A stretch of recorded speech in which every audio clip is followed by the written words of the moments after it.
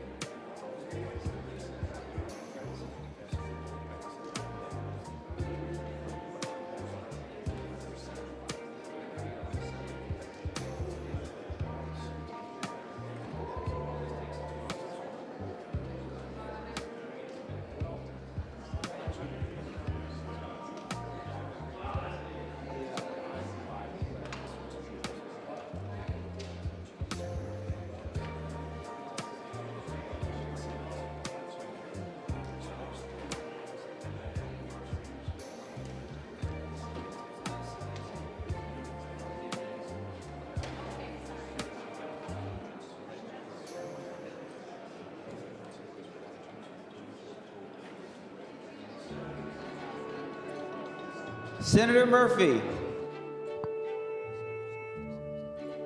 Good morning, Mr. President. I move that further proceedings under the roll call be dispensed with and that the Sergeant at Arms be instructed to bring in the absent members. On that motion, all in favor say aye. All those opposed say no. The motion prevails. Members, if you'd be so kind as to stand. In our Senate tradition, we start with prayer. Today's chaplain is the Most Reverend Bernard Hebda. He's the Archbishop of St. Paul in Minneapolis. And as a gentle reminder, following the prayer, please remain standing for the Pledge of Allegiance. Let us pray. Blessed are you, Lord, author of life and God of all creation. We come before you this morning to humbly ask your blessing on the senators assembled here and on all who assist them in their important work. Pour out your Spirit upon them. Help them to dream dreams, dreams of a Minnesota that offers a rich future to our children and to all who call this great state home, a future of peace, harmony, safety, and opportunity. Your servant Pope Leo has recently noted that no society can flourish unless it is grounded in upright consciences formed in the truth. With this in mind, we ask you, Lord, to strengthen our senators as they come towards the end of their session. Give them the wisdom and perseverance they need so that they might act as true statesmen according to the dictates of conscience, formed in the truth, working only for the common good.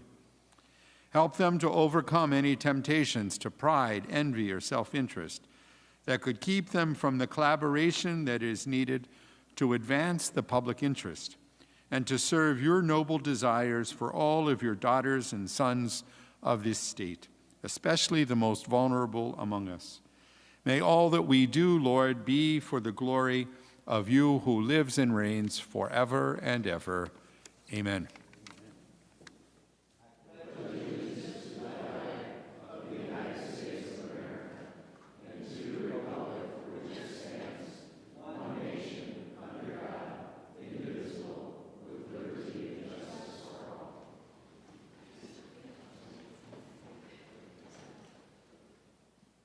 Members, the secretary will take the roll.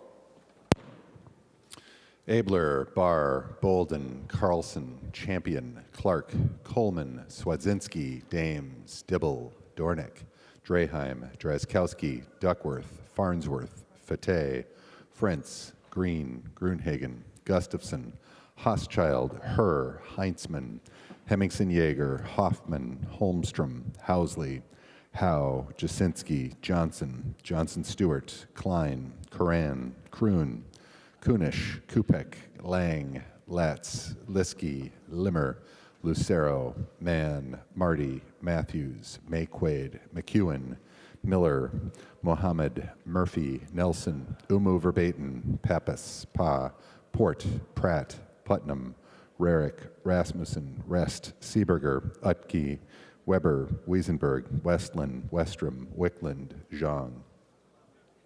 Members, a quorum is present.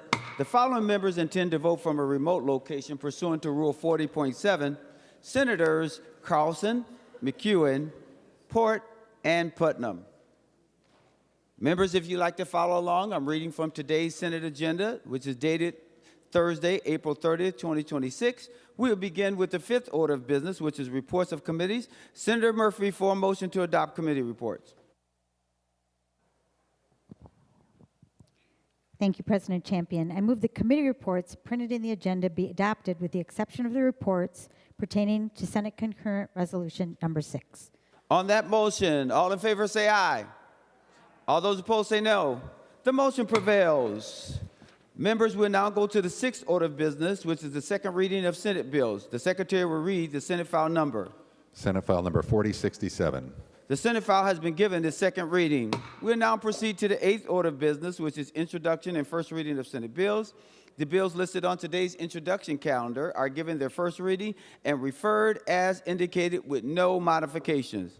We'll now proceed to the ninth order of business, which is motions and resolutions. We will adopt the author's motion as one motion. All in favor say aye. All those opposed say no. The motion prevails. I'll now turn to Senator Hoffman for a motion. Thank you, Mr. President. I move that House file number 3379, number 32 on general orders, be stricken and re-referred to the Committee on Finance. And, Mr. President, I did talk to the good senator from Little Canada, so thank you. Senator Hoffman moves that House file number 3379, now 32 on general orders, be stricken and re-referred to the Committee on Finance. To that motion, all in favor say aye. All those opposed say no.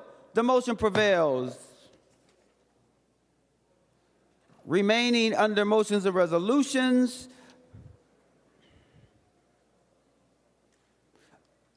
remaining under motions and resolutions, Senator Murphy for a motion to designate special orders. Thank you, Mr. President. Pursuant to Rule 26, I designate the following bills be made special orders for immediate consideration.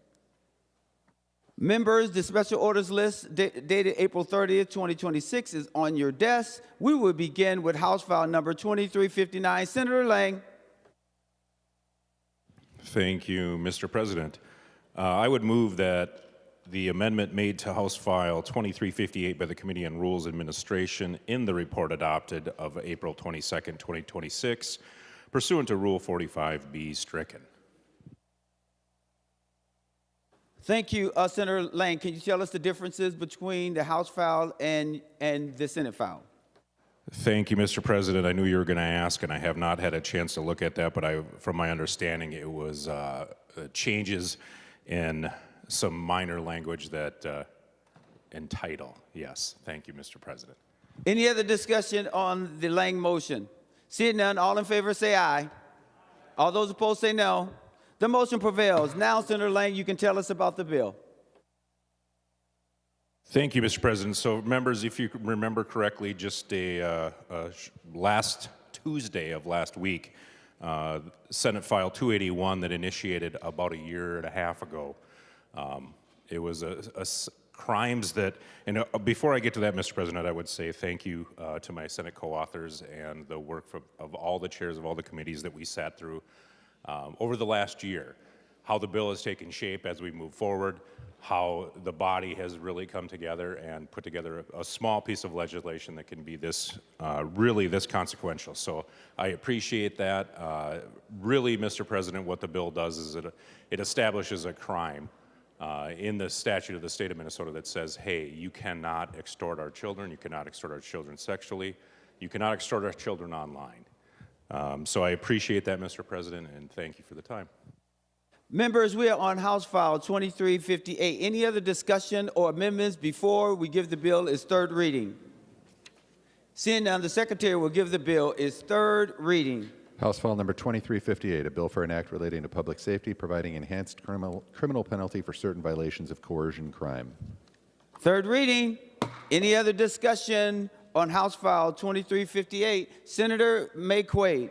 Thank you, Mr. President, and I want to thank Senator Lang for his work on this bill. He came to me, shared the story of constituent, and it's an awful story that shouldn't happen to any child in Minnesota or anywhere else. And his work on this has been truly admirable, and I'm so proud to be a co-author on this bill. And my sincerest condolences to the family who lost their child, and I hope that his memory is a blessing. And I'm really looking forward to voting green on this bill. Any other discussion on House File 2358?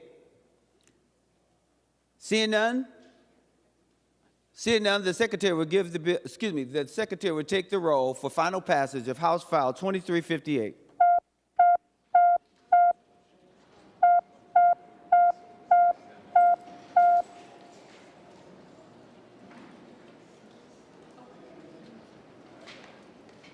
Members, please vote.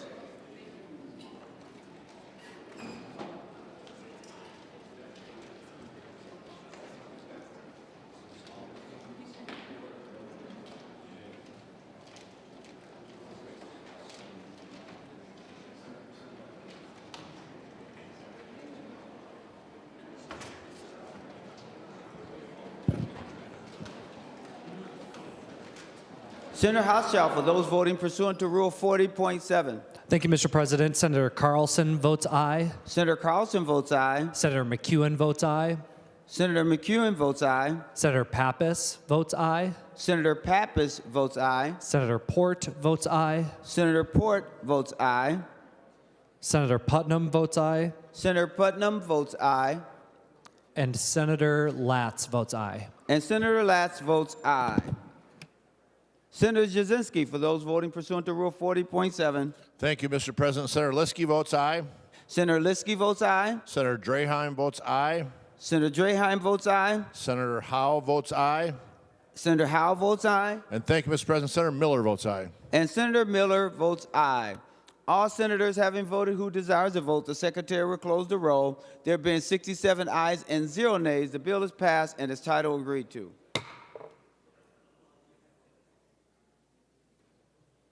Is that enough time?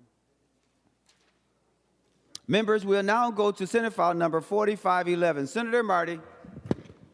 Thank you, Mr. President and members. Senate File 4511 deals with type of business that I don't think any of us had heard of a couple years ago.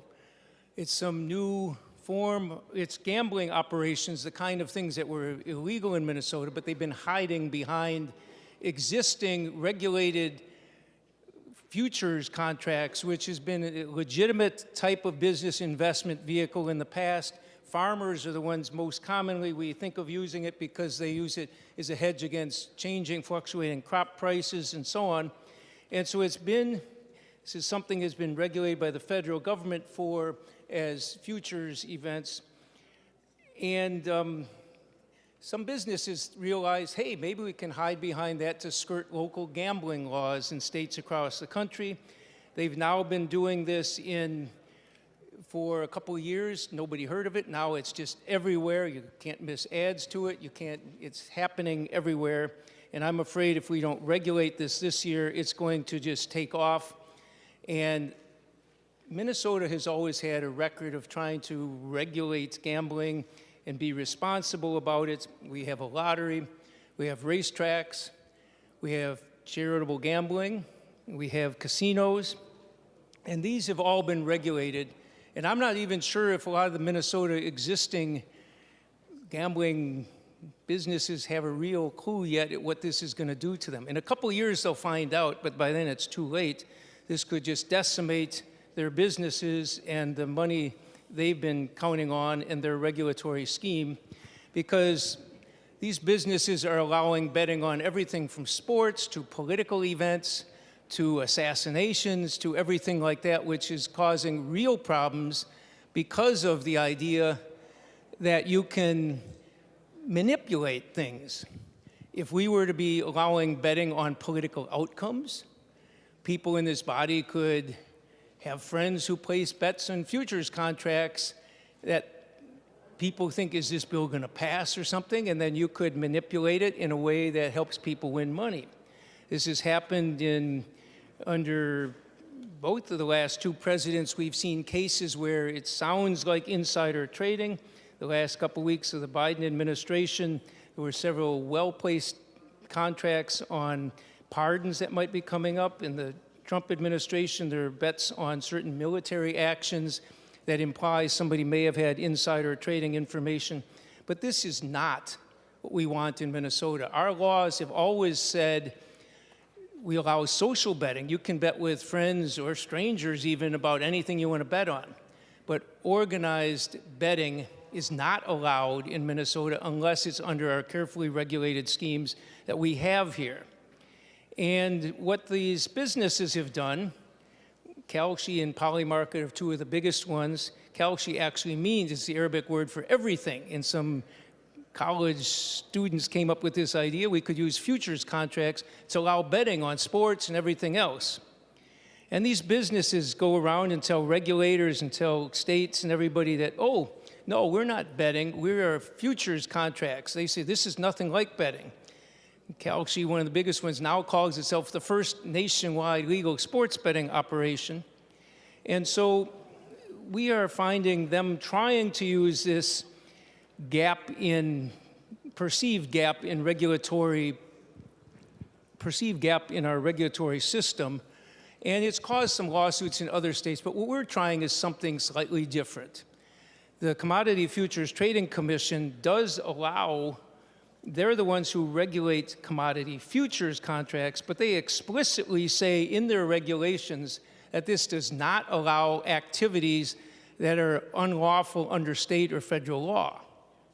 And these are clearly would be illegal under our law, but we have an exception in our law. In addition to social betting, we have things like insurance contracts, which are legitimate businesses, are allowed, and we allow futures contracts are exempted from what we define as a bet. So what we're trying to do is clarify our law to make it absolutely clear that this is illegal here. We're saying futures contracts are exempted from our betting laws unless they are dealing with these types of things, the type of short-term bets where you're betting on who's going to win, who's going to be the first one to get a penalty in a sport or anything. We're allowing these things to happen, and that's not allowed here. So we're saying we're going to exempt from the futures contracts laws. We're going to exempt these kinds of things. So this bill would simply use our current gambling laws and say that that's what's allowed and that you cannot hide behind futures contracts in order to claim you're allowed to do this in Minnesota. And because the Commodity Future Trading Commission explicitly says that you're not allowed to use these contracts for things that are illegal activities are illegal under state or federal law, our law will be very clear it is illegal, and then you're not allowed to do it. With that, it tracks the rest of our betting laws. And I do have, Mr. President, an A7 amendment at the desk. Senator Marty offers the A7 amendment. The Secretary will report the A7 amendment. Senator Marty moves to amend Senate File Number 4511 as follows. Page 4, lines 26 and 30, after consumers, insert. This is the A7 amendment. Senator Marty, specifically to your A7 amendment. Thank you, Mr. President. I think this is basically, I guess I'd call it a perhaps comfort language, because this wants to make it clear that that we're not stopping people's behavior in other states, other countries, everywhere else. We're simply saying here, So this would incorporate it that it's illegal for them to offer these bets to consumers in violation of this section. Namely, what they do in other states is their business. We're not trying to regulate that. We heard from one business who was concerned they didn't want to be entrapped in anything here. So this is for that sake. I think it's purely clarification, but I ask for your support. Any other discussion on the A7 amendment? Seeing none, all in favor of the adoption of the A7 amendment, say aye. Aye. All those opposed, say no. The motion prevails. Senator Marty. Mr. President, I'm happy to stand for questions, and I believe Senator Johnson has an amendment. Senator Johnson. Thank you, Mr. President, and I'd like to thank the author of this bill for bringing it forward. I think it does address a lot of the concerns that many Minnesotans and people across the nation have in regards to the new markets that prediction and futures betting markets set up here. I too, you see some of the storylines that are across the news, and there are risks that are being taken, some liberties that are being taken with these markets.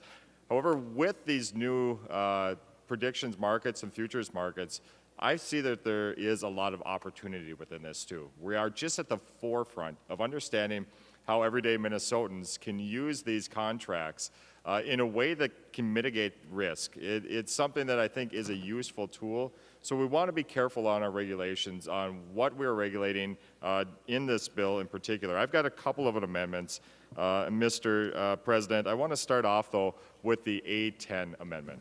Senator Johnson offers the A10 amendment. The Secretary will report the A10 amendment. Senator Johnson moves to amend Senate File Number 4511 as follows. Page 5, after line 6, insert. This is the A10 amendment. Senator Johnson, to your A10 amendment. Thank you, Mr. President.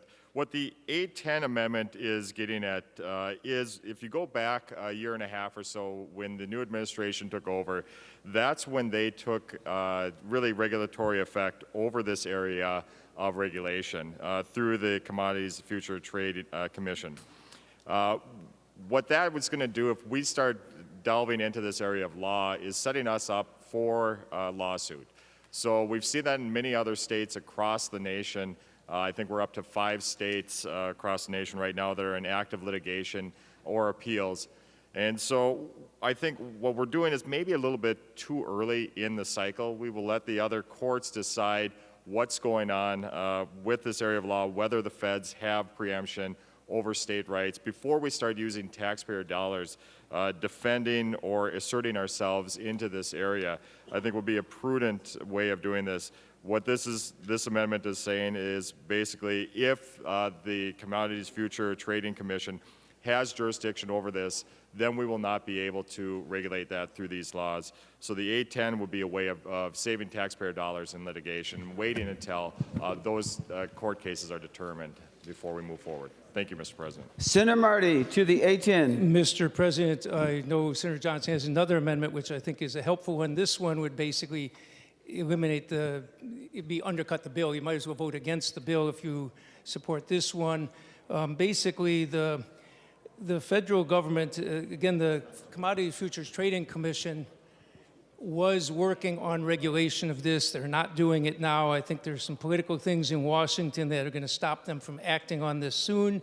And frankly, the Commodity Futures Trading Commission rules already have a provision in them, trying to find the language right here, but they basically have a rule that the commission does not allow betting behavior if the activities are illegal under state or federal law. And the states that are suing the federal government say, hey, it's already against the law in our state, and the federal government suing them, whatever. We're trying to be explicit in our law. We'd be the first state to do this, saying that we are saying futures contracts, when they're dealing with these short-term things, that's betting. You know it is betting. I know it's betting. The industry itself plays both sides of it. They claim, oh, no, this is futures contracts. And then they turn around and advertise to consumers saying, we're a sports betting market. You can bet legally on this. And so this would undercut it, but our law, by making clear that those kinds of, quote, futures contracts, as they call them, are actually bets.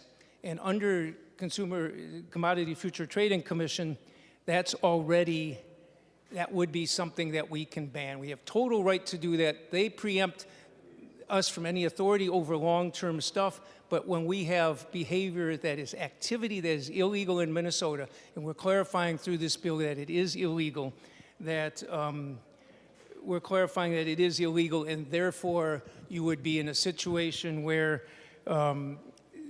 their rules already should say we're allowed to do this. So I don't think they have to change anything. Hey, people can sue over anything, but we got a good, strong case if they were to do this. And given the damage that this is doing, I'm not sure the biggest players in Minnesota gambling, the racetracks, the tribes, allied charities, I'm not sure some of them even realize how much harm this is going to do, but a year or two from now, it's too late. So I oppose the amendment. I'll ask for a roll call on it, but Senator Johnson, if you... Roll call requested, roll call granted. If you were to do this, I suggest you just vote against the bill, but oppose the amendment. Senator Rasmusson. Thank you, Mr. President. I rise opposed to the A10 amendment. I agree with the bill author that this amendment would effectively neuter the impact of the bill. And I think there's a lot of confusion among these prediction market companies where their marketing departments don't agree with their legal departments. The marketing departments come out and say that they are legalized betting, that they are gambling companies operating legally in the state of Minnesota, but then their legal departments go to court and say that they are federally regulated preempted futures contracts. And I think, Mr. President, that's why I'll be voting against this amendment today, because I think it's important for Minnesota and the people of Minnesota to be able to have their say on if we're going to have expansive online gambling here in the state of Minnesota. Thank you. Any other discussion on the A10 amendment? A roll call has been requested and a roll call granted. Senator Johnson. Thank you, Mr. President. And to the earlier points on this as well, I think what we're trying to see is what the clarification is on jurisdiction on this one. I think the bill itself will have a place maybe in the future here as we get rolling down, but when it is in such flux right now and we don't know exactly who has jurisdiction over this, right now the feds are implicating that they have jurisdiction over this. You know, they're going to be coming to Minnesota and suing. It's almost a guarantee. Every state that's passed this so far has dealt with the lawsuit. What I'm saying is let's have some patience, wait until maybe next year or the year after, once these court cases have run through the courts, and Minnesota will have more certainty on what we should or should not be regulating at that point. Right now, I think we're going to be wasting quite a few dollars in trying to figure that out in a way that is a little bit redundant with what's going on the national scene. Any other discussion? Senator Kroon.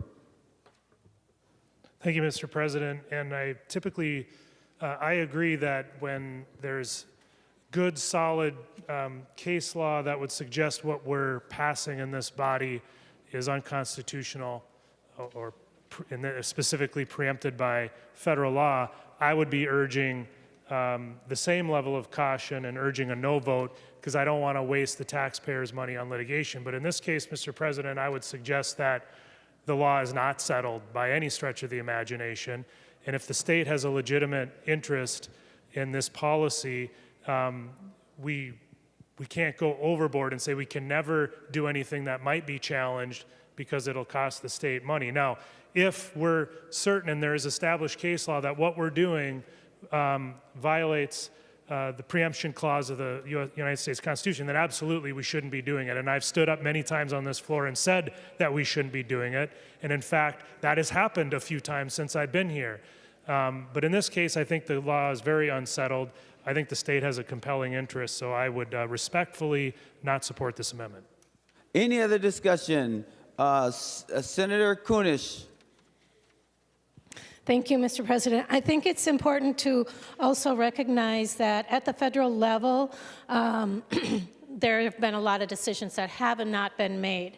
But I think we also have to be very clear about some of the conflict of interest that exists in this market because it is unregulated, because the federal government is moving more towards the federal government wanting to regulate it itself. And the area of conflict of interest that popped into my mind immediately is the fact that Donald Trump Jr. has joined the prediction market platform Kalshi as a strategic advisor just about a year ago in January of 2025, which makes me a little bit nervous about waiting for the federal government to make any kind of regulation when this is an obvious conflict of interest. And so I would suggest not voting for this. Members, just so that we are clear, we always have to make our arguments based on what's in front of us. And that's just another reminder so that we don't go off script, okay? Any other discussion on the A10? Senator Johnson. Thank you, Mr. President. With this, I think the discussion has been made and the points have been made. I'm going to withdraw the A10 amendment. The A10 has been withdrawn. Any other discussions or amendments? Senator Johnson, I think you have a second amendment. Senator Johnson. Yes, thank you very much, Mr. President. This is a smaller detail within the bill itself. If we are going to go forward with it, I think we do also want to keep some of the opportunities within this. When you think about the market itself, the futures contract market itself, you think of a speculatory market where you've got people out there that are wheeling dealing, that are doing things like gambling, but there are some real legitimate uses within these markets, which typically, if it comes to sports betting or if it comes to sweepstakes, I'll tend to vote against that and with the author of this bill quite a bit. This one, I think there are some real uses in it that can be used in daily life. Think about a contractor who's got bids out maybe 6 months in advance and might want to hedge against, maybe it's going to be a wet summer, it's going to delay some of their projects. There's ways within this sport, or within the Kalshi market, within this poly market, to really hedge some of your risks that you have. If you're a farmer, I know there's a number of ways that you could hedge your risks within the farming community on commodities. But this is another platform that's evolving forward that has a lot of potential within it to hedge risks, to make it more democratized, so you don't have to be a big corporate farm, you don't have to be a huge contractor. Just the mom and pop shops have access to these, which I think is pretty important in a way of really allowing this sort of financial risk mitigation to grab hold within the state. And I think that's something that many Minnesotans could use in a way that would really be beneficial to their operations. Mr. President, I'm going to move the A8 amendment. Senator Johnson offers the A8 amendment. The Secretary will report the A8 amendment. Senator Johnson moves to amend Senate File Number 4511 as follows. Page 3, line 31, delete the and insert. This is the A8 amendment. Senator Johnson to your A8 amendment. Thank you, Mr. President. The A8 amendment is very simple. One of the areas that are pointed out within the bill in front of us today, a prohibition on the weather contracts. In the short term, that's maybe easier to manipulate on something like a weather forecast, or maybe, as I've heard a story about, manipulating a thermometer so that you get the right temperature so your contract hits. But long-term weather contracts are impossible to really manipulate or to skew one way or another. And that's one way that these contractors, these farmers, or other people who depend on the weather itself for their operations, their businesses, can mitigate some risk. So in talking to the author of this bill, we came up with an amendment that helps kind of alleviate some of those issues, and I think it still keeps that market open for those dealing with weather-related risks. So that was what the A8 amendment is. Any other discussion on the A8? Senator Marty. Thank you, Mr. President, and thank you, Senator Johnson, for discussing this with me. Yes, I do support the amendment. I think this shows what we're trying to regulate versus the traditional commodity futures, where farmers have used it as a hedge investment type of thing. But this is a case where there have been cases where I heard a news story, I think last week, I think it was in England, I'm not sure where some forecasters were doctoring up something presumably related to a prediction market type of bet, but the language you're offering here makes a distinction. I don't think there's likely to be a market as you think for this kind of product, but that's not the kind of thing we're trying to regulate. Long-term things that relate to something that a farmer or somebody might be able to use, I don't have a problem with that. What we have a problem with is when somebody's trying to deal with something in the next week or two, weather forecasts, and you can influence it so you can have all the problems of it, and that becomes a bet. We're not dealing with bets, we're dealing with investment things. I think this is a helpful amendment, and I urge your support. Any other discussion? All those in favor of adoption of the eight amendments, say aye. All those opposed, say no. The motion prevails. The A8 is adopted. Any additional discussion or amendments at this time? Seeing none, the Senator Pratt. Thank you, Mr. President. Mr. President, I wonder if Senator Marty would yield for a question.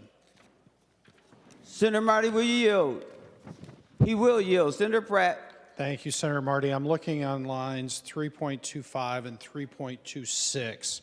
Any federal, state, or local election or the actions or conducts of a federal, state, or local government or government agencies, employees, and officers.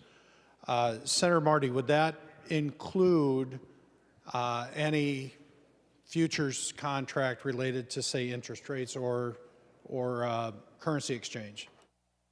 Senator Marty, to the question.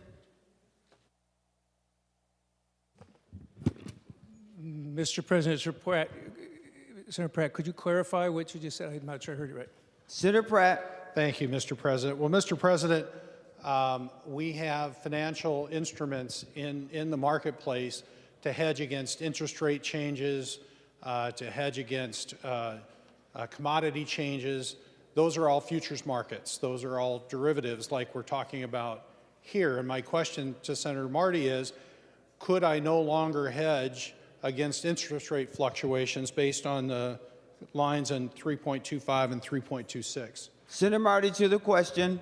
Mr. President, Senator Pratt, I believe we're not changing that. I think that decisions on interest rates and so on, Federal Reserve decisions and so on, I can picture people trying to manipulate those and get unfair insider trading type of advantages, but we are aiming at things where we're talking about government policies are being set by our agencies.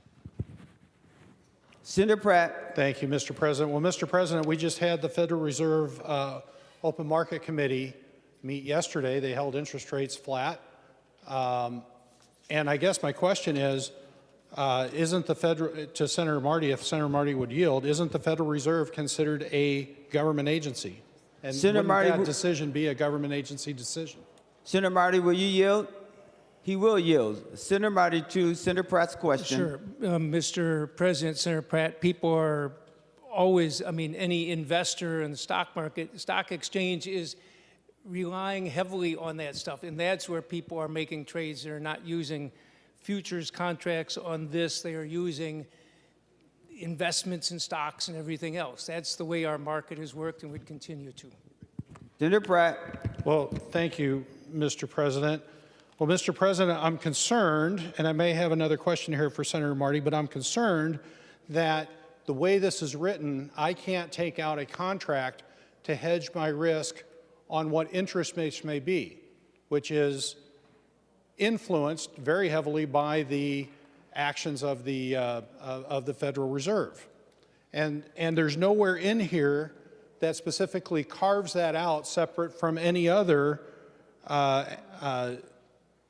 state, federal, or local government and government agency employees' actions by any of these people. So as Jay Powell goes out and says, I'm holding interest rates flat, or I'm increasing interest rates or decreasing interest rates, there are people ahead of that announcement that are taking out contracts to hedge their bets on those interest rates. They may be taking out, they may be hedging their risk on currency exchange. They may be hedging their risk on a lot of different financial instruments. And what I'm trying to understand, Mr. President, is where in this bill do we see that delineation is made?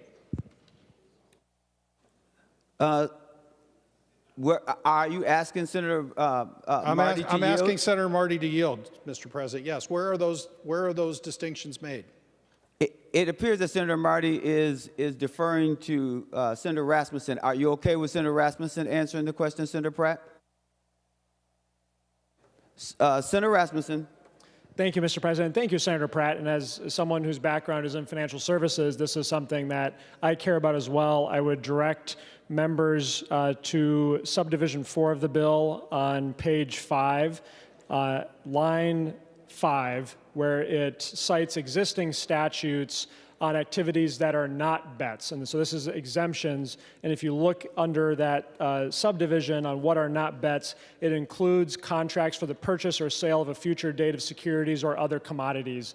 And so for me, that's why the financial services industry, companies like Cargill and others that are actively making long-term bets on interest rates, commodities, and other financial market moves haven't expressed concerns with the bill before the Senate. Thank you. Senator Pratt. Thank you, Mr. President.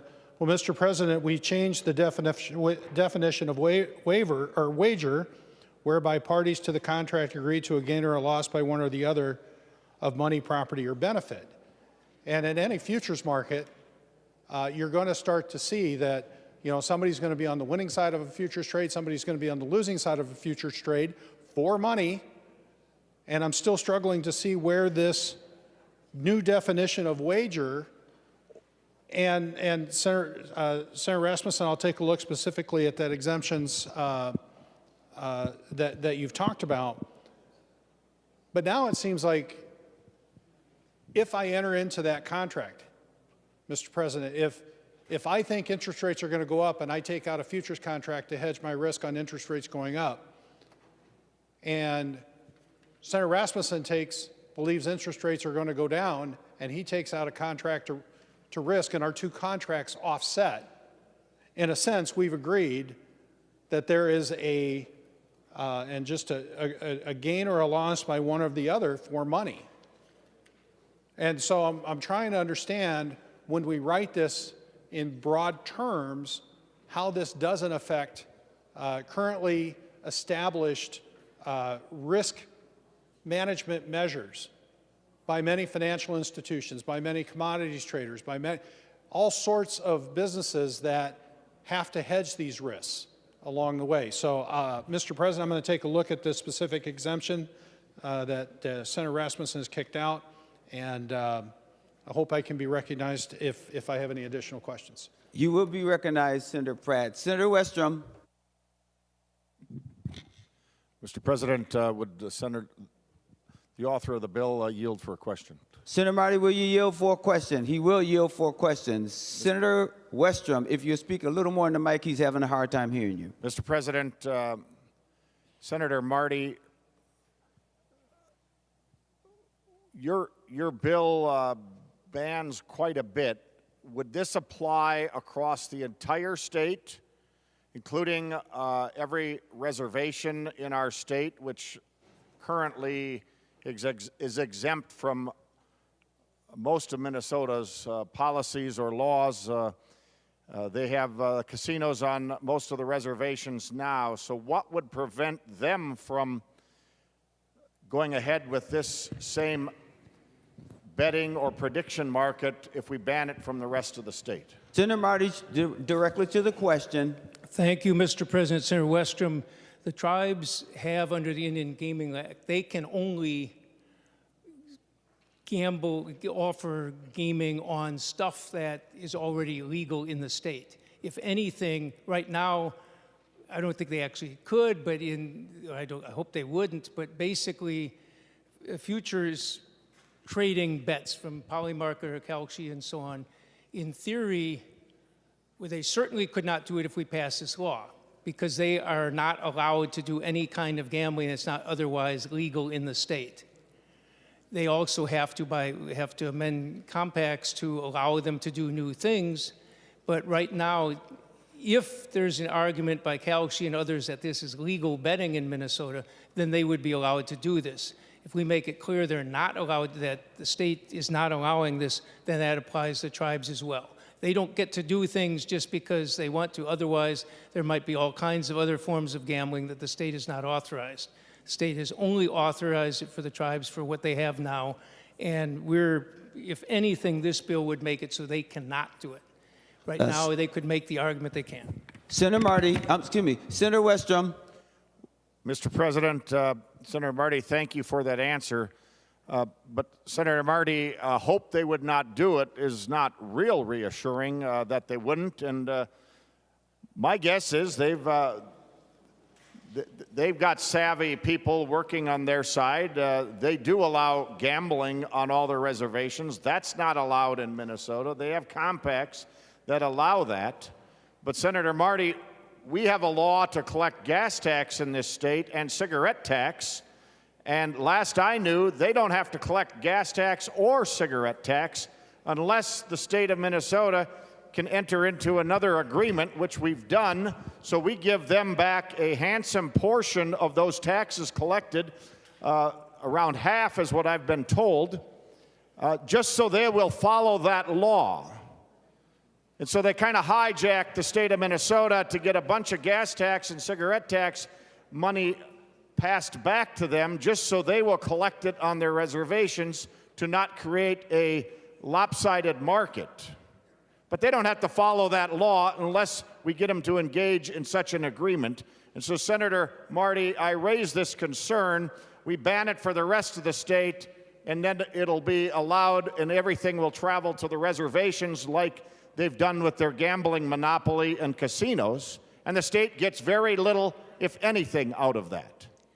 So, Senator Marty, I raise that as a very big concern because we're going to exclude the rest of the state of Minnesota and then leave open doors potentially for them to expand their monopoly of gambling and take this market over to boot. And so I hope you will take that into consideration. Maybe we should tighten it up even more. But I know they don't collect gas tax and cigarette tax because it's the state law and willingly. They do it with a big financial incentive that the state has agreed to pay them. And so, members, let's keep that in mind as we go through this debate. I'm also concerned, Senator Marty, that... Senator Westrom, remember the rule that I read to you all yesterday? The senator from Ramsey, Mr. President, excuse me. I'm just reminding us all, you're supposed to talk to the president. You're not supposed to talk directly to a member and not use their name. So just Mr. as another President, reminder. Point well taken. Senator from Ramsey, I'm concerned for farmers and those that use a lot of prediction markets to really balance their risk on crops, selling or buying contracts or options. I know it's excluded in here, but it's only one stroke away from being part of the law that would ban it, but for those few words that say excluding this or that item. And when we go down the road of starting to exclude them, it doesn't take long for a legislative body to all of a sudden wipe out a few words in a statute in an omnibus bill, and it's that much easier to take that risk tool away from our farmers that use this a lot.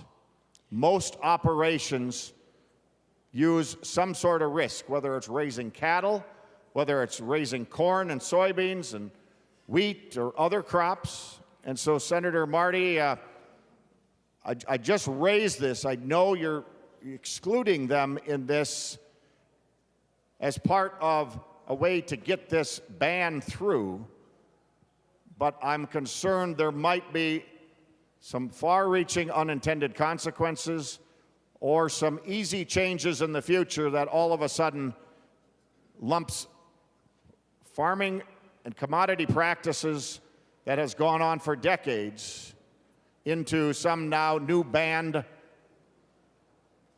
regulation in the state of Minnesota. And so we need to be very cautious and cognizant of that, Senator Marty. Maybe we could narrow this. It seems like your bill is quite expansive, and we maybe shouldn't be rushing it through. Members, if there are no other amendments, I'd like to go to a third reading, then you can continue to speak if you want to speak. Seeing no additional amendments, the Secretary will give the bill its third reading. Senate File Number 4511, a bill for an act relating to public safety, prohibiting certain wagers and other activities regarding prediction markets. Third reading. Senator Marty, I'm going to go to others and come to you Mr. last. President, If you'll I just just wanted make to the notes, respond to. you'll be able to respond to him. Okay? Senator Duckworth. Thank you, Mr. President. I appreciate it. I wonder if Senator Marty would yield for a question. Senator Marty will yield. You might get your chance after all, Senator Marty. Senator Marty will yield. Well, I hope not, Mr. President. No, I'm just kidding. Mr. President, my question is if the bill author has any idea as to the number of Minnesotans specifically that might be engaging in prediction markets, or how many folks or what magnitude we're talking about here, Mr. President. Thank you. Senator Marty, directly to the question. Mr. President, we do not know. I don't know that anybody has a way of quantifying it. I can tell you that if you look at the size of the prediction markets and Minnesota's share of it, it's pretty big. While I have the floor, I wanted to clarify, because I think Senator Westrom got exactly the opposite of what I was saying, especially with related to the tribal governments. If there's an argument that they would be able to do prediction markets, it would be under our current law, because we, in theory, at least according to the industry, allow it right now. If we ban it in Minnesota, they have no chance, because they're only allowed to do things that are legal for somebody else in Minnesota, or that we sign a compact with them on. So it's the exact opposite of what I was saying there. And in terms of the concern that maybe someday somebody would try and ban commodities future trading for farmers and others, as we've discussed in Judiciary and every other committee. First of all, I would argue that that is preempted by federal law. Second of all, we have no intention of doing that. I think that's a legitimate financial investment product that farmers use. Just like insurance, life insurance is a legitimate business practice that we legalize in Minnesota, and it's not affected by this either. This is simply saying that we are trying to stop what we clearly see as bets, short-term bets on things like the weather. And so I'll use Senator Johnson's amendment as an example. I supported, not just opposed or reluctantly accepted, I supported his amendment saying we want to make sure, in case somebody finds a way to make a long-term financial product that might make sense for somebody that would deal with the weather, but we want to get out the short-term things where somebody's playing games, betting on the weather this week or something. You can do that in a private social bet, but we don't want to have an organized betting scheme here. So bottom line is know that we are not going to go after this, and I think Senator Johnson's amendment actually helped people understand that short-term weather things, when you're just betting on things like sports or casino games or things like that, that's not allowed, that's betting. But long-term investment products, we're allowing that. We have no intention of stopping that. Senator Duckworth. Thank you, Mr. President, and thank you, Senator Marty. And based on that last comment, I think some people might argue that if you were making a bet, for example, on the Vikings to win the Super Bowl, that might be a long-term wager. So that being said, Mr. President, the reason I asked the question, how many folks do we know maybe are participating in prediction markets, specifically in the state of Minnesota, is to try to get a grasp of the issue and the magnitude and what it is we're dealing with. The answer I got was we don't really know. The closest answers I can find are maybe a few thousand people in the state of Minnesota. But I think it's an important question, which is why in committee I also asked the question. We had a testifier before us who deals in the regulation of gambling and things of that nature. And I asked the gentleman, are you aware of any instances where people have made complaints regarding some of these businesses? Have any complaints led to actual investigations which led to convictions or findings of fraud or illegal behavior? And the answer was no. And so as I look at the issue in the bill before us and I hear that, well, we don't really know how many people are actually doing this, maybe it's a few thousand, there haven't really been any instances that have been investigated that have led to any findings of violations of the law, but we're just going to ban it. I'm left wondering, maybe perhaps Senator Johnson's amendment, which would say, let's let the federal government do what it intends to do in regulating this, might not be a wise avenue. I wish we had voted on that amendment, especially if we think that passing this law, which maybe only impacts a few thousand Minnesotans, which hasn't revealed any big legal ramifications, before it costs us tens or hundreds of thousands of dollars in a courtroom. Because we know we're going to get sued. We may or may not win as a state of Minnesota, but we know we're going to spend tens or hundreds of thousands of taxpayer dollars trying to figure it out, when in reality, this maybe impacts only a few folks, and nobody has come to us and said that there are any criminal behaviors or findings they can point to as it relates to prediction markets. The last thing I'll say is this, Mr. President. I'm not going to passionately defend prediction markets. Do I think people should have the opportunity to participate in them? Sure. Should we have some conversations about safeguards or guidelines? Absolutely. An outright ban, I don't think we're quite there yet. I don't think it's justified. I don't have constituents coming to me clamoring for me to ban prediction markets. What I do have, Mr. President, are great civic organizations back in my district who are still upset about the 20% or so reduction in revenue from a law that was passed when it came to charitable gambling, Mr. President. So while we're having a conversation today about an issue that really I don't hear anybody else talking about, what we're not discussing are the issues that truly impact our constituents and the changes and fixes that should be made so the Lions Club, the Rotary Club, all of your local charitable institutions and VFW American Legion can raise money for worthwhile causes. That should be the focus of our conversations and the work we're trying to do here in the legislature, not some bill that somebody wants to try to make into a bigger issue than it actually is, Mr. President. Senator Holmstrom.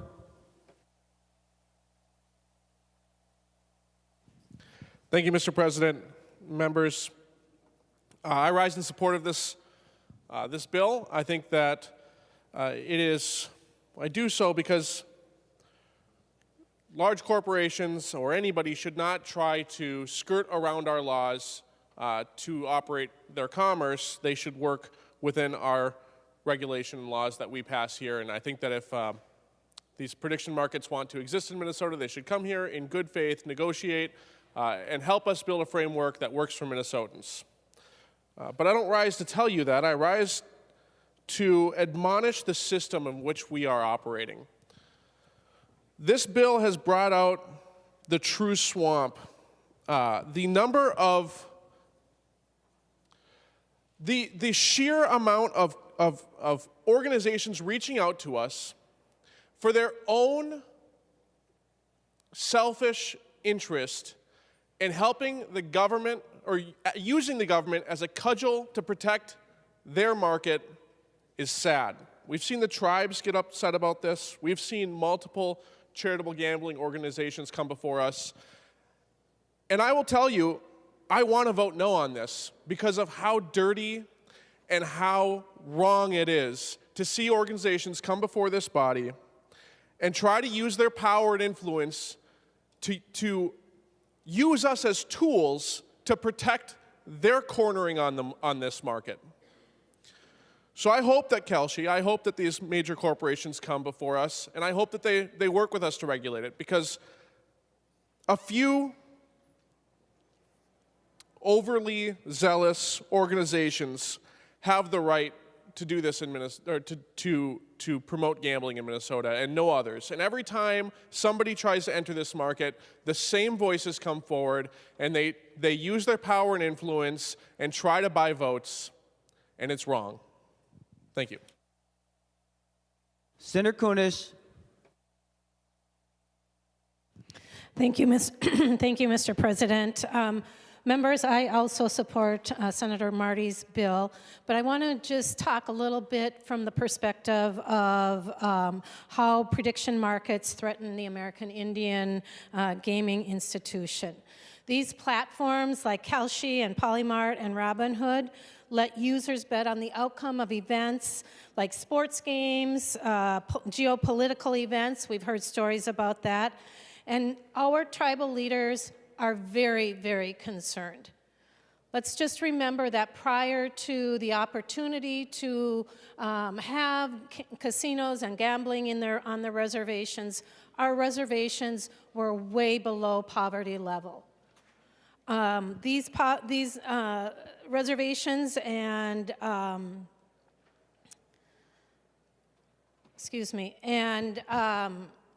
organizations, gambling organizations have lifted our tribes out of poverty. They contribute to our state millions and billions of dollars. But tribal gaming operating under the Indian Gaming Regulatory Act, or IGRA of 1988, governs sports betting and other gaming through negotiated compacts between our tribes. We have those contracts as a state-to-tribal agreement. And these compacts require licensing. They require age restrictions and consumer protections, but the prediction markets are being classified as commodity future trading commission as a financial instrument or event contracts under the commodity exchange, not as wagers regulated by the tribes or the state. This reclassification could allow them to bypass IGRA rules, undermining decades of exclusive agreements. And there are a number of different impacts. Tribal gaming revenues reached $43.9 billion in the year 2024. And that funded essential resources like health care, and I'm talking about on our reservations in our tribal community. They provided essential services like health care, housing, and education that the state of Minnesota did not abide by, especially by the tribal agreements. Tribal leaders warn that if these prediction markets are allowed to operate without tribal oversight, they could erode our tribal revenues by diverting market activity and consumer spending away from our tribal casinos. It could undermine our rural jobs tied to the gaming industry. Our casinos provide a huge amount of jobs in greater Minnesota. And it would also weaken the economic model that has supported tribal self-determination and self-government. Our tribal officials have spoken out. They are not in favor of these unlawful gaming dressed up as finance opportunities. They sidestep federal, state, and tribal licensing requirements. And again, the consequence would be to erode tribal sovereignty by allowing non-tribal entities to offer similar products without tribal consent. So in short, members, prediction markets threaten American Indian gaming by bypassing IGRA regulations, diverting valuable revenue, and eroding the legal and economic framework that has made tribal gaming a cornerstone of American Indian, Native American economic development. Without intervention, tribal leaders have grave concerns that these platforms would undermine both tribal sovereignty and the prosperity that they build. And I would hope that those members in this body and in the other body have reached out or will reach out to their tribal entities and have this really important discussion. Because we can't make these decisions without our tribal nations as equal partners. And so, members, I would ask you to support Senate File 4511. Senator Rasmusson. Thank you, Mr. President.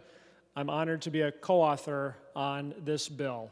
And as I said earlier, my background is in the business world. And so in no way do I want to restrict legitimate financial markets from being able to operate and efficiently allocate capital and manage risk. But let's be clear, Mr. President, members, this is online gambling. These prediction markets say so in their paid advertising. When Kalshi goes and advertises in Minnesota that they are the first legal sports betting platform to be here in the state. Yet their legal department goes to court to try to use a federal loophole to say that they are a swaps market or a futures market. And I think that absurdity is why you have brought together both opponents of online gambling expansion like myself and those who have actually advocated for a legalized, regulated online gambling market here in the state of Minnesota. You have supporters on both sides of that debate. And I think it's important when we're talking about this is that this bill gives Minnesotans a voice in terms of what gambling we're going to allow in our state. It allows our constituents to weigh in on what safety measures they want, on what they want legalized and what they do not want legalized. This bill has respect for those Minnesotans and makes sure that that debate happens here in Minnesota and it doesn't happen to us. Second, one of the other reasons I'm supporting this bill today is because of the fraud and corruption that we have seen proliferate within these prediction markets. It seems every week we have news stories of insider trading and profiteering, including from the Biden administration, where we had officials with insider knowledge make hundreds of thousands of dollars by betting on who Joe Biden was going to pardon in his final weeks of office. We just had an Army Special Forces soldier who was arrested by the federal government for profiting $400,000 on betting on when Maduro was going to get grabbed. And we have people who are betting on other global events, on war, and are using insider knowledge to profit from it. We have seen this also in sports integrity issues where you have players throwing pitches differently so that they and their friends can make money on prediction markets. But it's important to state that this is not a victimless crime. When you have someone who is corruptly using insider knowledge to gain money through these prediction markets, they are defrauding all of the other consumers who are participating in that market. And we actually see this with the information. The promise of prediction markets was that it would harness the wisdom of the crowd. But what we've seen in Polymarket, for example, is that 69% of the users on Polymarket have lost money, and 1% of the users have gained 75% of the winnings off of the Polymarket platform since 2022. That, to me, is not the wisdom of the crowd. That is insiders who know how these events are going to occur, defrauding the public who is participating in these markets. If this was happening in equity markets, people would be going to prison. Mr. President, I also think it's important that we don't wait and that we pass this bill this year into law. We are seeing the rapid expansion of these prediction markets. We are seeing an expansion of corruption that follows. And that's why the faith community here in Minnesota, whether it's the Minnesota Family Council, the Catholic Conference, and others, are supporting this bill today. They're asking us to protect Minnesotans from the potential harms of online gambling, to protect Minnesotans from being defrauded by corrupt insider trading. And that's why I'm honored to be supporting and voting for this bill today. Senator Pratt. Well, thank you, Mr. President. Mr. President, we had a good discussion about the financial markets, and I still have concerns on this bill. I'll probably vote for it, but I have concerns on this bill. And one is whether or not we actually have the authority to do this, or whether this falls underneath the Commodities Futures Trades Commission. That's currently being litigated, as Senator Johnson mentioned. They oversee derivative markets across the United States. And there's currently lawsuits trying to establish whether or not we do have federal preemption. But it's clear we have a problem with insider trading. Whether it's intentional or unintentional, the problem exists. And it's not a fair marketplace in all cases. And that's the reason I'm going to vote for it. But, Mr. President, I am very concerned that this will expand and this will have unintended consequences. I am hoping this goes to conference committee and we continue to work this out, because the language is just too broad and too undefined and sweeps up too many other things. But if we can stop the insider trading, if we can stop that illegal activity until we can get this regulated properly, until the CFTC can get this regulated properly, let's see what happens. But I am concerned, and I'm voting yes with reservations. Any other discussion before we go to the author of the bill as our last voice that we hear before we vote? Seeing none, Senator Marty. Thank you, Mr. President. I appreciate the good discussion of this. And again, I think it's urgent we act this year. Again, prediction markets, a couple years ago, people hadn't even heard of it. Now it's everywhere. We don't act this year, it's going to be through the roof. I think we've done a good job of regulating gambling of various sorts in Minnesota. This is trying to use a loophole or their perceived loophole in the law. This is clarifying our law, and it fits in very well with CFTC regulations that prohibit betting on activities that are unlawful under state law. With that, I urge your support. The Secretary will take the roll for final passage as amended to Senate File Number 4511. Members, please vote.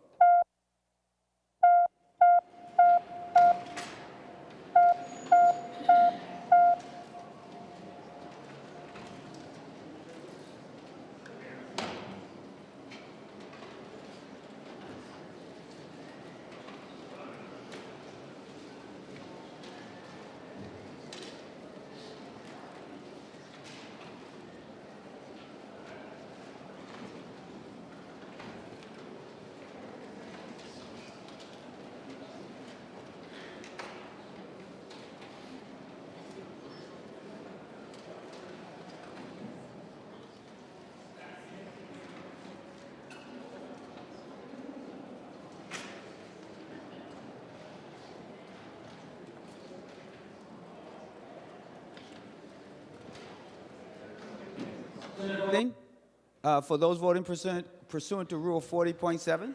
Thank you, Mr. President. Senator Carlson votes aye. Senator Carlson votes aye. Senator McEwen votes aye. Senator McEwen votes aye. Senator Pappas votes aye. Senator Pappas votes aye. Senator Port votes aye. Senator Port votes aye. Senator Putnam votes aye. Senator Putnam votes aye. Senator Hochschild votes aye. Senator Hochschild votes aye. Senator Wickland votes aye. Senator Wickland votes aye. Senator Klein votes aye. Senator Klein votes aye. And Senator Mohammed votes aye. And Senator Mohammed votes aye. Senator Jasinski, for those voting pursuant to Rule 40.7. Thank you, Mr. President. Senator Howell votes aye. Senator Howell votes aye. Senator Draheim votes no. Senator Draheim votes no. Senator Curran votes aye. Senator Curran votes aye. And thank you, Mr. President. Senator Rarick votes aye. And Senator Rarick votes aye.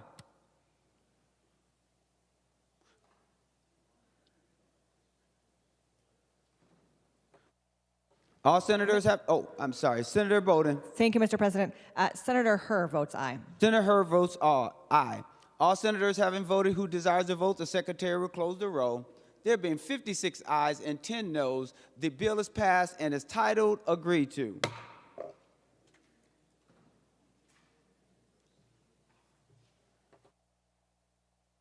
Members, we will now go to Senate File Number 4474, Senator Rasmusson. Thank you, Mr. President. Minnesota, like many states, allow sweepstakes as a promotional marketing tool. One well-known example is McDonald's Monopoly game, where they encourage people to stop in and buy a hamburger to be entered to win a potential prize. And that is totally fine commercial behavior that sweepstakes laws were designed for.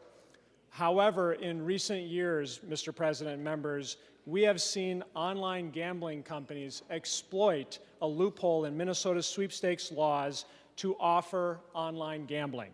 They use a dual currency system where they will take cash for people buying so-called gold coins so that they can get so-called sweep coins for free.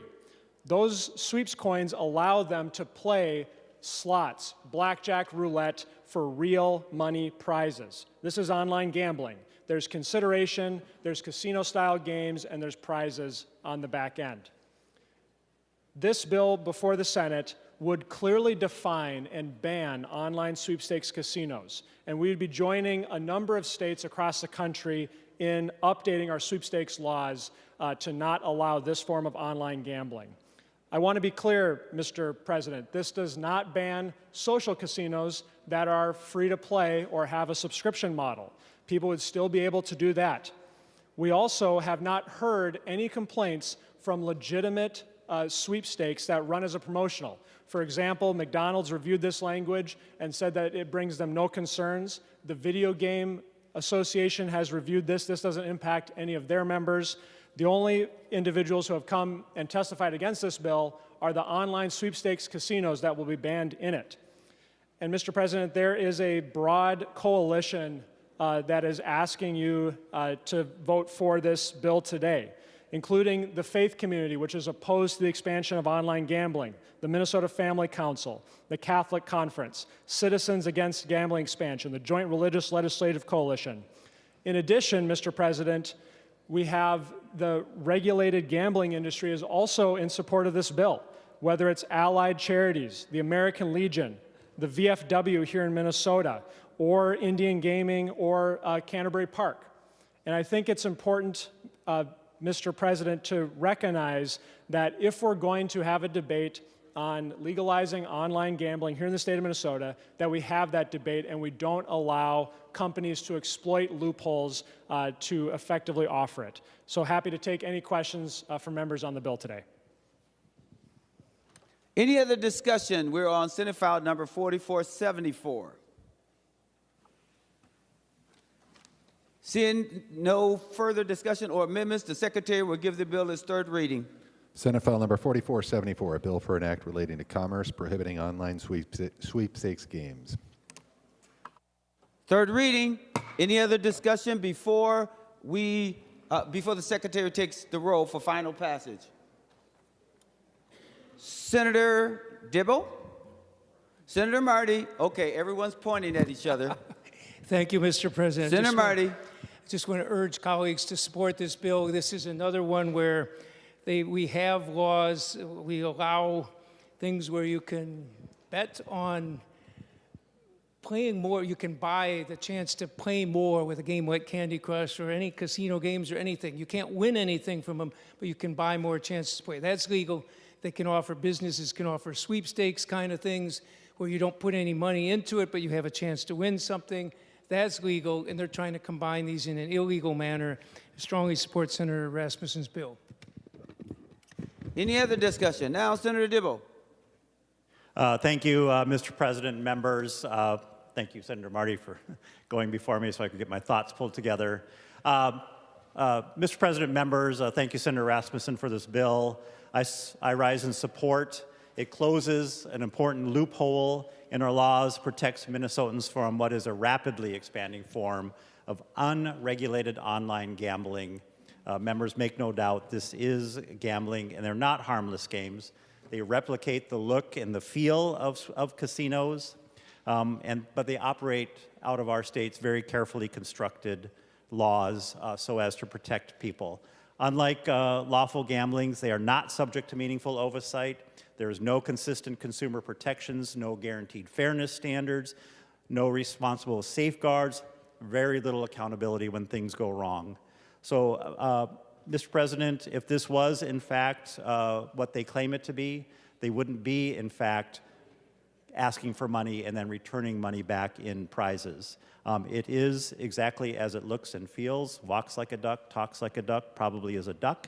And, you know, we've gotten a number of letters saying, let me do my social gaming activity. It's unfettered way for me to pass the time. Mr. President, it's just simply a way for them to skirt our very well-crafted laws to protect consumers, protect and uphold the public's health. Mr. President, I appreciate your support. Thank you very much. Senator Westrom. Mr. President, wondering if the author would yield for a few questions. Will you yield, Senator Rasmussen? He will yield. Senator Westrom.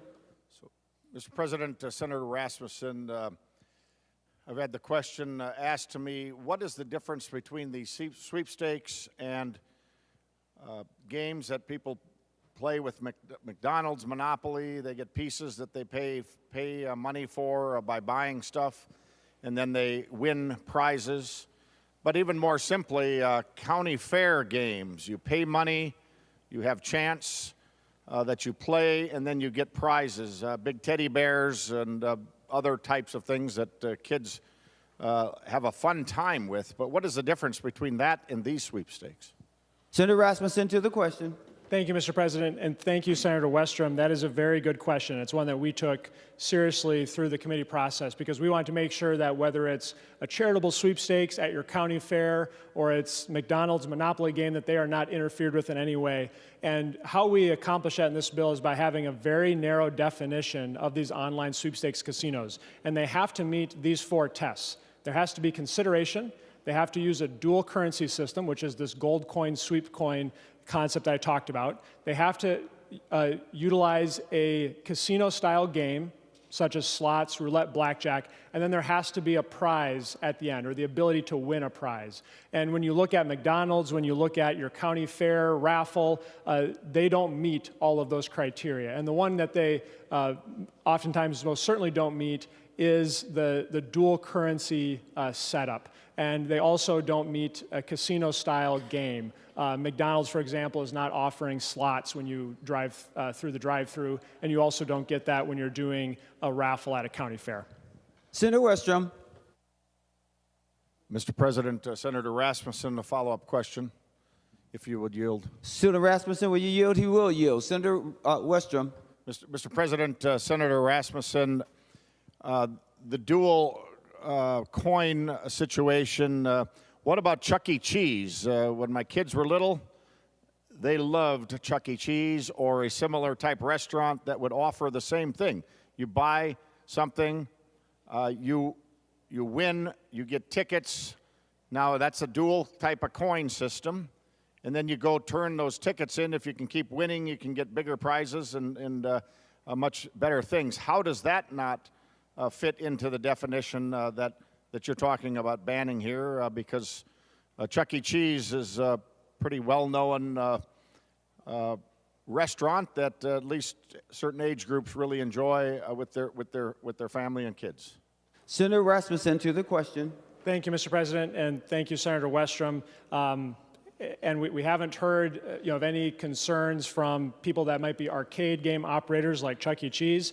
And I think the reason for that is that they don't have casino-style games. They don't, but if Chuck E. Cheese were to set up slot machines, blackjack, roulette, they would get in trouble very quickly because they are effectively offering gambling, and so that would be why they aren't implicated in this bill. Mr. President. Senator Westrom. Mr. President, another question, one last question for Senator from Otter Tail.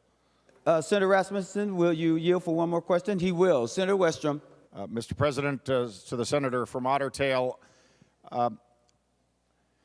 similar to what I asked the Senator from Ramsey on the last bill, we have state laws, the Indian or reservations that have casinos, the Indian Gaming Association, which is all of the reservations with casinos. That's the only place they're allowed to gamble and have a monopoly in this state. They don't have to follow state laws always. And so what can you do to assure us that this ban would 100% affect them? There's no workarounds, there's no way around it, that they could be the only places in the state that people go to do this and the rest of the state is banned. How do we prevent that, Senator Rasmusson? Because we've got a situation where they've got the monopoly and the rest of the state is excluded. Looks like this could be the same fate. Senator Rasmusson to the question. Thank you, Mr. President. Thank you, Senator Westrom, for the question. This bill would apply to all entities in this state, including the tribes and including activity on tribal land. And so, and I'll go back to what the previous bill author said. Today, there's nothing that would prevent a tribe from offering their own online sweepstakes casino. And so, if anything, this restricts it for all entities, whether they be out of state or in state, from being able to offer these types of online sweepstakes. Senator Westrom. So, Mr. President, Senator Rasmusson, are you telling us that there is no way they could work around the last bill, and the bill author said, we hope they don't do it? How can you have so much certainty, and the last bill we just passed banning doesn't have that certainty? I'm a little concerned about that, and we kind of play to one group that makes billions of dollars in a monopoly that we've given them in a bad compact in the 1980s, and they continued to collect gas tax and cigarette tax, and only because we pay them a handsome amount of that collection that we get them to comply. So I'm a little leery of that, Senator Rasmusson. Can you give us a little more than just hope they don't do it, as we heard in the last bill? Members, again, specific remember, laws that would apply. Do you have them? And if not, we can talk further. Senator Rasmussen, and remember, all conversation comes through me as the president and not directly to any member. Senator Rasmussen. Thank you, Mr. President. Thank you, Senator Westrom, for the question. This update to Minnesota's sweepstakes laws apply to all entities in Minnesota, including tribal entities, and that's the law in the books. There's no exemption in law or in any tribal compacts that would exempt them from the bill before the committee, before the Senate. In addition, we can look to the experience of the many states over the last couple years that have introduced similar proposals to define and ban online sweepstakes casinos, and I am unaware of whether it's Indiana, Montana, or other states where there has been this ability, unless it's prescribed in law, for tribal entities to offer online sweepstakes casinos that would otherwise be banned. Okay, all right. Senator Pratt. Thank you, Mr. President. Mr. President, I have some of the same concerns on this bill that I had on the other bill. On this bill in particular, I'm concerned with the author's parsing of dual currency. I think it's overly nuanced and inconsistent. Let me give you an example. The author says that when they buy these gold coins or social casino coins, and they get these sweepstakes coins as a premium, well, they're really not buying the coins that give them the free play. They're buying the sweepstakes coins. But when you talk about the other examples, let's say I buy a French fry, and on the carton is a free entry into the sweepstakes. The author would say, well, you're really not buying this. In this case, he says, well, you're really not buying the sweepstakes entry, you're buying the fries, and the sweepstakes entry comes along. Even though I get monetary value potentially from each. It's inconsistent, Mr. President. It's overly nuanced. We see this all the time in online games where you can buy something and you're given an extra bonus, you're given a premium for buying that. But I think we just heard from the author what the real issue is, and it's these casino-style games that people play. Whether or not you can write in and get a free sweepstakes entry or not, as long as you're doing it on a casino-style game, that's the problem. And I guess, Mr. President, while like the other bill, I think there are some good things in this bill. But I think it is unrefined and too early and not ready for prime time. I will vote for the bill because I want to see that work continue to happen. I just wish that we were really being honest about this. This isn't about the sweepstakes portion. This is really about trying to shut down. And there are problems with offshore companies doing this. But there are some good actors in this space too. And I think we need to understand that these social casinos that do offer a sweepstakes portion to it can operate in conjunction with others. And let's quit trying to interpret what the intent is between consumers who buy these things. Let's be consistent in how we define these. Thank you. Any other discussion before we go to the bill author for final comments? Seeing none, Senator Rasmusson. Oh, I'm sorry. Senator Westrom. Mr. President, just a quick question for the senator from Otter Tail, if he would yield. Will you yield? He will yield. Senator Westrom. Mr. President, Senator, what's the status of this bill in the House, and will this likely go to a conference committee, or is there pre-agreement in the House already? Just if you can give us that status and update, I think it would be helpful, because I think the senator from Shakopee brought up some good points. There's some pluses, but there's also some concerns in here. So could you inform us on the process in the other body? Senator Rasmusson to the question. Thank you, Mr. President. Thank you, Senator Westrom. Because we are passing a Senate file today, the House, presuming we pass this bill, will get the Senate file, and they will also have the ability to debate and amend this bill. In the other body, there are also bipartisan co-authors that are interested in passing this bill this session. In fact, the Republican co-chair of the Taxes Committee is the author of the companion bill. So I don't know what will happen in the House, but if we send the Senate file over there today, they'll have the opportunity for further debate and discussion. All right, seeing no further discussion, Senator Rasmusson, for your final comments before we vote for final passage. Thank you, Mr. President. And I'll just share why I'm passionate about passing this bill today. I am concerned that we have gambling companies that are exploiting a loophole in Minnesota law to offer slots, blackjack, and roulette on the mobile devices of Minnesotans.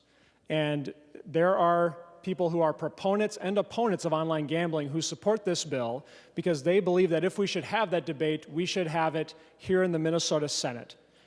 And that's why the only individual entities who came and testified against this bill are the online sweepstakes casinos that would be banned in it. But, Mr. President, there's a wide coalition of groups and individuals that are asking for members to support this bill today, including the faith community, the Minnesota Family Council, the Catholic Conference, the Joint Religious Legislative Coalition, Citizens Against Gambling Expansion. People are concerned about the harms of online gambling on Minnesotans and our families here. And we also, Mr. President, from folks that are oftentimes on the opposite side of the gambling issue who I've been on the opposite side of, are also in support of this bill, whether it's our charities, the VFWs, American Legions, looking at Canterbury Park, Indian Gaming Association, that also believe that Minnesotans and the legislature should have the say over what is legalized and not legalized in regards to gambling. I think a yes vote on this bill will help protect Minnesotans.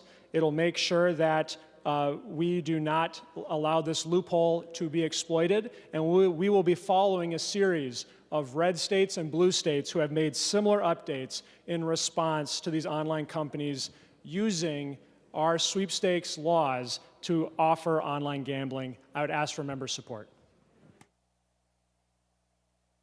Members, the Secretary will take the roll for final passage of Senate File Number 4474. Please vote.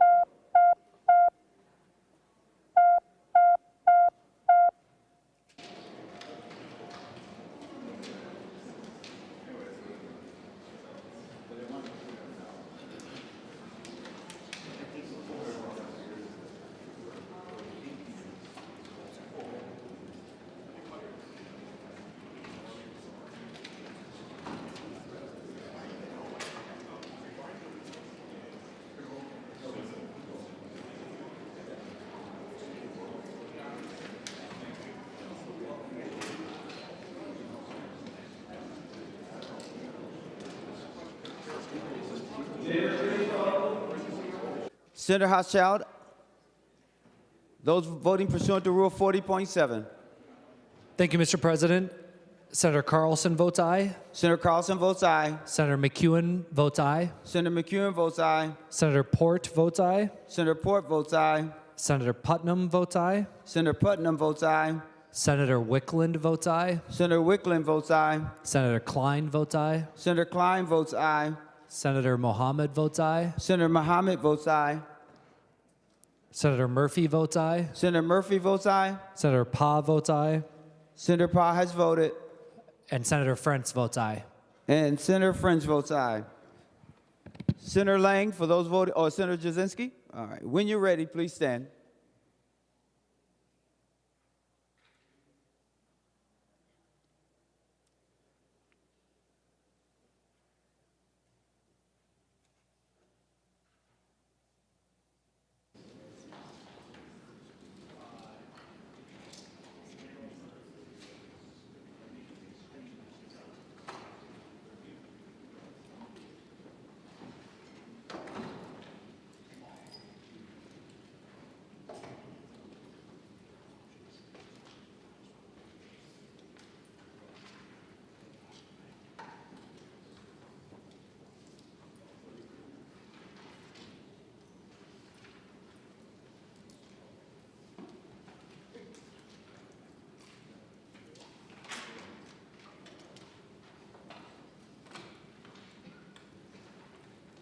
Senator Jasinski. Thank you, Mr. President. Senator Draheim votes aye. Senator Draheim votes aye. Senator Coran votes aye. Senator Coran votes aye. Senator Howe votes aye. Senator Howe votes aye. Thank you, Mr. President.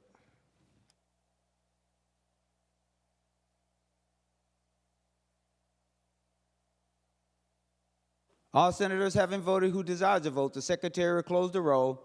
There being 62 ayes and 3 nays, the bill is passed and its title agreed to. Members, before we go to the next bill, a member asked me to remind the body, and I agreed to do so because it is appropriate. I'm looking at Mason's section 11 and number 2. It is irregular and unparliamentary for a member in one house of a legislative to quote or refer to the vote by which a proposal passed by the other body. We've allowed it to some degree, but once we start getting into who's voting, who's carrying, and just any of that other language, we just ask you to not do that. If you want to ask a simple question, surface question, yes, but not get into the weeds of it. And I did check with the front desk staff around what has been the precedent in history even before I became president. All right, with that being said, we're going to go to the next bill, but Senator Rest is going to preside.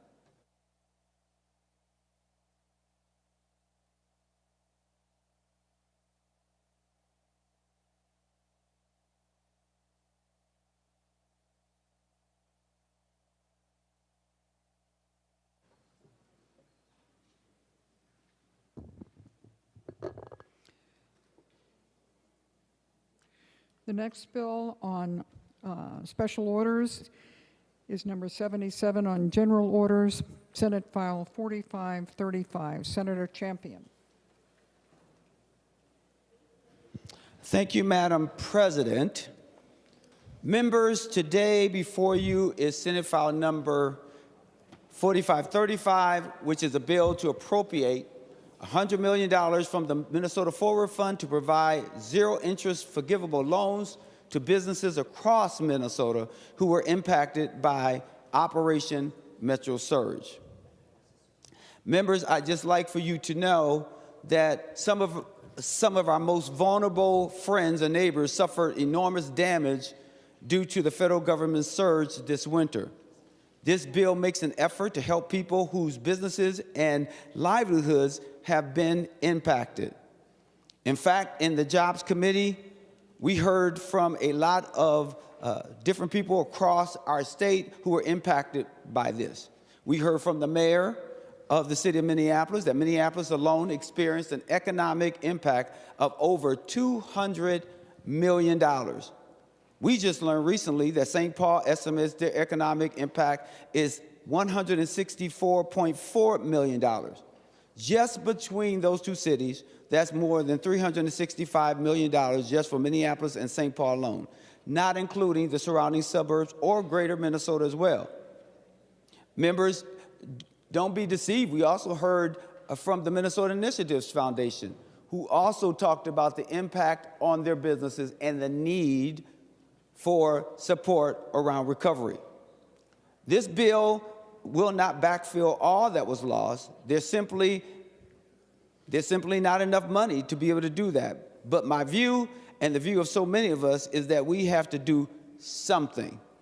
Some of the businesses impacted by this have already closed. Some of them are barely hanging on. This bill is an attempt to help those businesses hang on, get back on their feet, and avoid having to close and lose the jobs that they offered to their communities.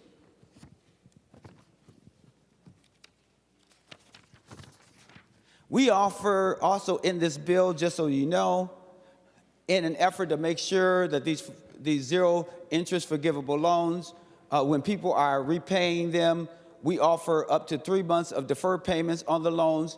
If you are ready to start paying your loan back right away, you are able to do so, but there is a discretion offered to allow up to 3 months for businesses to get back on their feet before they have to begin repaying the loans. Because this is a forgivable loan program, the way it is set up is that the loans are for 5 years. So it's a 5-year term. After 2 years on-time payments, they have to be in good standing. The business will be eligible to have up to 60% of the loan forgiven which is the last 3 years of the loan term. As you can see in the bill, we've set up a tiered system for both Greater Minnesota through the Initiative Foundation and the 7-county metro area. We worked with the Initiatives Foundation to make sure these levels or these tier levels will work as well as possible for them, so they were not forcing them to try to work within a system that is set up for the metro area. This is all based off of gross revenue for the businesses and being able to demonstrate at least 30% revenue loss as a result of metro surge. Last but certainly not least, we have $250,000 in the bill to do a statewide economic impact study to determine the full economic impact that Operation Metro Surge had on all parts of Minnesota.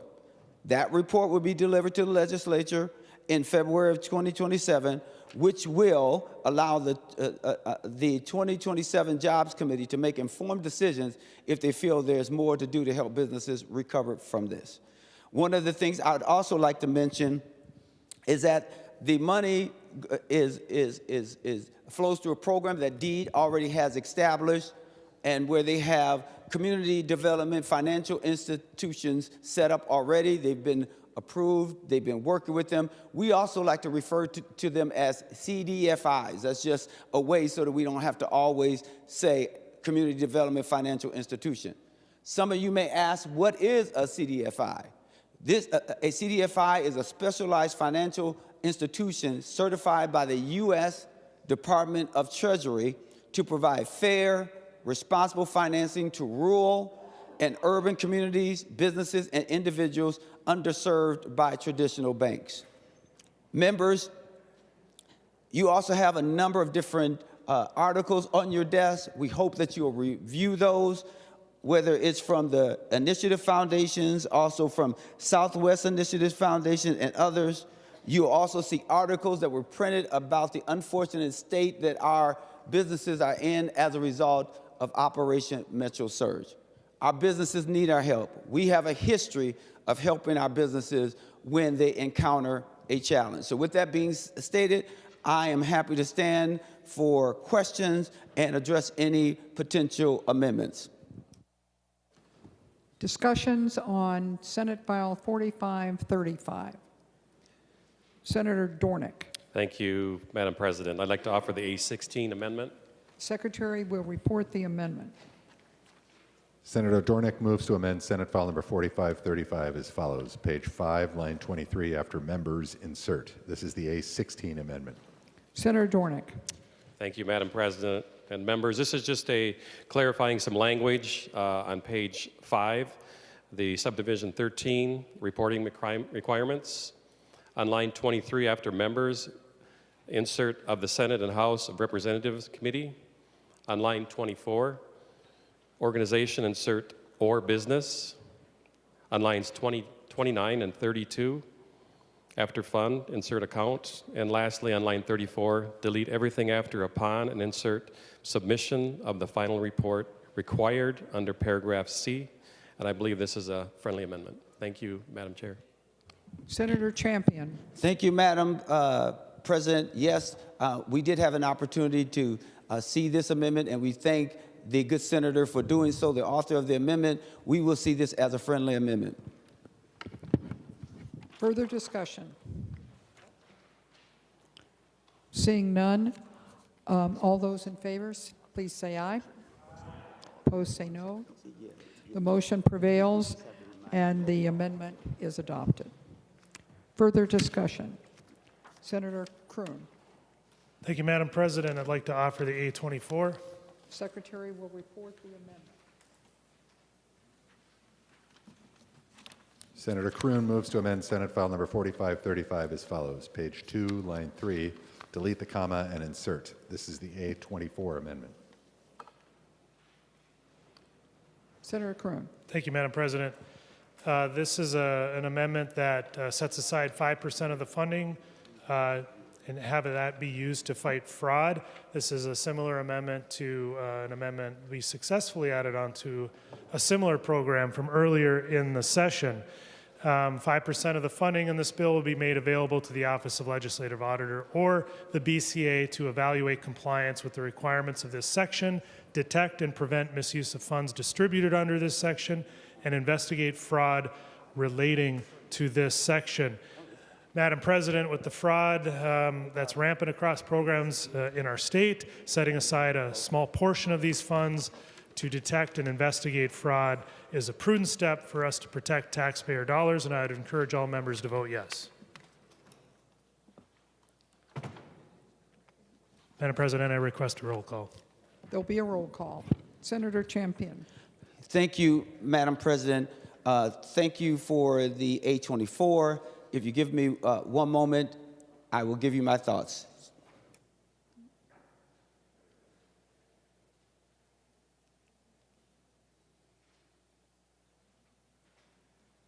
Thank you, Madam President. Will the author of the amendment yield for a question? Senator Kroon, will you yield? He does. Senator Champion. Senator Kroon, on your amendment on line 1.5, you have 5% must be used. Can you share with me how you came up with 5%? Because if you're talking about 5% of $100 million, then you will get a better sense as to the scope of what it is that you're asking for. Senator Kroon. Thank you, Madam President, and thank you, Senator Champion, for the question. The 5% is a carryover from a previous amendment that I believe should be a matter of routine for programs like this that are being distributed in this way, that we set aside that percentage to fight fraud. It's a way that we're going to get funds that are going to be needed to combat the fraud that we have in this state, and that is the reason for the amendment. Senator Champion. Thank you, Madam President, and I concur with the fact that we always want to do whatever we can around fraud. I would ask the author of the amendment, in fact, I'll offer an amendment to the amendment. And the amendment to the amendment, I would like on line 1.5 to insert after number 2, up to, and keep 5% may by striking must.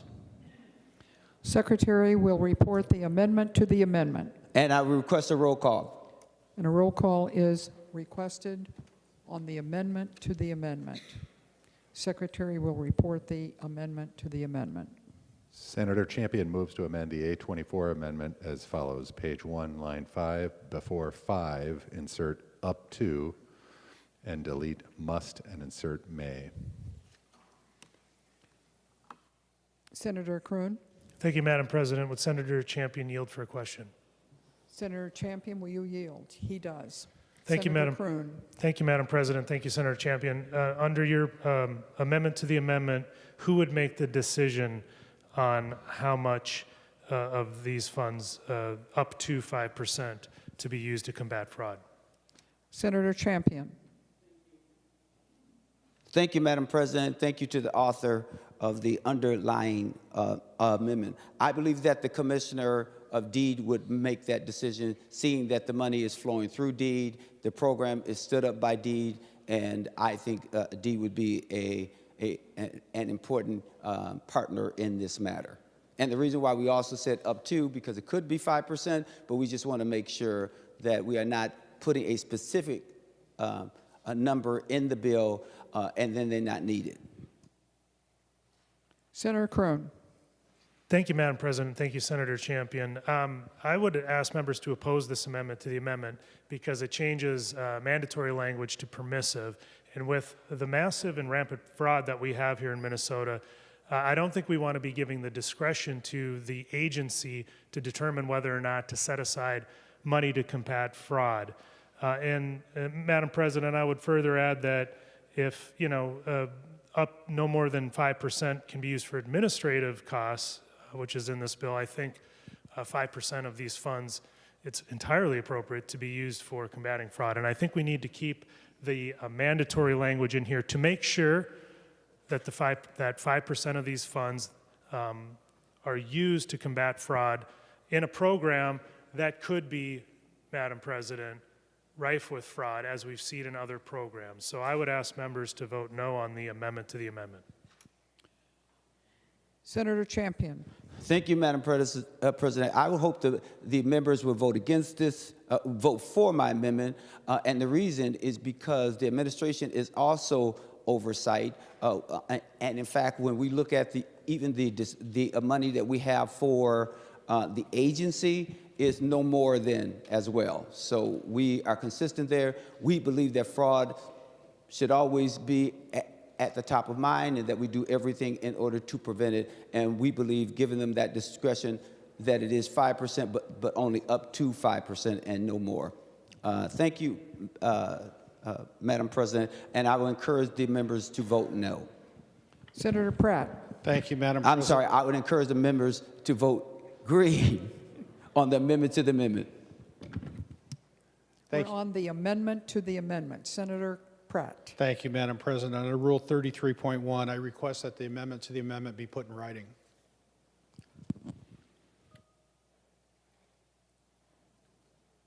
The amendment will be put in writing.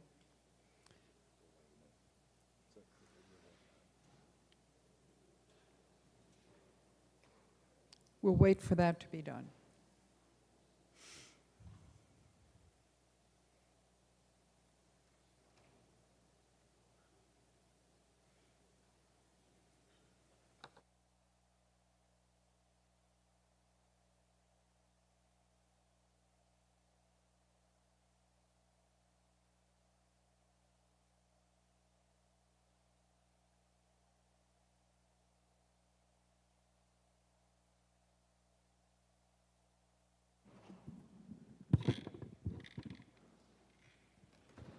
Madam President. Just a point of parliamentary inquiry, since we're sitting here anyway. Pardon? I said if you would let me finish my sentence. Oh, I'm sorry. For what purpose do you rise? We are waiting for the amendment to be presented in writing. And it's to that Abler. topic. It's a point of parliamentary inquiry. You can just speak. Okay, thank you.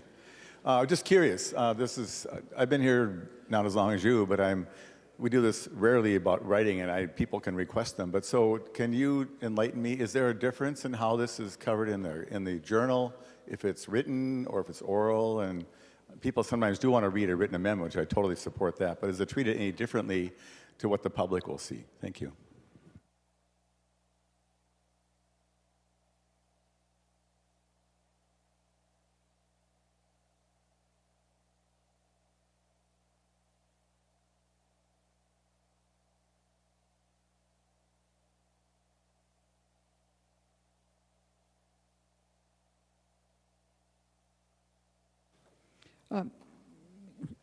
Senator Abler, I'm going to request that you speak to the front desk and get the answer to that question offline.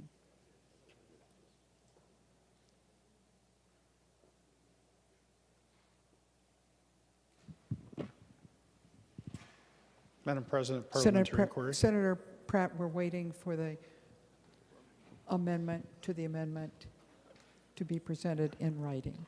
Madam President, parliamentary inquiry. State your question. Thank you, Madam President. Madam President, would it be in order to request that the amendment be laid on the table while the drafting is being complete?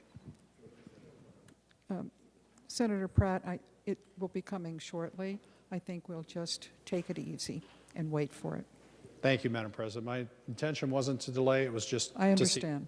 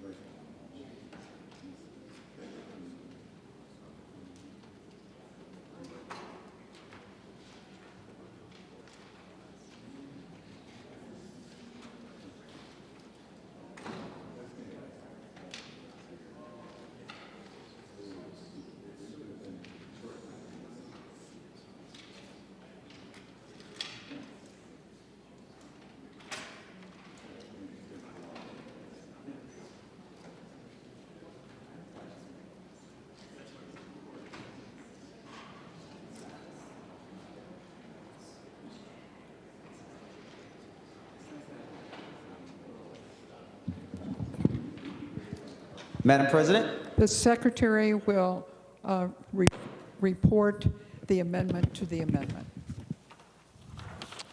Senator Champion moves to amend the A24 amendment to Senate File Number 4535 as follows. Page 1, line 5, before 5, insert up to. This is the A51 amendment to the amendment. Senator Champion. thank you so much. Again, we do not dispute the notion of fraud. We want to make sure that fraud is always being addressed at all times. This is not to take away anything from the underlying amendment, but in the event that something less is possible because the legislative auditor or others, seem to suggest that the number is less, we would hope that this would still get the job done, because we do want this to be a part of our bill. So thank you, and I ask the members to vote green on the amendment to the amendment, which is the A51. Further discussion? Seeing none, the secretary will take the roll on the amendment to the amendment, which is the A24.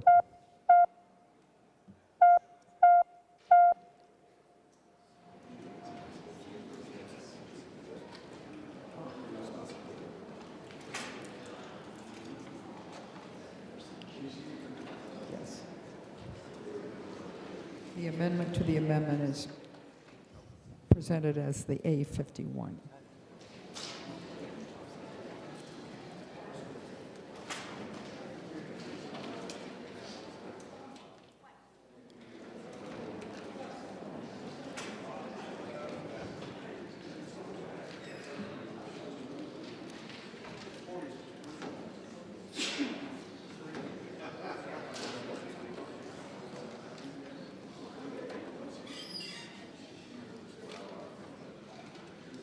Senator Housechild.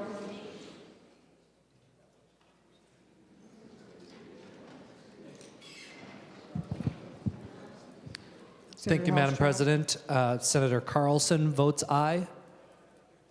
Senator Housechild reporting the remote voters. Senator Carlson votes aye. Senator McEwen votes aye. Senator McEwen votes aye. Senator Port votes aye. Senator Port votes aye. Senator Putnam votes aye. Senator Putnam votes aye. Senator Mohammed votes aye. Senator Mohammed votes aye. Senator Murphy votes aye. Senator Murphy votes aye. Senator Pa votes aye. Senator Powell votes aye. Senator Hemmingson Yeager votes aye. Senator Hemmingson Yeager votes aye. Senator Fate votes aye. Senator Fate votes aye. And that's it, Madam Chair. Thank you. Madam President. Senator Jasinski. Thank you, Madam President. Senator Draheim votes no. Senator Draheim votes no. Senator Howe votes no. Senator Howell votes no. Senator Johnson votes no. Senator Johnson votes no. Thank you, Madam President. Senator Curran votes no. Senator Curran votes no.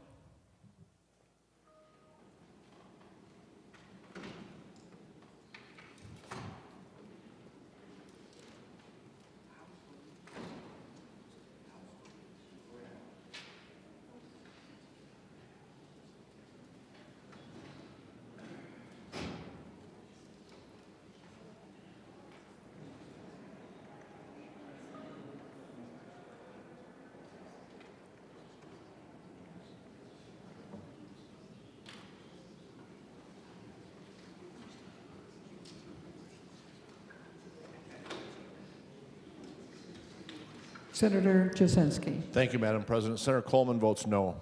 Senator Coleman votes no. All members having voted, the secretary will close the roll.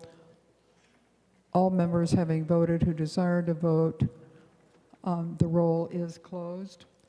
There being 34 ayes and 32 nays, the motion prevails and the amendment is adopted. Further discussion on the A24 as amended.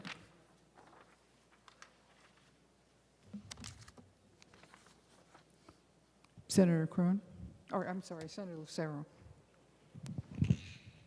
Thank you, Mr. President. Thank you, Madam President. I do not have the amendment or the oral amendment that was turned into a written amendment to the amendment, so I've had a challenge. I'm just trying to follow along, listening here. Given that the amendment to the amendment was adopted, I am wondering if Senator Kroon would yield for a question.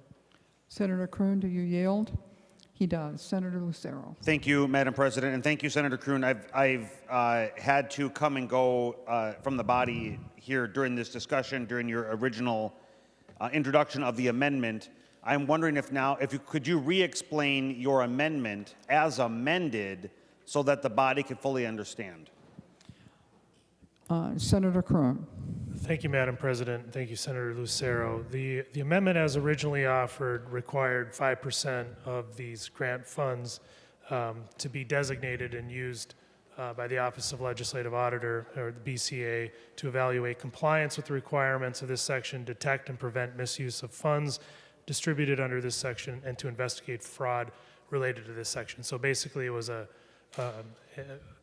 mechanism to fund anti-fraud for this program. Now that amendment has since been amended to make it permissive, that at deed's discretion, they may set aside up to 5%, but it is no longer mandatory. So now it's up to deed if they want to set this money aside. Senator Lucero. Thank you, Madam President. If Senator Kroon would yield for another question. Senator Kroon, will you yield?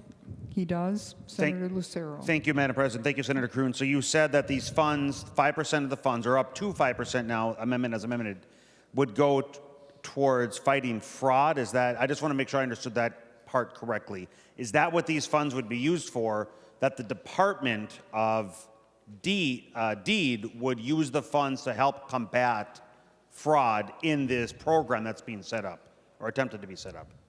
Senator Kroon. Thank you, Madam President. Thank you, Senator Lucero. Yeah, that's essentially correct. There's three things that could be used for: to evaluate compliance with the requirements of the section, and then to detect fraud, and then the third thing would be to investigate fraud as it plays out in this program.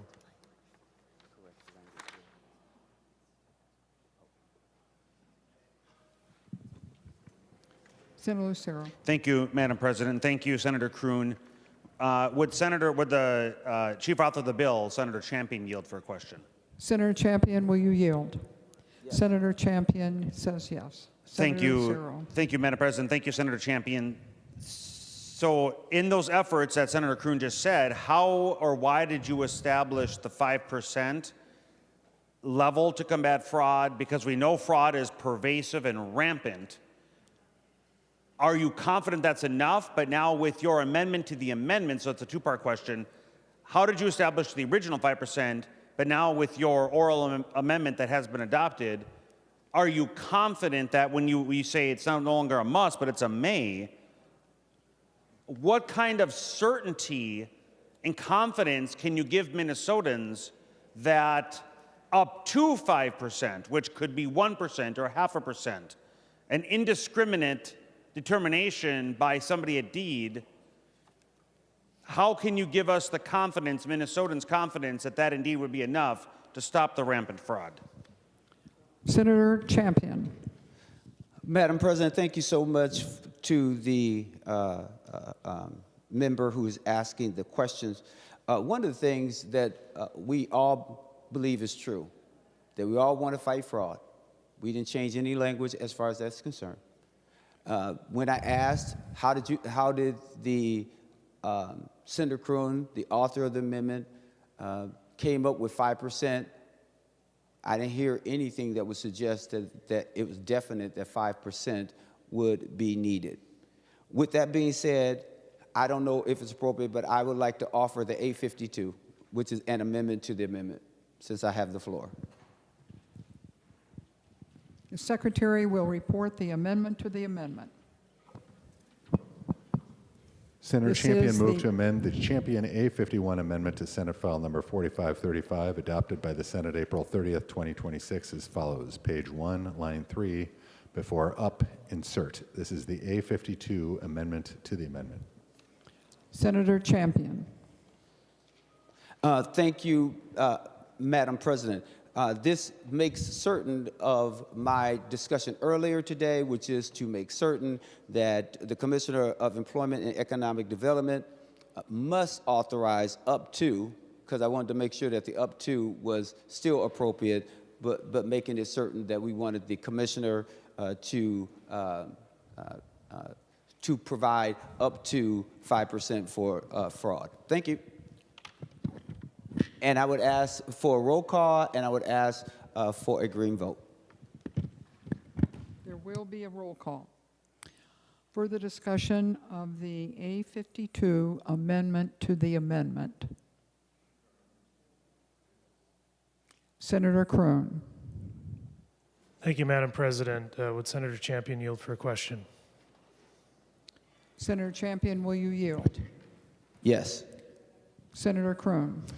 Thank you, Madam President. Thank you, Senator Champion. So with this proposed amendment that's before the body right now, am I understanding this correctly, that it mandates DEED to set aside some amount of money, but it's just the amount is unspecified except for up to 5%?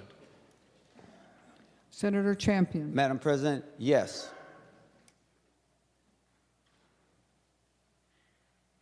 Senator Kroon. Thank you, Madam President. Thank you, Senator Champion. So I think this is a slight improvement over where the amendment was as amended. It does allow, or does require DEED to at least set aside something, but because it's still up to 5%, it could be 0.5% or 0.1% or something nominal and still be in compliance with this. So I still have very serious concerns with the direction that this is going, because when we're talking about $100 million in taxpayer money, we need to make sure that there isn't any fraud in this program. And I don't think DEED itself should have the discretion to set aside any amount, essentially, it so chooses to be in compliance. I think we would be better if it was mandatory 5%, or if, for example, the OLA or the BCA requested it, then DEED must transfer over or set aside that amount of money that has been requested up to 5%. And I think that would be a lot better to combat fraud, because the way this direction is going is essentially guts the intent of the amendment and leaves it so that there isn't any funds available to fight fraud. Madam President, Senator Lucero. point of parliamentary inquiry. Go ahead. So I had the floor, and I had asked Senator Champion to yield to ask, and I asked him a two-part question. You gave him the floor, and while he had the floor, he then offered an amendment to the amendment. I'm not sure how Senator Kroon ended up with the floor right now, so I'm just trying to figure out where are we? Because I thought that after he answered the question, it would come back to me. I apologize. Okay, so where are we right now? Who's got the floor? You do. Okay, on my point of parliamentary inquiry, or is it returned to me now, or where? Okay. We have an amendment to the amendment before us, correctly offered by Senator Champion when he was called on, but I should have returned to you following that rather than calling on Senator Kroon. Okay, thank you, Madam President. I appreciate that. So in my attempt to get a paper copy of the underlying 824 and to get the second amendment to the amendment that Champion had offered, Senator Champion offered, I missed his explanation. So if he would yield for a question, could he re-explain, when all the dust settles, how his second amendment to the amendment is going to impact the first amendment to the amendment as well as the underlying amendment? Senator Lucero, I'll also just call your attention to the language that is the amendment to the amendment. That amendment is the A51. Okay. Senator Champion. Thank you so much, Madam President. How it impacts it is simple. If you look at line 1.5, it'll say up to 5%. It'll say up to 5%. Well, after up, right? You would insert the Commissioner of Employment and Economic Development must authorize up to 5%. So that is how it would work if I'm looking at it correctly. But the bottom line as to how it impacts it is simple, that there would be up to 5% reserved for any fraud work that needs to be done, and that the Commissioner of Economic Development must dedicate that money in order to fight and deal with fraud.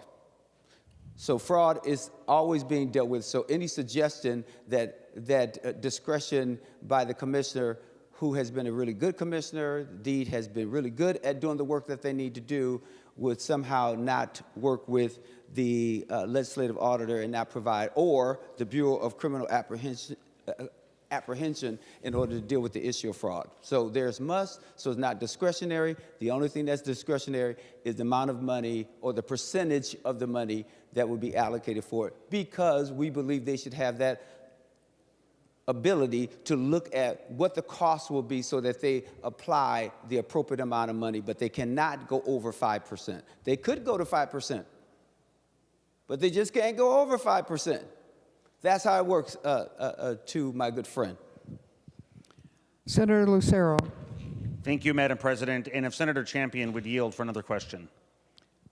Senator Champion, will you yield? He does. Senator Lucero. Thank you, Madam President. Thank you, Senator Champion. Okay, so in your description of the A52, you used the word must, and I'm looking at the A52, and I don't see the word must. I see the word may. Oh, I'm sorry, it is on 1.4. There it is.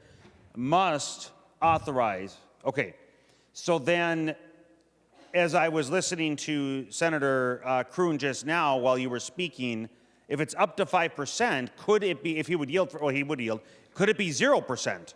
If it's up to 5, could the commissioner decide to do 0% towards fighting fraud? Senator Champion.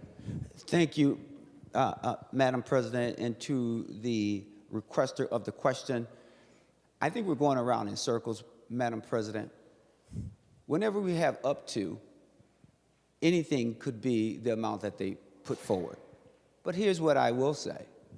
There is a commitment by DEED and the others to deal with the issue of fraud. DEED hasn't run away from the issue of fraud. They haven't done anything that would suggest that they run away from the issue of fraud.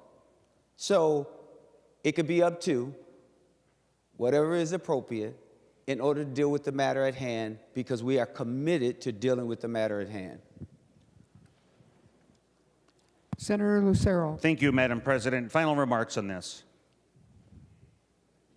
Whereas Senator Champion, Madam President, might have the confidence that DEED will do the right thing, Minnesotans do not.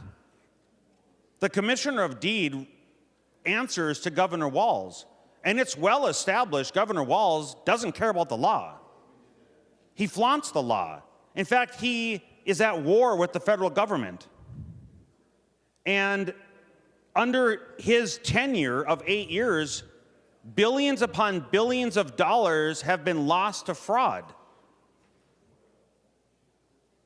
So changing the must spend 5% to fight fraud to a may spend up to 5% is of zero confidence. And in fact, it dilutes and waters down the Republican language of the seriousness to stop fraud in the state to the point where it's a continuation of the Democrat mentality. It's to allow fraud, it's to weaken it so that fraud can continue. There's no guarantee that the commissioner of any department and the Democrat-run Minnesota state government will do any capacity of the right thing. Therefore, The one-seat majority in this body has gutted this amendment to continue allowing the pervasive fraud in this state. Very unfortunate, but very eye-opening as the truth continues to get out across this state.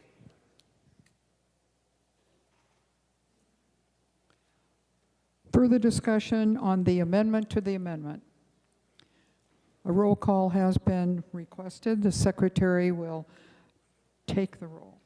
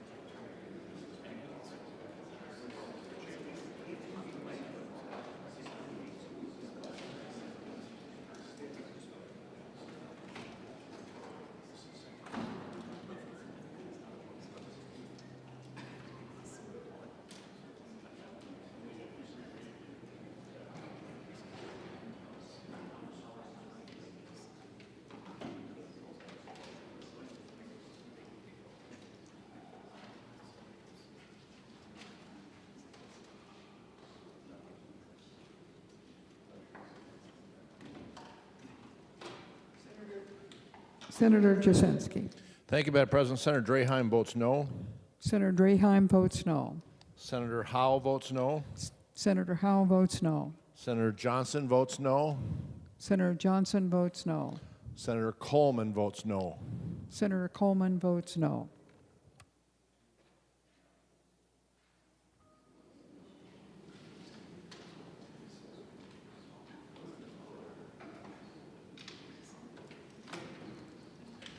Madam President. Just 1 second.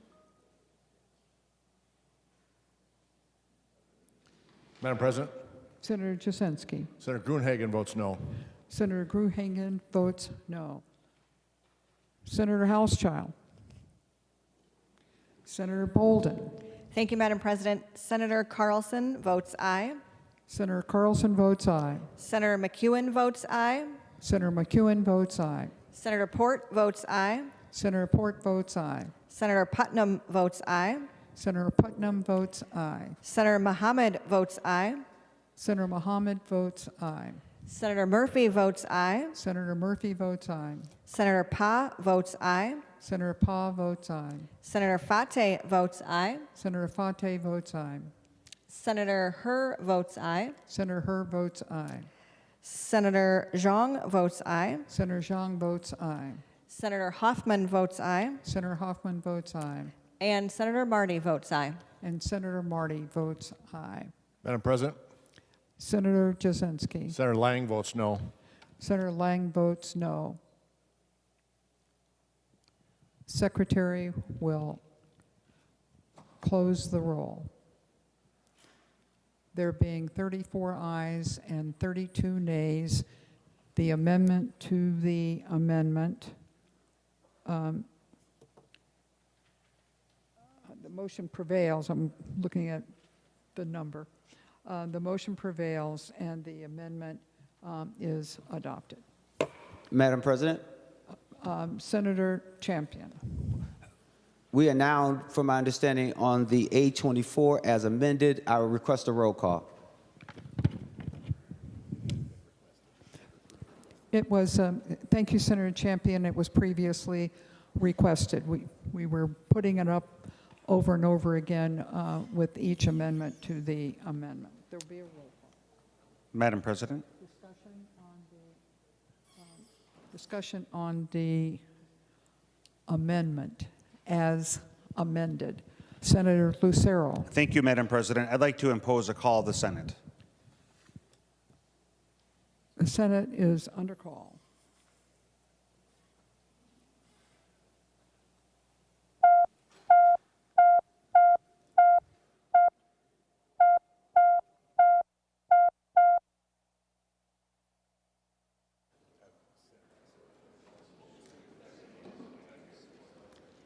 Senator Lucero, as we are voting, would you clarify whether you meant for the amendment as amended or for the bill? Thank you, Madam President, for the opportunity to clarify. My intent is for the amendment, for the duration of the amendment as amended. Thank you, Senator Lucero.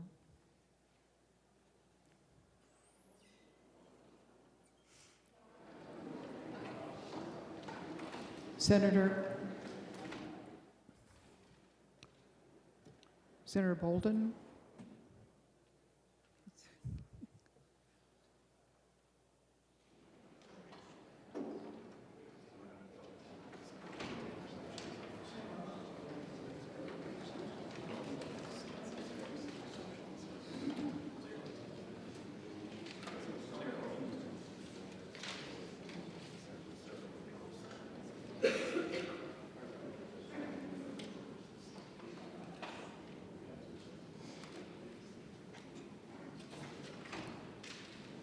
Senator Lucero, are you available to make the accompanying motion?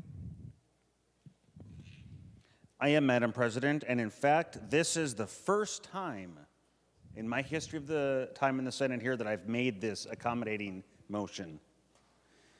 Madam President, I move that further proceedings under the roll call be dispensed with and the Sergeant at Arms be instructed to bring in the absent members. On the motion, all those in favor say aye. Opposed say no. The motion prevails. Madam President. We are waiting for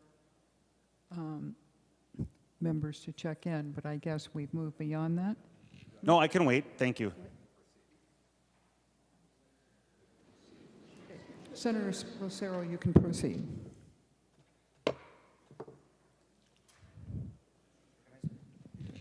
Thank you, Madam President. Well, I know I'm not the only one who's received the hundreds of emails and phone calls and in-person communications, going to the grocery stores of my community, going to the coffee shops, interacting in my community.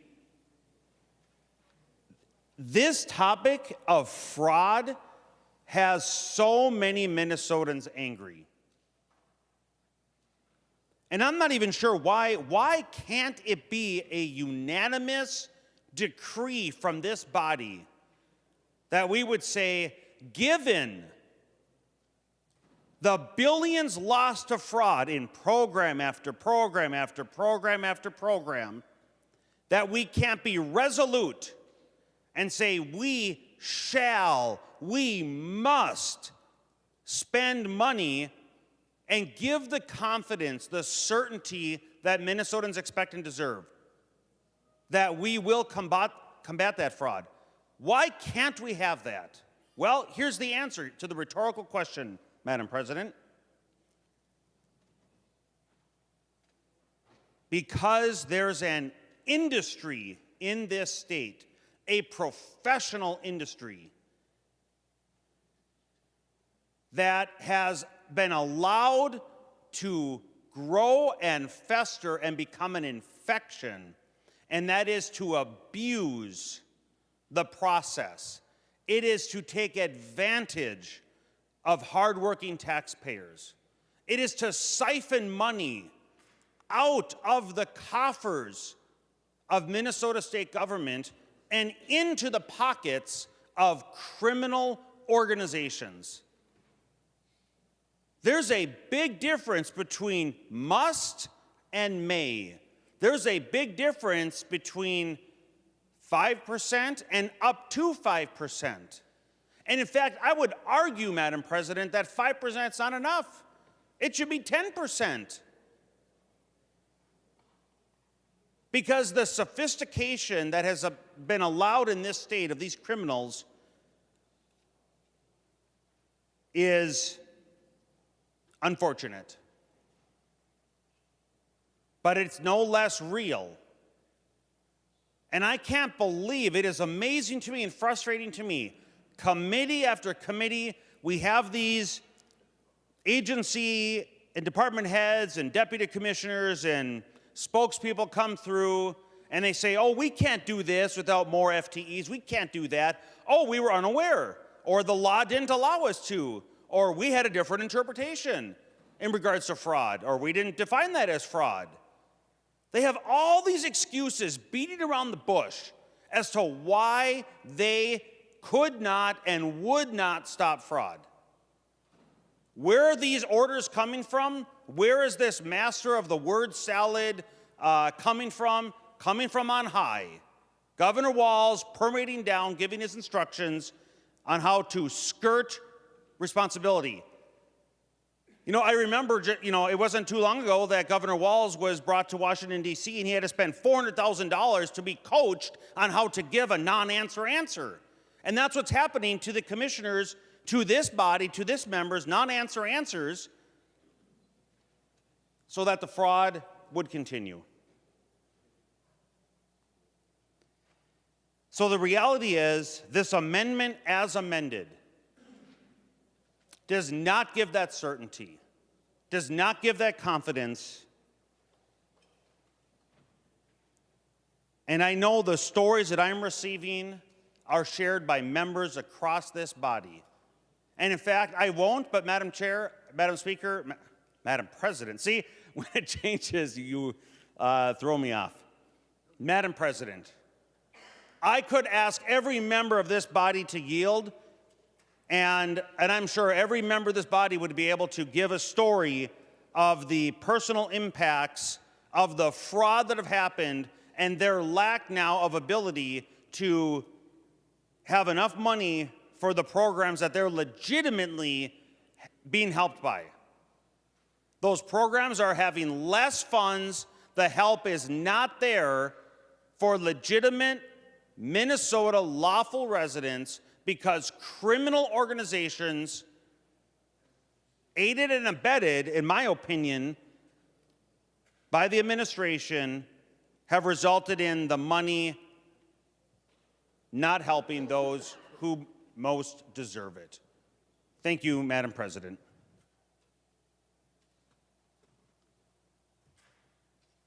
Further discussion on the amendment as amended. Senator Kroon.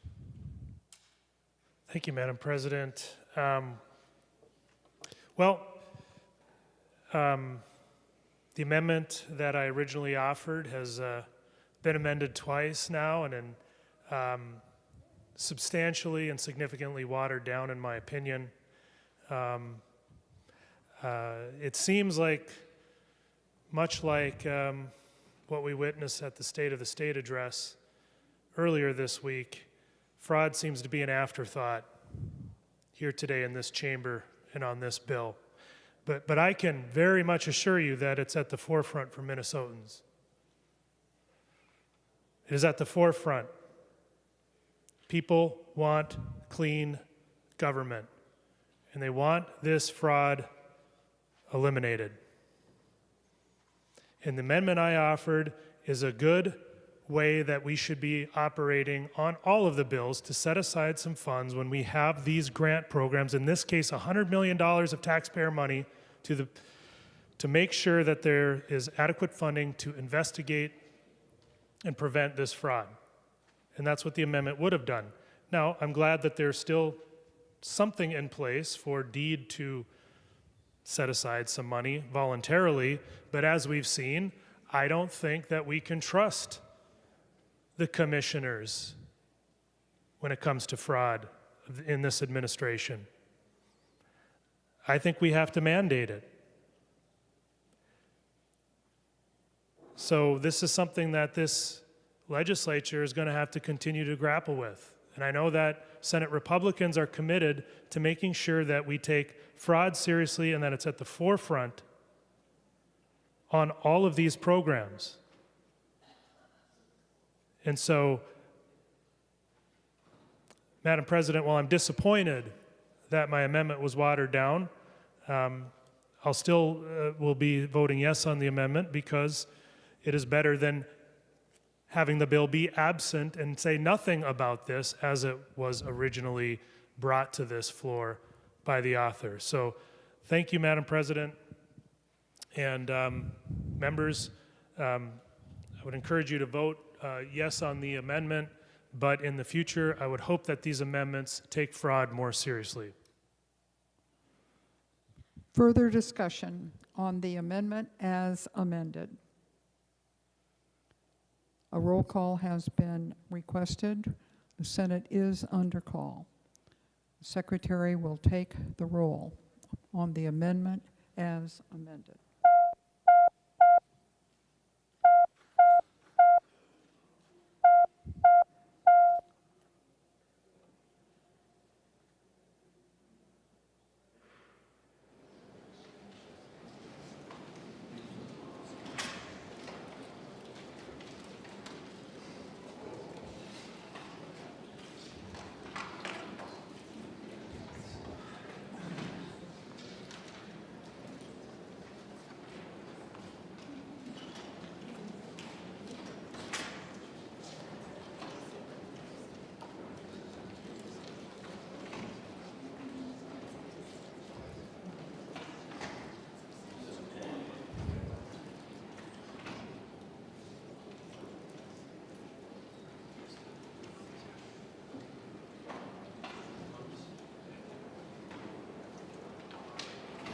Senator Xiong.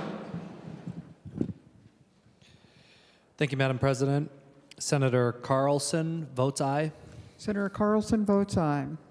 Senator McEwen votes aye. Senator McEwen votes aye. Senator Port votes aye. Senator Port votes aye. Senator Putnam votes aye. Senator Putnam votes aye. Senator Muhammad votes aye. Senator Muhammad votes aye.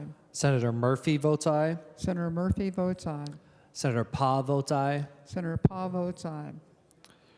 Senator Fateh votes aye. Senator Fateh votes aye. Senator Herr votes aye. Senator Herb votes aye. Senator Xiong votes aye. Excuse me. Senator Xiong votes aye. Senator Hoffman votes aye. Senator Hoffman votes aye. Senator Marty votes aye. Senator Marty votes aye. And Senator Hemmingson Yeager votes aye. Senator Oh, Hemmingson she already Yeager. voted. Okay. She's already voted.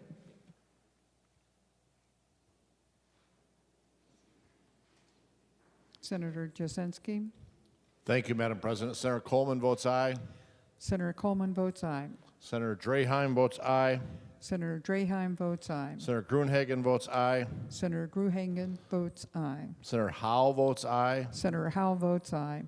And thank you, Madam President. Senator Johnson votes aye. Senator Johnson votes aye. All members having voted, the Secretary will close the roll. There being 66 ayes and 0 nays, the motion prevails and the amendment as amendment is adopted. Further discussion, Senator Pratt. Thank you, Madam President. Members, the Minnesota Legislative Auditor has frequently stated that attestation, which is the practice of allowing somebody to vouch for or attest to their own eligibility, is insufficient. In fact, she has mentioned on several occasions that it's not only insufficient, but it warrants and invites abusive and fraudulent behavior. In fact, it was highlighted in a 2009 report on personal care attendants, that very issue, and in 2024, she issued a report to this body on the hero pay, which I tried to get some verification procedures in, and the other body under a different majority would not accept. She's estimated that the fraud net program could be as high as 10%. We saw applications and payments in that program 50% over projections. And recipients, those heroes that we were trying to thank for helping us through the governor's shutdown, who put themselves in harm's way when we didn't know what COVID was, they got paid much less than we had originally promised them. And yet, we continue in bill after bill after bill to not address the issue. So, Madam President, I offer the A18 amendment and request a roll call. The Secretary will report the amendment, and a roll call is granted. Senator Pratt moves to amend Senate File Number 4535 as follows. Page 4, after line 16, insert. This is the A18 amendment. Senator Pratt. Thank you, Madam President. Members, you may recognize some of this language from the housing bill that we did, but this simply states a partner organization that administers loans under this section must require an applicant to submit documentation to verify that the applicant is eligible and to determine the amount of the loan for which the applicant qualifies. Self-attestation alone is insufficient documentation for eligibility verification. Madam President, this is language that I believe fully complies with the advice and direction that we've been provided by the OLA, and I request a green vote. Senator Champion. Thank you, Madam President. Thank you to the author of the A18 amendment. Just so that we're clear, is that under the current bill as it's constructed, the CDFI has to verify everything articulated here and also to verify the eligibility as articulated in lines 2.23. We do not believe that self-attestation alone is warranted here. It all has to be verified. Senator Pratt is also a part of our committee, also knows that that's a part of the process here. And so we recognize that we are not operating differently from what the legislative auditor articulated. One of the reasons why we have gone for loans versus grants is because we always want businesses to have some participation in what's going on, so they have to be in good standing. So there's a number of things that the CDFI will verify. So we would accept the A18 as a friendly amendment because we think it's redundant, but because it's already there, but we will accept it as comfort language if that makes the good senator comfortable. Senator Pratt. Thank you, Madam Chair, and thank you, Senator Champion. Then I'll remove my roll call request. Further discussion on the A18 amendment to Senate File 4535. Seeing none, all those in favor, please say aye. Opposed, say no. The motion prevails and the amendment is adopted. Further discussion of Senate File 4535. Senator Pratt. Thank you, Madam President. Madam President, in the bill, there's a request for $250,000 for an analysis of economic impact from increased immigration enforcement in Minnesota. We had a rather lengthy discussion on this in committee about including the idea that there's an economic impact to fraud. Members, let me give you an example.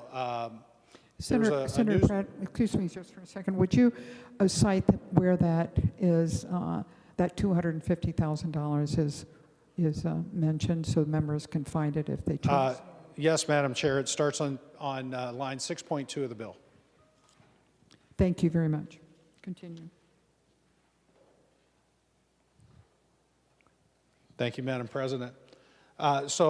Madam President, there was a news story done recently where this young woman was getting rental assistance supported by federal funds. She was defrauded, and ended up being evicted. She's now homeless and living on the streets. We talked, and Madam President, I am sympathetic to the fact that there may have been economic impact with this. I had several town hall meetings during Operation Metro Surge, listening to my business owners about how their businesses were impacted. But Madam President, they also tell me about how their businesses have been impacted by fraud. And I think it's an incomplete study if we don't look at what the economic impact of fraud is. So, Madam President, I offer the A26 amendment and request a roll call. The Secretary will report the amendment. There will be a roll call. Senator Pratt moves to amend Senate File Number 4535 as follows. Page 6, line 3, after enforcement, insert. This is the A26 amendment. Senator Pratt. Thank you, Madam President. Madam President, in finance, we added a small amendment that said that we would give preference to one of our universities or state universities to do this study. But this would simply add state-administered program fraud to the scope of what would be considered as part of an economic analysis and the impact not only of Metro Surge but of fraud to Minnesota and how much it's really cost us. Thank you. Senator Champion. Thank you, Madam President. There's a couple things that I think that this body should know and that the general public should know. Is number one is that the request for $250,000 as a study that's included in this bill was because we heard from tourism, we've heard from a number of individuals from the cities, whether you're from the suburbs, rural Minnesota, and other places, who wanted to make sure that there was an opportunity for information to be gathered in order for them to see the economic impact that Operation Surge has had on the businesses and whether those businesses were still longing for support so that we have not just anecdotal information, but we have empirical data. So that information will be gathered all across our state from various businesses who also showed up in our committee. Even though we are sensitive to the notion of fraud, we understand that fraud is something that we've been doing a lot of work around in this legislative body, even this year. We are sensitive to it. We understand the importance of it. We are not diminishing the importance of it. But this work in this bill is tailored specifically to the impact of Metro Surge on businesses. Even though that the senator who is the author of the A26 will articulate with clarity that there should be some inclusion of this work as a part of this, that work around fraud should also be a part of the work that is articulated in our bill. We do not believe that it should be here in our bill. Although fraud is something that is being dealt with, there's a fraud committee, there's a fraud package, there are all those things around fraud, and we do think it would be important for that information to be gathered, but not here as a part of the economic recovery bill here. So with that being said, the roll call has already been requested. I am asking for a red vote because we think that these issues are both important, but they should be bifurcated so that we can deal with the impact of Operation Metro Surge and others can also deal with the importance of fraud, and we will join them in the work that they will do around fraud because we do not believe that we should ignore it. We should always be very intentional about it. So with that being said, I ask for members to vote no. Further discussion of the A26 amendment. Senator Pratt. Thank you, Madam President. Well, Madam President, I disagree with the author of the bill. You know, we're going to be doing an economic study. We're going to be seeing what the impact. We're not even denying that there's a legitimate reason for doing an economic study on Metro Surge, and we're not deleting that in any way, shape, or form. But what we are understanding is that there have been more economic impacts along the way. In fact, if you look at the amount on this bill, the U.S. Attorney has suggested that we are well over 100 times the victim of fraud than we are for Metro Surge. And why would we be opposed to looking at that fraud? Why would we be opposed to seeing what the economic impact is of a child that was denied a preschool scholarship because somebody stole it? Somebody committed fraud. Why would we be opposed to seeing what the economic impact is of someone like Sky Hansen, who's been evicted from her home because she's the victim of fraud? Why would we deny that there's an economic impact for a child that needed autism services, but somebody was running a fraudulent scam and taking that away? And certainly Feeding Our Future had an economic impact because there were a number of kids that went hungry because that money was being siphoned off to a fraudulent scheme. And those funds had to be picked up somewhere else or that child went hungry. There's only one reason, Madam President, that I can see, and that is that there's a desire to sweep fraud under the rug, just as we saw that we'll only give up to 5%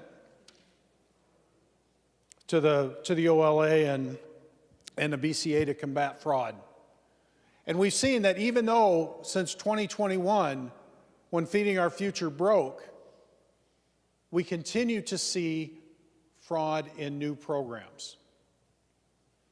I mentioned the Hero Pay program, where the legislative auditor has estimated that there's up just about a 10% fraud rate in that program. We saw in a deed grant program that there were fraudulent funds and not reporting back to this legislature. We did a really good job of making sure that we do that verification. That we do that verification on this loan program because we know it's the right thing to do. That was a common sense issue. But if we are going to look at the economic impact, and the Jobs Committee has under its jurisdiction, and I'll paraphrase, economic development, economic health of this state as its core function. When I was chair of the Jobs Committee, one of the things I wanted to do was make sure that every Minnesotan was prosperous, and that we made Minnesota a great place to invest. It's not a great place to invest when we see the rampant fraud. When the U.S. Attorney says that part of our tourism is fraud tourism. So let's take a look at what that economic impact is.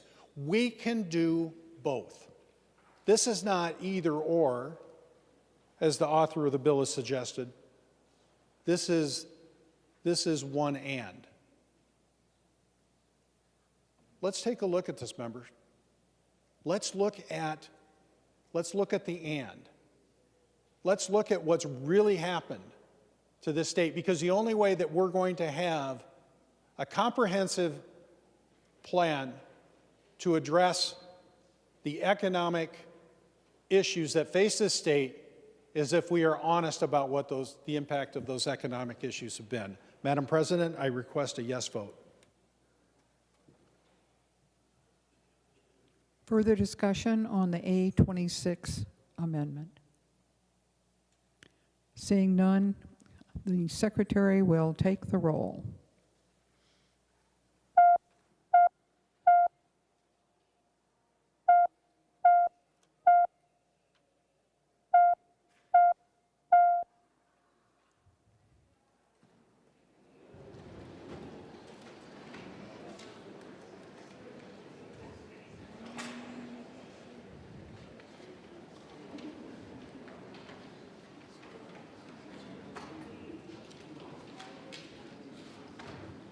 Senator Bolden.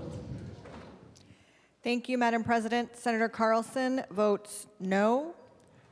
Senator Carlson votes no. Senator McEwen votes no. Senator McEwen votes no. Senator Port votes no. Senator Port votes no. Senator Putnam votes no. Senator Putnam votes no. Senator Mohammed votes no. Senator Mohammed votes no. Senator Murphy votes no. Senator Murphy votes no. Senator Pa votes no. Senator Pa votes no. Senator Fateh votes no. Senator Fateh votes no. Senator Hur votes no. Senator Hur votes no. Senator Xiong votes no. Senator Xiong votes no. Senator Hoffman votes no. Senator Hoffman votes no. Senator Marty votes no. Senator Marty votes no. Senator Hochschild votes no. Senator Hochschild votes no. And Senator Latz votes no. Senator Lance votes no. Senator Jasinski. Thank you, Madam President. Senator Draheim votes aye. Senator Draheim votes aye. Senator Johnson votes aye. Senator Johnson votes aye. Senator Howe votes aye. Senator Howe votes aye. Senator Coleman votes aye. Senator Coleman votes aye. Senator Liskey votes aye. Senator Liskey votes aye. And thank you, Madam President. Senator Gruenhagen votes aye. Senator Gruenhagen votes aye. Secretary will close the roll. There being 32 ayes and 34 nays, the motion does not prevail. The amendment is not adopted. Further discussion on Senate File 4535, Senator Housley. Thank you, Madam President. I have the A20 amendment. Secretary will report the amendment. Senator Housley moves to amend Senate File number 4535 as follows. Page 2, line 28, after awarded, insert. This is the A20 amendment. Senator Housley. Thank you, Madam President. This is a pretty common sense amendment. Hopefully we can get an all green board, and I do request a roll call. Roll call. This amendment, in this bill, a business, they are given no interest loans, and they have to be in good standing with the state at the beginning of that loan. All this amendment does is require that business to be in good standing with the state of Minnesota during the full course of the loan. That's it, Madam President. Request a green vote. Thank you. Thank you, Senator Housley. Senator Champion. Thank you, Madam President. Thank you to the author of the amendment. One of the things that is true is that what needs to happen for a business who gets a forgivable loan, they have to already be in good standing, and they have to be in good standing in order to even get any percentage of the loan forgiven. I see this as comfort language, and I'm totally okay with accepting it as a friendly amendment. And there you have it. Thank you. Senator Housley. Thanks, Madam President. We don't need the roll call. I withdraw it. Thank you. Thank you, Senator Housley. Further discussion? Seeing none, all those in favor of the A20 amendment, please say aye. Opposed, say no. The motion prevails and the amendment is adopted. Further discussion? Senator Lucero.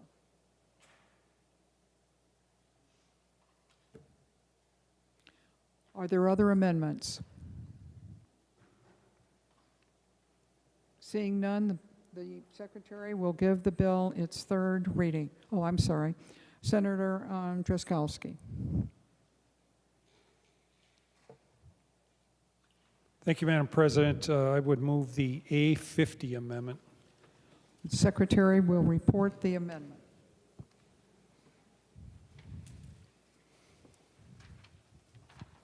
Senator Drazkowski moves to amend Senate File number 4535 as follows. Page 2, line 33, before 2, insert A. This is the A50 amendment. Senator Drazkowski.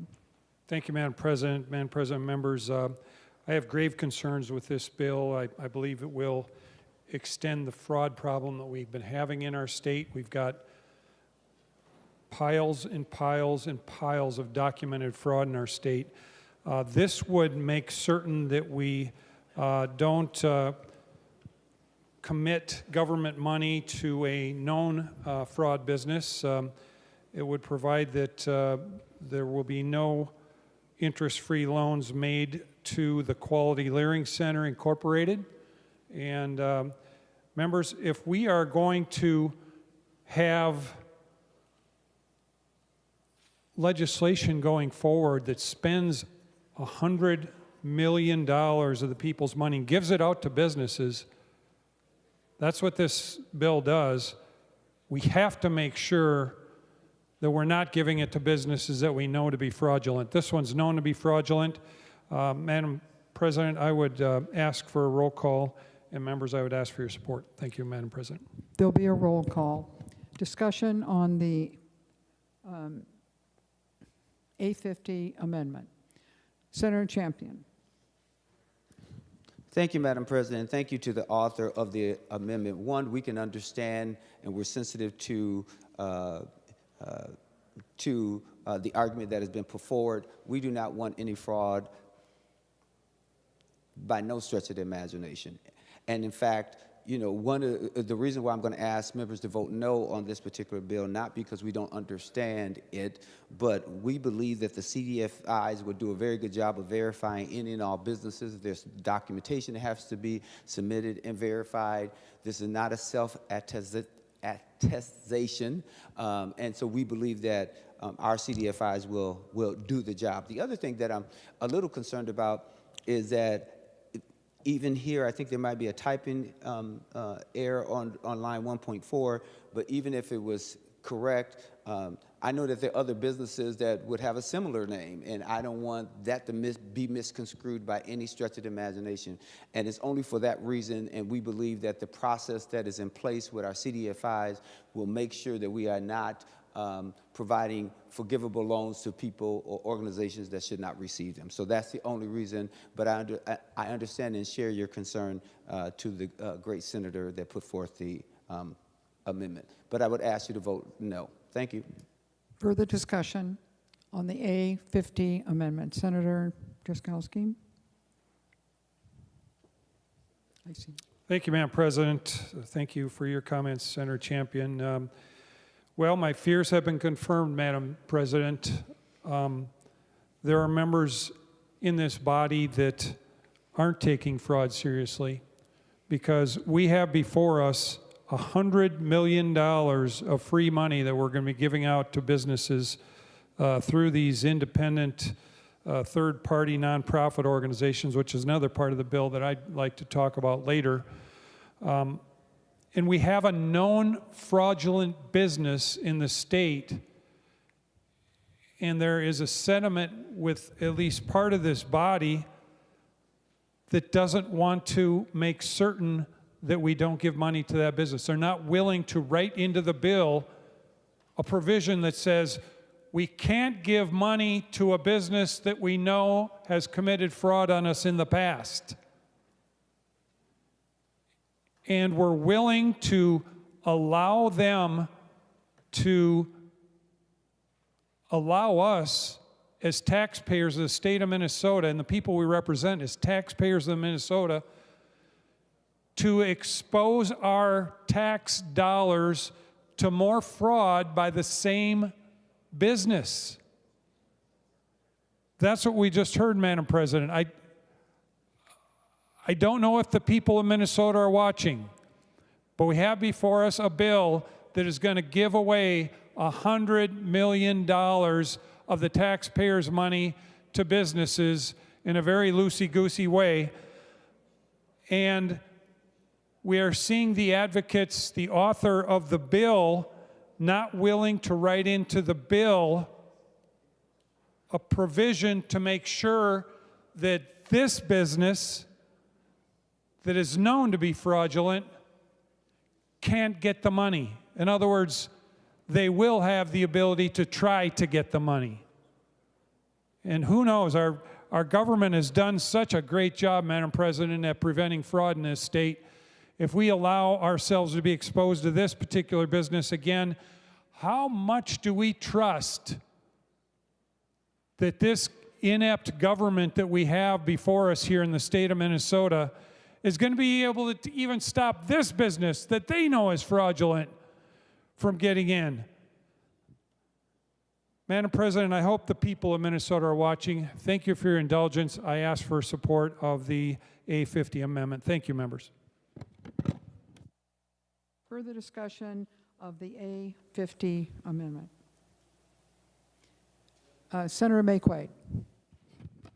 Thank you, Madam President. I'm wondering if Senator Drazkowski would yield for a question.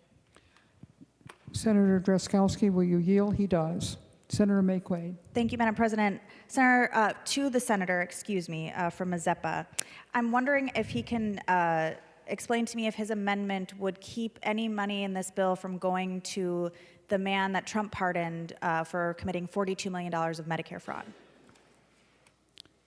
Senator Drazkowski.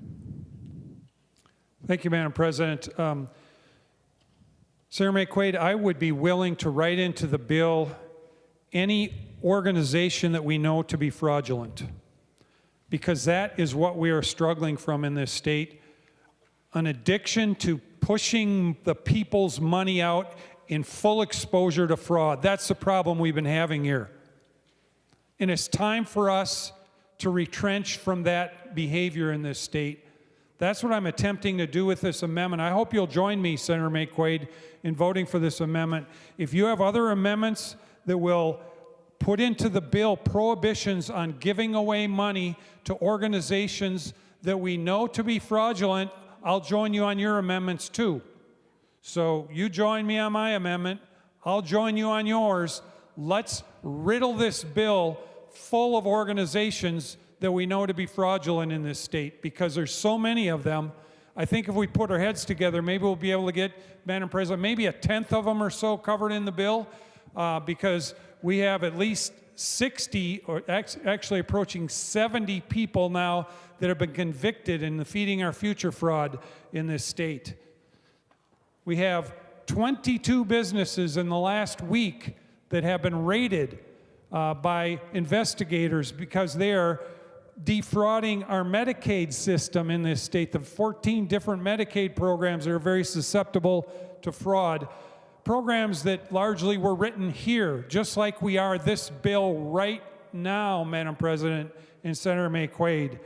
That's why I ask you to join me in this amendment. The Quality Learning Center shouldn't be getting this money. This amendment would provide and ensure the people of Minnesota we aren't going to give any more money to the Quality Learning Center. Let's pass this amendment. Let's do right by the people of Minnesota. Please join me on the amendment, Senator McQuaid. Thank you, Madam President. Senator McQuaid. Thank you, Madam President. And I'm glad the senator from Mazeppa is so interested in talking about fraud, because I really would love that this amendment actually reflects the rampant corruption and pardoning of fraudsters that the current president of the United States has engaged in. Let me tell you a little bit about it, Madam President. I mentioned the man who defrauded Medicare to the tune of $42 million, but that pales in comparison to the fraudster that Trump pardoned who stole $1.3 billion from Medicare and Medicaid. We should make sure that that pardoned fraudster by Trump is not able to get money in this bill. There was also a lobbyist who was convicted, sentenced, I believe might have pled guilty, who stole $5.5 million.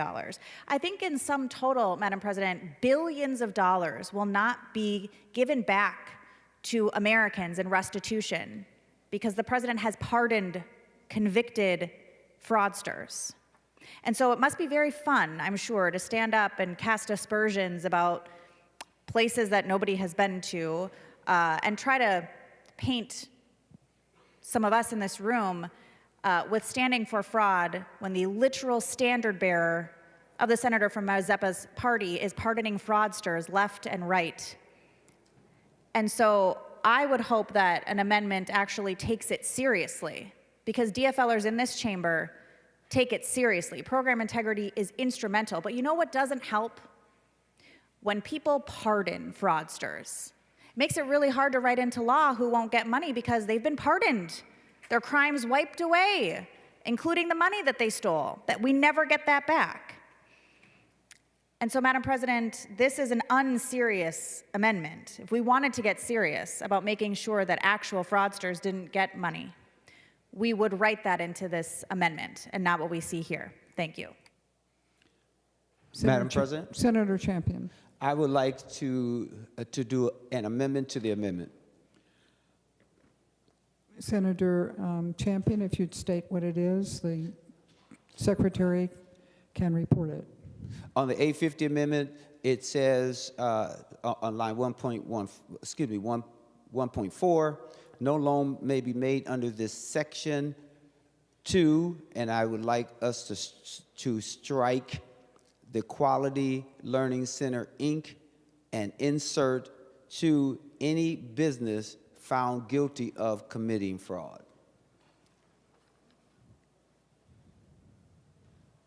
Or pardoned, or any individual pardoned who committed fraud. The secretary will report the amendment to the amendment. Senator Champion moves to amend the A50 amendment as follows. Page 1, line 4. Delete everything after 2 and insert to any business found guilty of committing fraud or any individual pardoned of committing fraud. Discussion on the amendment to the amendment. Madam President. Senator Lucero, would you mind if I called on Senator Drazkowski first, since it's his amendment? All good. And Madam President, I forgot also to ask for roll call. There'll be a roll call. Senator Drazkowski. Thank you, Madam President. I encourage support for the amendment. You support the amendment to the amendment? Yes, Is which that is what you're also an saying? amendment, Yes. Madam President. Thank you. Thank you. Further discussion on the amendment to the amendment? Senator Lucero. Thank you, Madam President. Wondering if Senator Champion would yield for a question. Senator Champion, do you yield?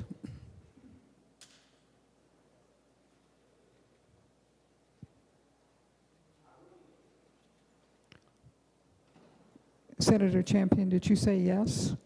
Yes. Thank you.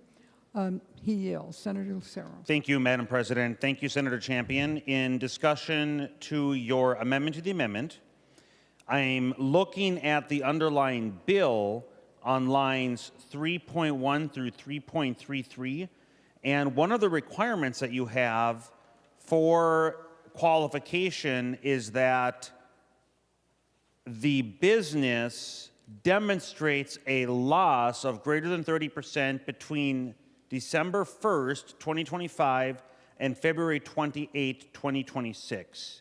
My question, Madam President, within that 1, 2, 3 month, 90-day window, is Senator Champion aware of any specific individuals?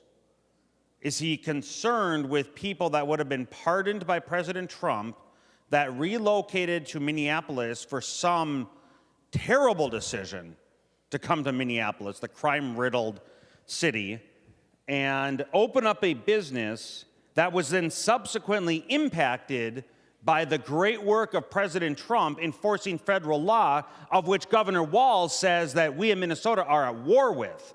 Is he aware of any individuals that would fit this criteria that motivated him to include the word people that were pardoned? Madam President, to the Senator Champion. To the senator who asked me the question, I will start this way. One is, I'm not aware of anyone in particular, but I want to be proactive just in case. I've heard over and over again on this floor about fraud, or anyone committing a crime, but all of a sudden, now we want to ask specific questions instead of following the lead of the author of the underlying amendment and just to accept it. And it's also ironic to me how when a person is pardoned from one party, it's okay. But if that person had been pardoned by another president for the same thing, it would be deemed unconscionable. We must have guiding principles, members. And those guiding principles should be for no matter who it is. And so with that being said, to the question, no, I don't know of anyone in particular, but I think that it's important for us to be proactive.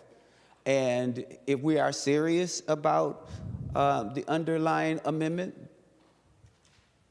this shouldn't be an issue. And the reason why in my amendment to the amendment, I said and added any, this section, excuse me, no loan may be made to, under this section, to any business found guilty of committing fraud or an individual who have been pardoned for any fraudulent behavior, is because I believe that people are entitled to the presumption of innocence. And then on top of that, if you're pardoned, it's usually because you have been found guilty of it already.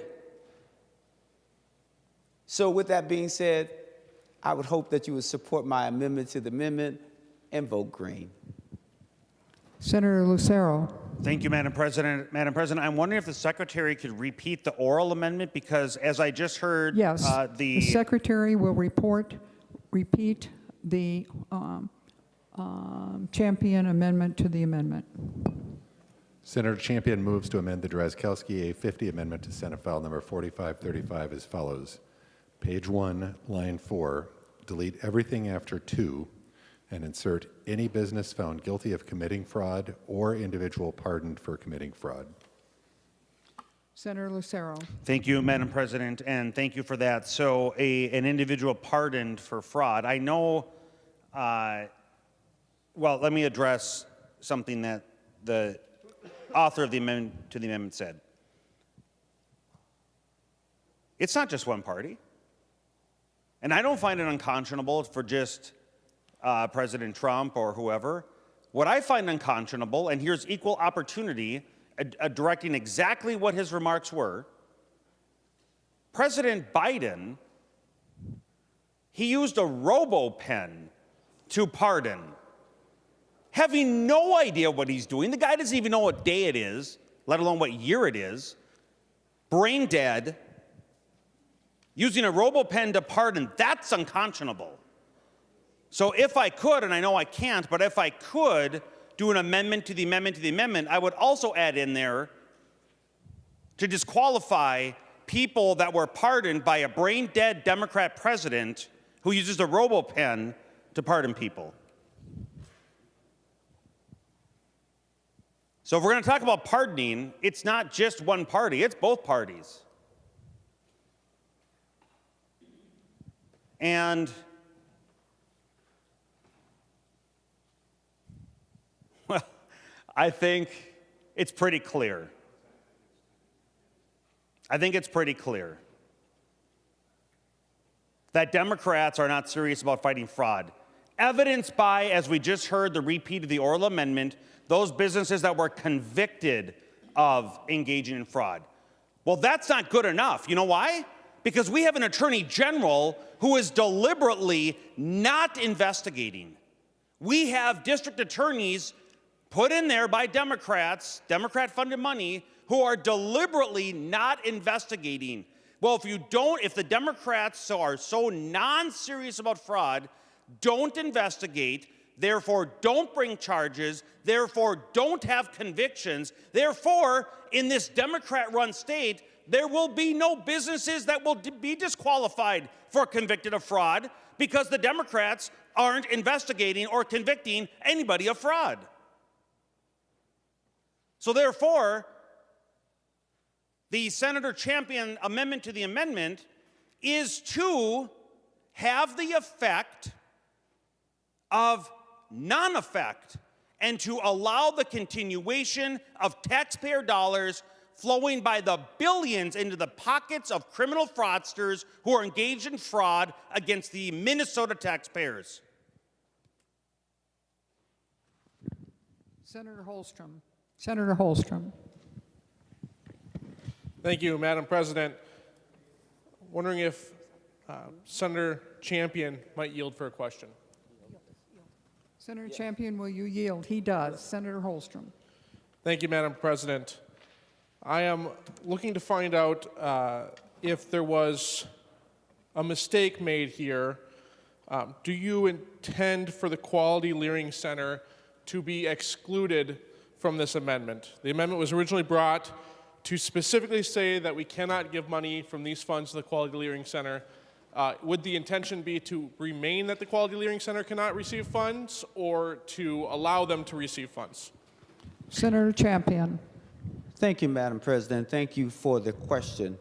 Just for clarity, the reason why we struck out any particular name, because we want to make sure it's broad enough so that if there is any business, and I'm not certain of this Quality Learning Center, but the language is broad enough that we would deal with any business who was found guilty of committing fraud.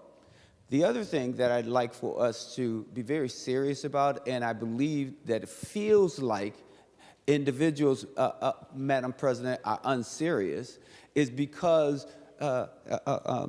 I'm making certain in the amendment to the amendment that we abide by the Constitution. Maybe that's something that we hear people talk a lot about, but very few people want to actually follow.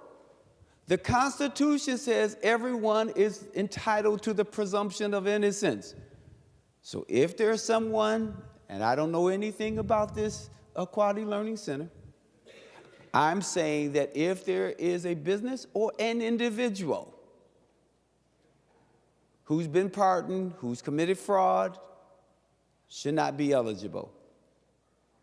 So I hope that answers your question very directly.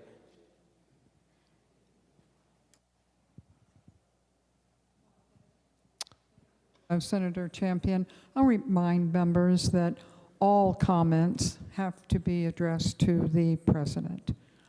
Senator Holstrom. Thank you, Madam President.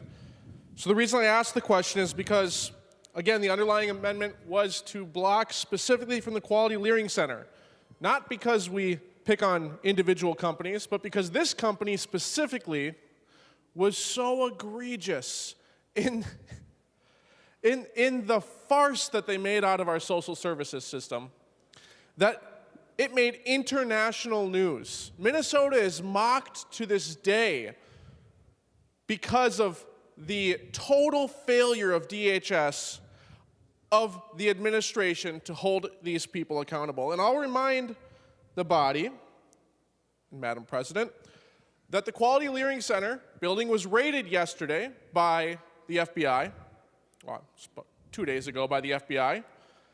And this amendment, as amended, this amendment to the amendment, will not address the Quality Learning Center anymore because they have not been convicted. They are suspected of the crime. And it makes sense to me that we would include anybody who is also under investigation for fraud. But this specifically doesn't do this. Instead, we deflect and we want to blame President Trump for everything. Well, President Trump does not control Minnesota DHS. President Trump had no ability to put his thumb down and demand that the Minnesota Democrat establishment allows $9 billion worth of fraud in this state. That's on you guys. That's on our governor. So this amendment to the amendment is fine. Let's stop anybody receiving fraud, receiving money who's been convicted of fraud, but it certainly doesn't go far enough. It misses the mark of what Minnesotans expect from us. And I'll remind this body on my closing remark that even when you're guilty of fraud,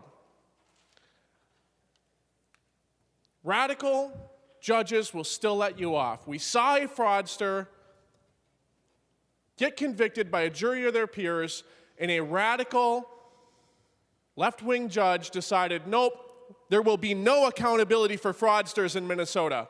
We will not hold them to account and let that individual go. So this amendment doesn't hold up to the expectations of Minnesotans, doesn't hold up to my expectations, but once again, Republicans are going to be forced to take the small win because Democrats refuse to allow Minnesotans real accountability. Madam President. Senator Champion. Thank you, Madam President. Members, I'd like to reset us because we've heard some different things from members on this floor that I think, quite frankly, is unfortunate.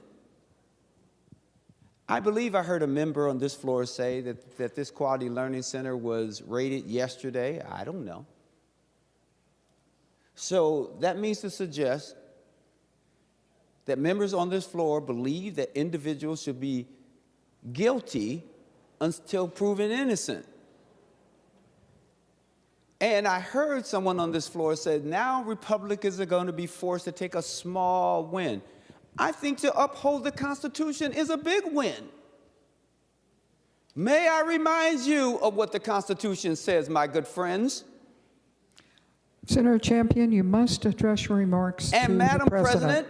Madam President, you're absolutely right. Admonish me so that I do the right thing because I want to be a good example.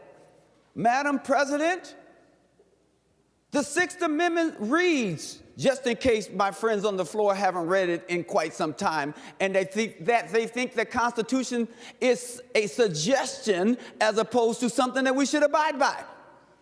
The Sixth Amendment says this, and I read, in all criminal cases or prosecutions, the accused shall enjoy the right to a speedy and public trial by an impartial jury of the state and district wherein the crime shall have been committed.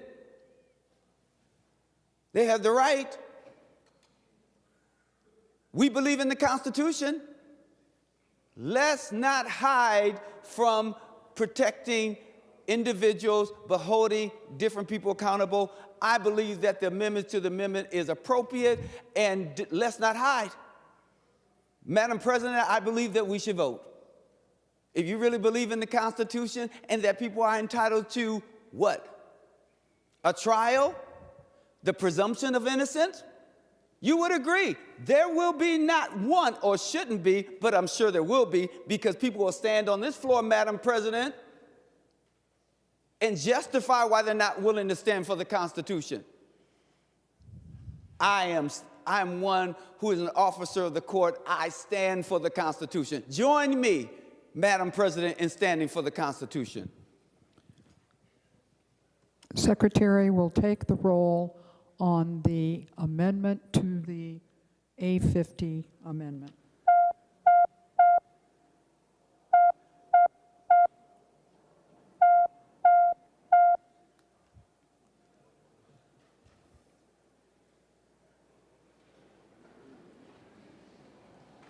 Senator Housechild.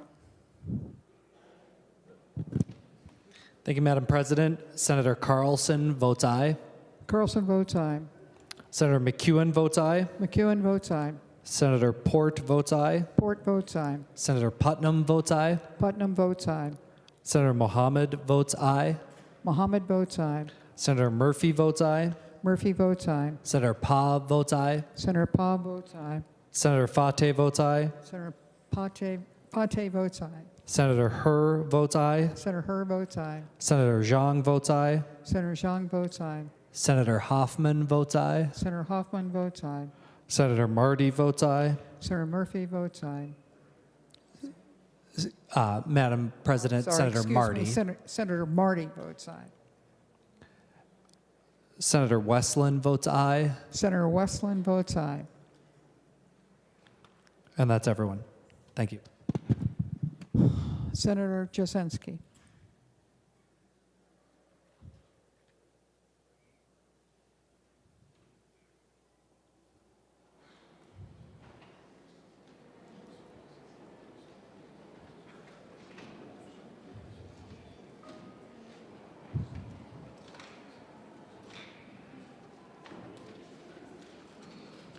Madam President. Senator Jasinski. Senator Coleman votes aye. Senator Coleman votes aye. Senator Draheim votes aye. Senator Draheim votes aye. Senator Johnson votes aye. Senator Johnson votes aye. And still waiting on more, Madam President.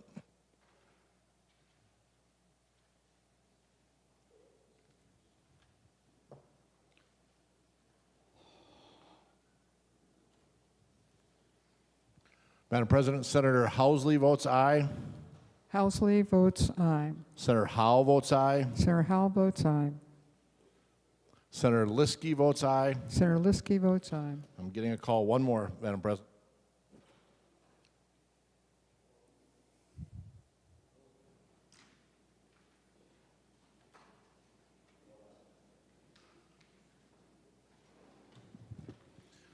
Madam President, Senator Gruenhagen votes aye. Senator Gruenhagen votes aye. And Senator Nelson votes aye. And Senator Nelson votes aye. The Secretary will close the roll. There being 66 ayes and 0 nays, the amendment to the amendment prevails. The motion prevails, and the amendment to the amendment is adopted. Senator Drazkowski. Thank you, Madam President. I would move to amend the amended amendment by adding to the end the words, or to the Quality Learing Center, Inc. And learing is spelled L-E-A-R-I-N-G. Senator Drazkowski, it is spelled that way because that's the name that was on the building, as I recall.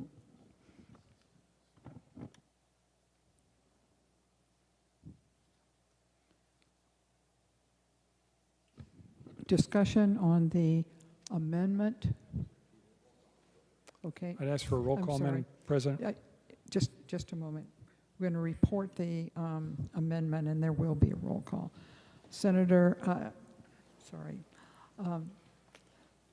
Mr. Secretary. Yes, Senator Drazkowski, would you repeat the amendment so that he can report it correctly?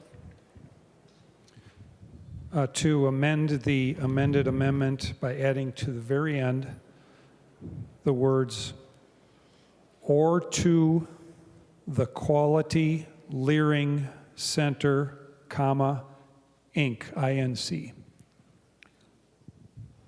Discussion on the, now the Secretary will report the amendment, to the amendment. Senator Drazkowski moves to amend the Champion Amendment to the Drazkowski Amendment previously adopted as follows. After the second fraud, insert or to the Quality Learing Center, Inc. Madam President? Senator Champion.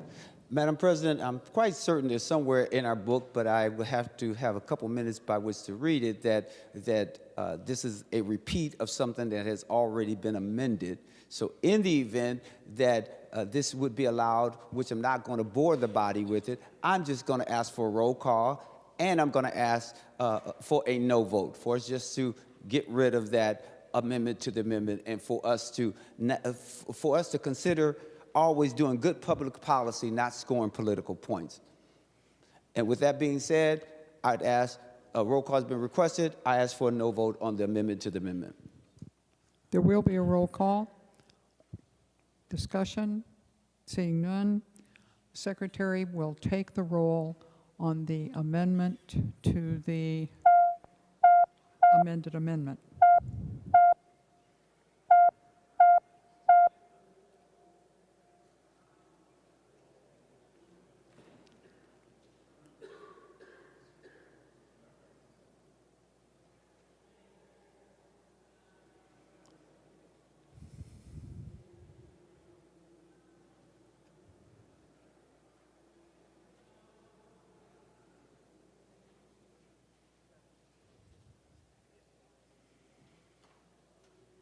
Senator Housechild.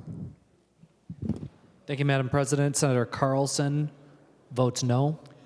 Senator Carlson votes no. Senator McEwen votes no. Senator McEwen votes no. Senator Port votes no. Senator Port votes no. Senator Putnam votes no. Senator Putnam votes no. Senator Mohammed votes no. Senator Mohammed votes no. Senator Murphy votes no. Senator Murphy votes no. Senator Pa votes no. Senator Pa votes no. Senator Fateh votes no. Senator Fateh votes no. Senator Herr votes no. Senator Herr votes no. Senator Xiong votes no. Senator Xiong votes no. Senator Hoffman votes no. Senator Hoffman votes no.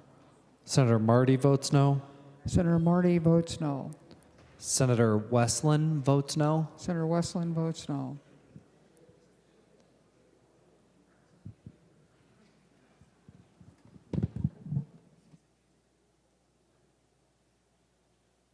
Senator Jasinski. Thank you, Madam Chair. Senator Coleman votes aye. Senator Coleman votes aye. Senator Draheim votes aye. Senator Draheim votes aye.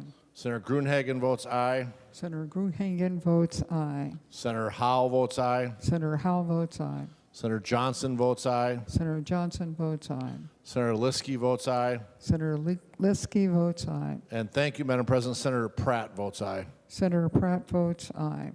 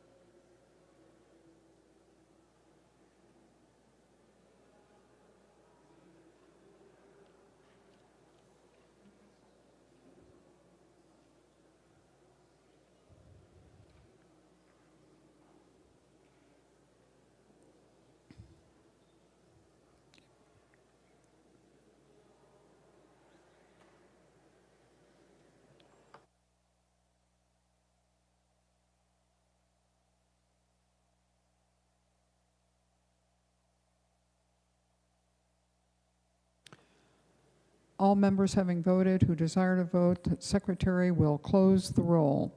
There being 32 ayes and 33 nays, the motion does not prevail. The amendment is not adopted. Madam President? Senator Champion. Madam President, I did mention earlier on the floor that I'm certain that there was a rule that says that we could not just keep bringing the same amendment that has already been decided upon. I would turn members' attention, Madam President, to Section 401, number 4. And it reads, Madam President, an amendment identical with one previously decided on the same proposal is not in order. Even though we're past it, I just want to make sure that if there's some other identical proposal that comes forward, that it will be ruled out of order. Thank you, Madam President. Thank you, Senator Champion. Senator Drazkowski. Madam President, I would just share that, and for Senator Champion's benefit, there was no action taken on the language that he is considering here. There was not a vote on it. We did not entertain that language, so I haven't turned to 401 and Masons yet, but I would suspect and expect that that's not covering what he's citing. So thank you, Madam Speaker. Thank you, Madam Senator President. Drazkowski. Further discussion on the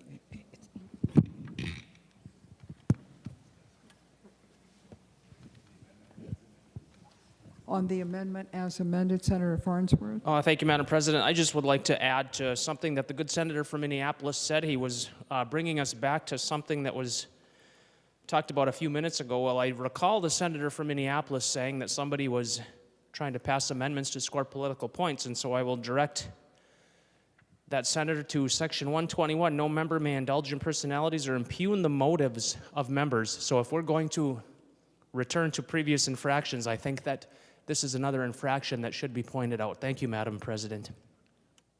Thank you, Senator. Is there further discussion?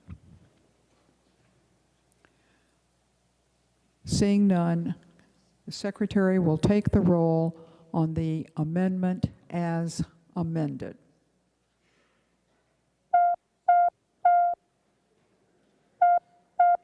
This is the A50 amendment.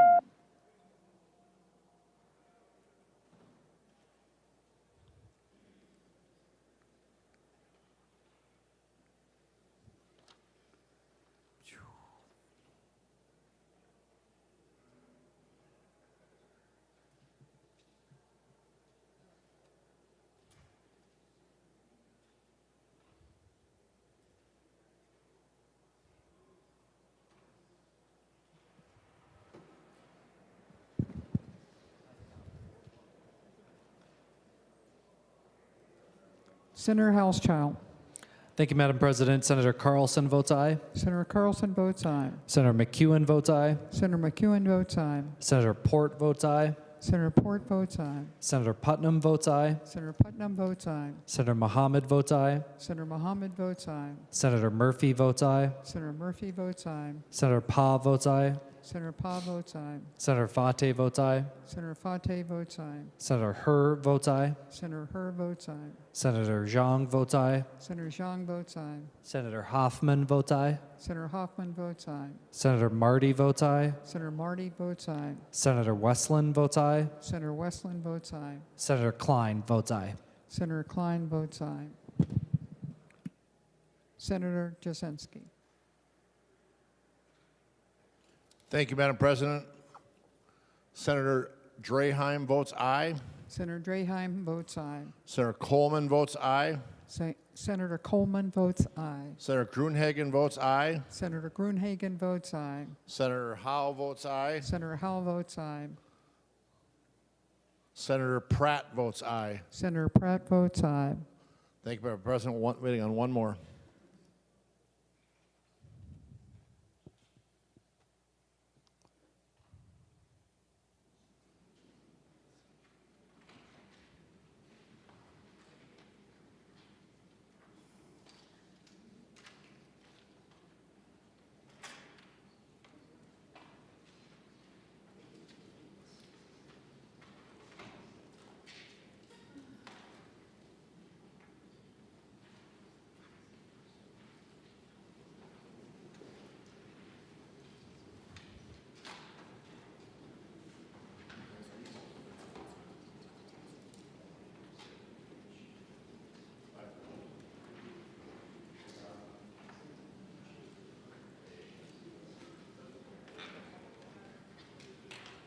Senator Jasinski. Thank you, Madam President. Senator Liskey votes aye.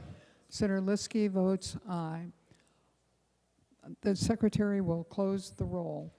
There being 66 ayes and 0 nays, the motion prevails and the amendment is adopted.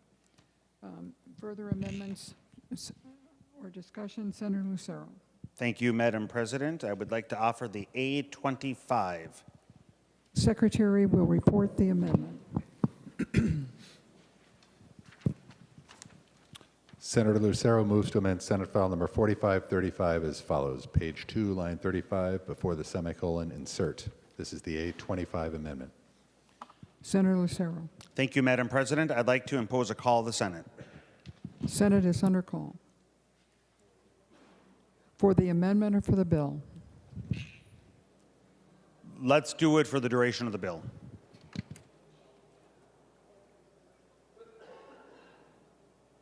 Senate is under call for the duration of the bill.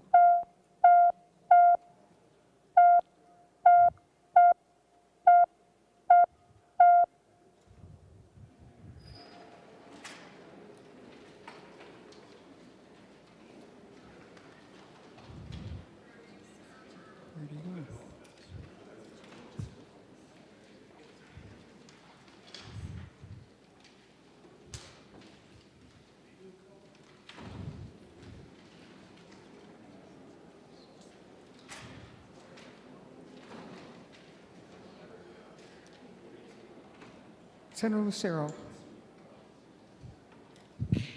Thank you, Madam President. I move that further proceedings under the roll call be dispensed with and the Sergeant at Arms be instructed to bring in the absent members. On the motion, all those in favor say aye. It is a motion. Is it not? Yeah. Maybe you can't hear me, I'm sorry. On the motion by Senator Lucero, all in favor say aye. Aye. Opposed say no. The motion prevails. Senate is under call for the duration of the bill. Senator Lucero. Thank you, Madam President. I would like to offer an oral amendment to my A25 amendment. Senator Lucero, the Secretary needs to report the amendment.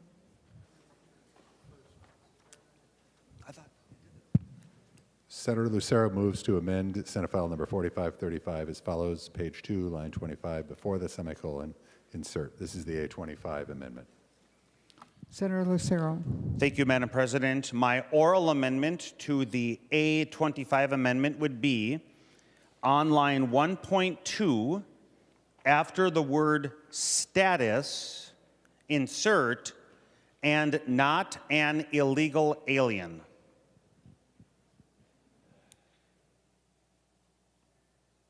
On the amendment to the amendment. Oh, I'm sorry. The Secretary will report the oral amendment. Senator Lucero moves to amend the A25 amendment as follows. Page 1, line 2, after status, insert, and not an illegal alien. Does everybody understand the amendment? Senator Lucero.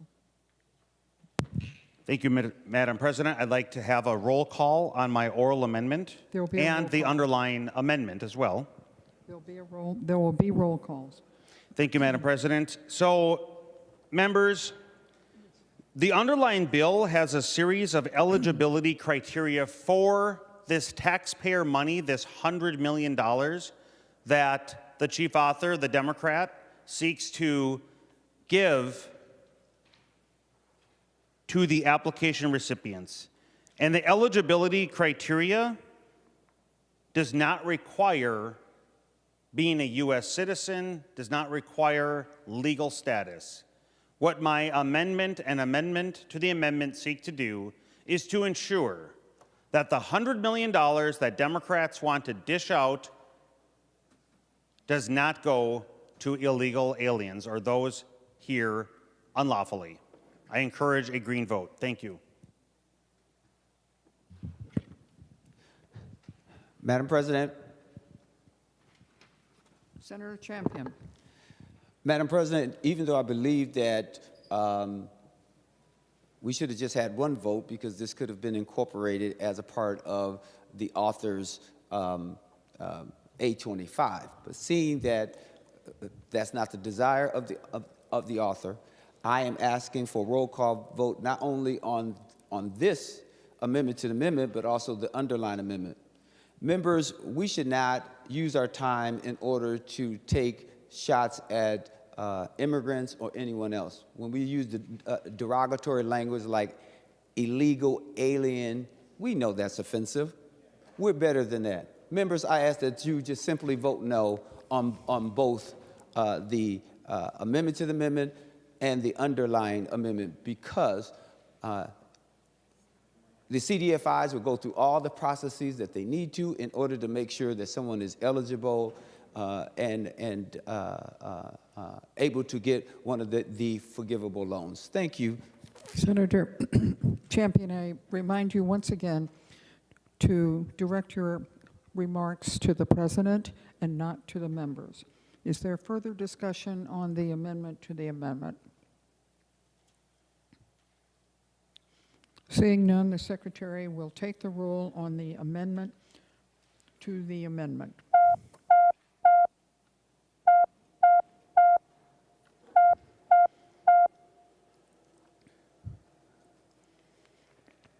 Senator Frantz. Thank you, Madam President. I'd like to report that Senator Mohammed votes no. Senator Mohammed votes no. Senator Murphy votes no. Senator Murphy votes no. Senator Pa votes no. Senator Pa votes no. Senator Fateh votes no. Senator Fateh votes no. Senator Herr votes no. Senator Herr votes no. Senator Xiong votes no. Senator Xiong votes no. Senator Hoffman votes no. Senator Hoffman votes no.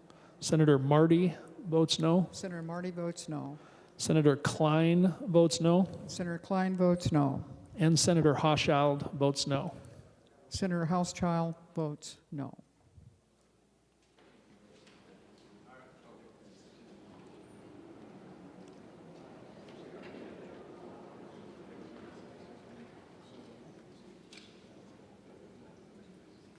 Members, Senator McQuaid, you need to return to your desk.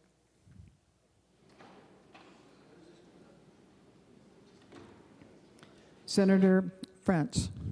Thank you, Madam President. I'd also like to report that Senator Carlson votes no. Senator Carlson votes no. Senator McEwen votes no. Senator McEwen votes no. Senator Port votes no. Senator Port votes no. And Senator Putnam votes no. Senator Putnam votes no. Senator Jasinski. Thank you, Madam President. Senator Coleman votes aye. Senator Coleman votes aye. Senator Draheim votes aye. Senator Draheim votes aye. Senator Gruenhagen votes aye. Senator Gruenhagen votes aye. Senator Howell votes aye. Senator Howell votes aye. Senator Liskey votes aye. Senator Liskey votes aye. And thank you, Madam President. Senator Pratt votes aye. And Senator Pratt votes aye. The Secretary will close the roll. There being 32 ayes and 34 nays, the motion does not prevail and the amendment to the amendment is not adopted. Further discussion. Senator Lucero. Assuming nobody else would like to speak to this awesome amendment, I will wrap it up. And these will be the final words that you hear, the final voice that you hear. I attempted to improve the A25 amendment. The amendment to the amendment failed, but nevertheless, the A25 is still a good amendment that would prohibit taxpayer dollars going to those here illegally. A roll call already having been requested. I encourage a yes vote. Thank you. The Secretary will take the roll.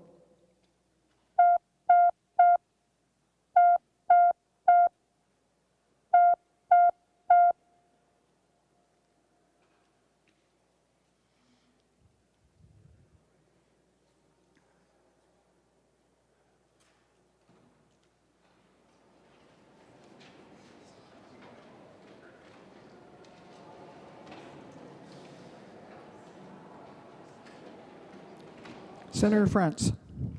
Thank you, Madam President. I would like to report that Senator Carlson votes no.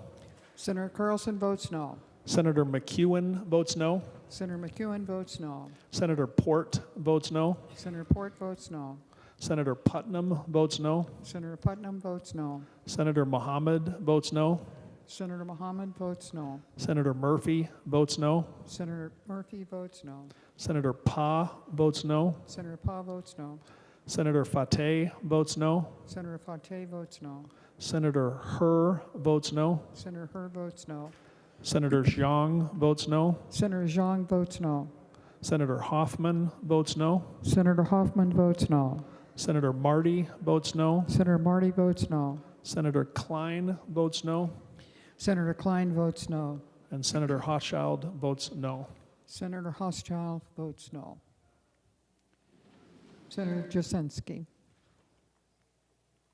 Thank you, Madam President. Senator Coleman votes aye. Senator Coleman votes aye. Senator Draheim votes aye. Senator Draheim votes aye. Senator Gruenhagen votes aye. Senator Gruenhagen votes aye. Senator Howell votes aye. Senator Howell votes aye.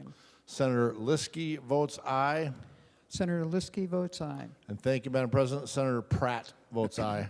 Senator Pratt votes aye. The Secretary will close the roll. There being 32 ayes and 34 nays, the motion does not prevail and the amendment is not adopted. Further discussion, Senator Lucero. Thank you, Madam President. I would like to offer the A22. Secretary will report the amendment. Senator Lucero moves to amend Senate File Number 4535 as follows. Page 4, delete subdivision 10. This is the A22 amendment. Senator Lucero. Thank you, Madam President. I'd like to ask for a roll call. There'll be a roll call. Thank you, Madam President. So, members, it's been established now that Democrats want to give taxpayer dollars to those here illegally. This amendment won't stop that because the Democrats won't stop money flowing to illegals. But the next best thing would be to remove the section of the bill that says the loans are forgivable. So current language would say up to 100% of the loan, no, 60% of the loan can be forgivable. And up to 100% of the 60% could be given to illegals. Minnesota taxpayers don't want that. And therefore, I've offered this amendment to delete this section so that money given to illegals or otherwise will at least have to be paid back. I encourage a green vote. Thank you. Discussion on the A22 amendment. Senator Champion. Madam President, thank you for the opportunity to speak. Let me just say, the first thing that I'll say is that what this amendment seeks to do is remove the notion of forgivability. And it's interesting to me, Madam President, when members would even speak certain words on this floor in a way that they think that it represents Minnesotans. What I just heard doesn't represent Minnesotans. Let me tell you the Minnesota I know. The Minnesota I know is a giving state. We look out for one another. And so let me just, so I see some people writing feverishly, Madam President, and I'm glad they're going to write this down because I don't want them to forget it. Number one, let's go to Duluth Disaster Assistance Package, where we put forth $168 million in 2012. How about in 2015, when we lowered energy rate for energy-intensive trade-exposed industries, mostly paper and ore? How about when we did fire remediation grants for Madelia, I want to make sure I got it right, or Wantawan County? I'm sure some of you know where that is. How about reimbursement grants for businesses located in the city of Isle, adversely impacted by a decline in walleye fishing on Lake Mille Lacs? How about the Duluth paper mill retrofit? How about the Dairy Assistance Investment Relief Initiative? Madam President, I hope my members are writing these things down because we have sites where they can also go take a look at it, Madam President. How about like I said, the Dairy Assistance Investment Relief Initiative? How about convention centers at movie theaters for COVID relief? How about drought relief? How about the Canadian Border Counties Economic Relief Program? How about in 2022, the Unemployment Insurance Trust Fund, where we allocated $2.3 billion from state ARP funds and $406 million from the general fund to the State Unemployment Insurance Trust Fund to replenish funds spent due to COVID business disruption. This state appropriation ensured that businesses would not have to have their UI taxes raised to replenish funds used to pay UI benefits to laid-off employees. How about in 2022 frontline workers' payments, where the legislature appropriated $500 million for frontline workers' payments for workers whose jobs put them at risk during COVID-19 and the pandemic? How about the avian flu grants? How about the Community Energy Transition Grants Program? And I'll note that the legislature also created an entire office to support communities, these communities, awarding communities in which electric generating plants is currently scheduled to cease operation between 2021 and 2025. How about, let me turn my page here. How about the host community economic development grants? So, that supported communities that are the site of a waste disposal facility, annual funding in the hundreds of thousands of dollars. That's Minnesota. That's the Minnesota I know. That's the Minnesota I know that says, you know what, when something has happened to Minnesotans, we step up to help Minnesotans.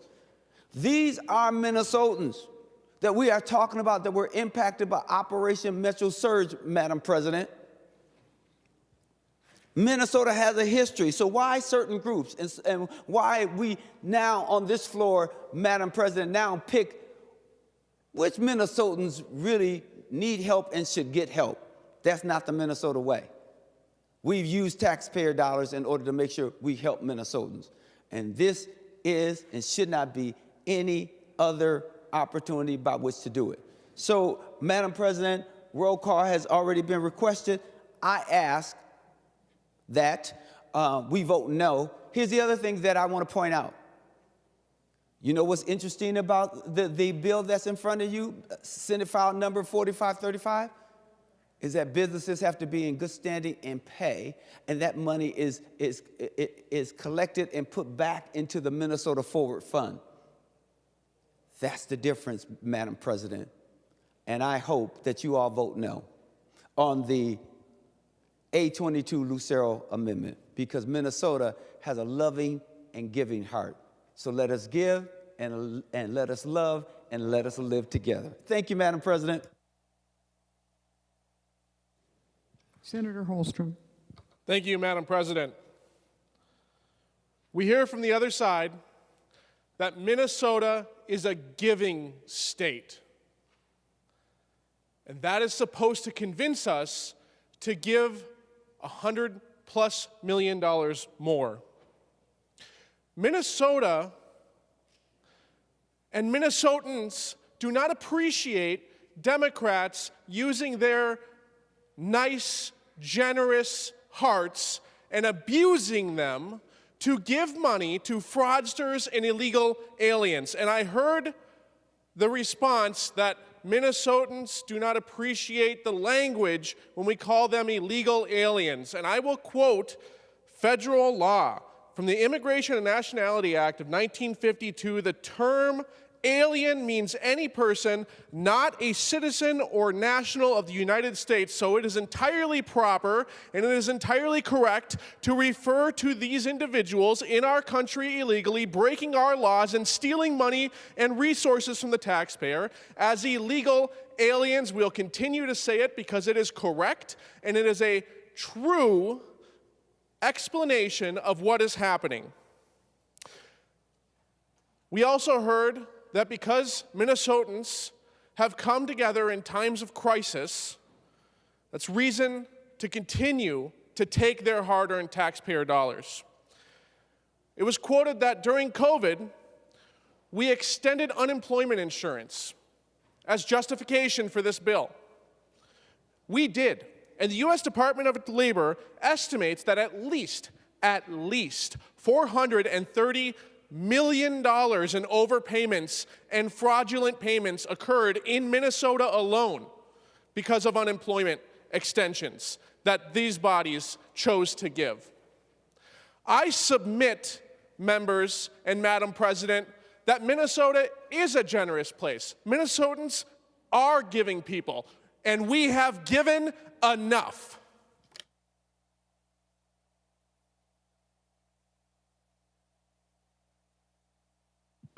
Closing Again, remarks.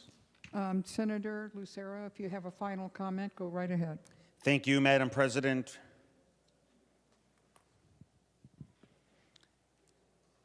Minnesotans don't find it interesting because Minnesotans know there's a big difference between fires, floods, bird flu, which are natural disasters, versus the Democrat-created disasters. The Democrat disasters are self-inflicted, imposed on Minnesotans, making this state unaffordable.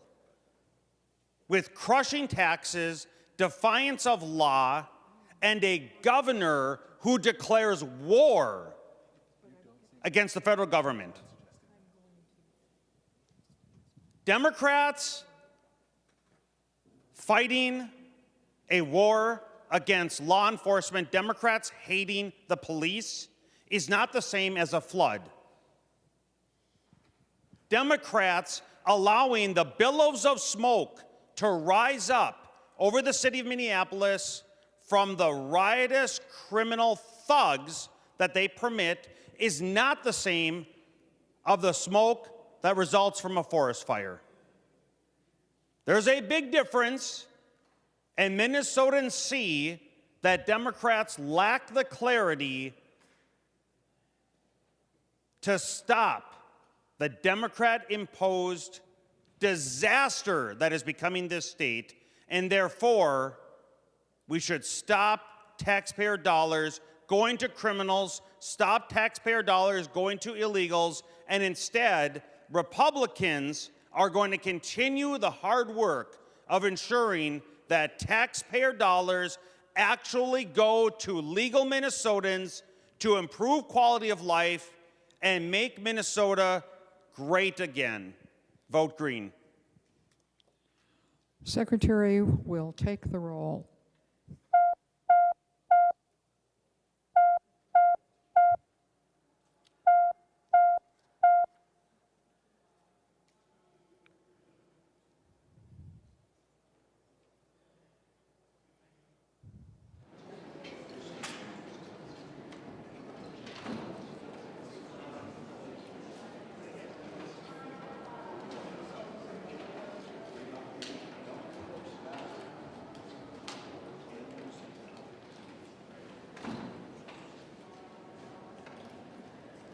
Senator Frantz.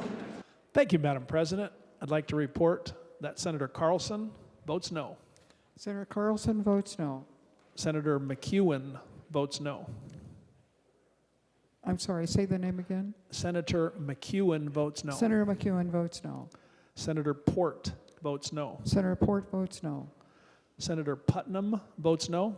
Senator Putnam votes no. Senator Mohammed votes no. Senator Mohammed votes no. Senator Murphy votes no. Senator Murphy votes no. Senator Pa votes no. Senator Pa votes no. Senator Fateh votes no. Senator Fateh votes no. Senator Herr votes no. Senator Herr votes no. Senator Xiong votes no. Senator Xiong votes no. Senator Hoffman votes no. Senator Hoffman votes no. Senator Marty votes no.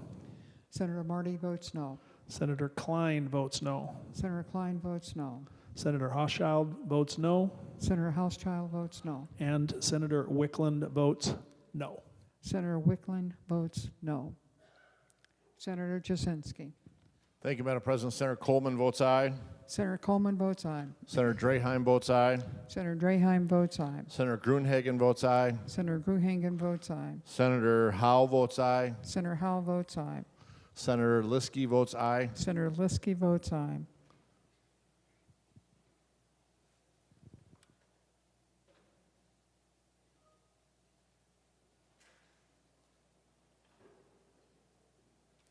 Secretary will close the roll. There being 32 ayes and 34 nays, the motion does not prevail.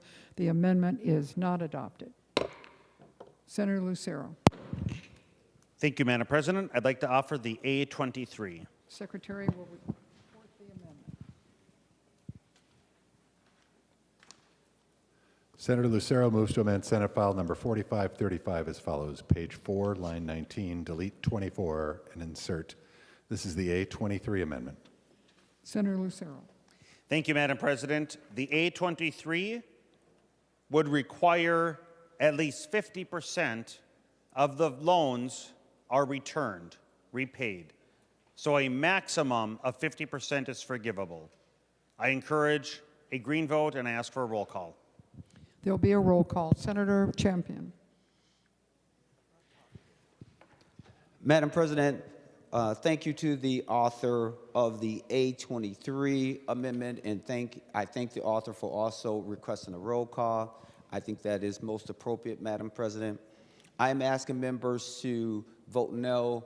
What is happening here in this amendment is the author is trying to change the provision in the bill that says if you pay for 2 years, good standing, can't miss, on time, that it should be for 3 years instead of 2 years.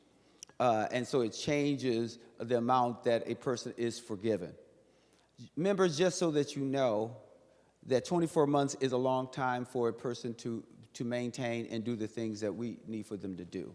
We thought that was appropriate to do so that businesses also have some skin in the game as well. But we also thought it was important to do these loans as opposed to grants because we wanted to make sure that there was an incentive for businesses to stay open as opposed to take a grant and leave.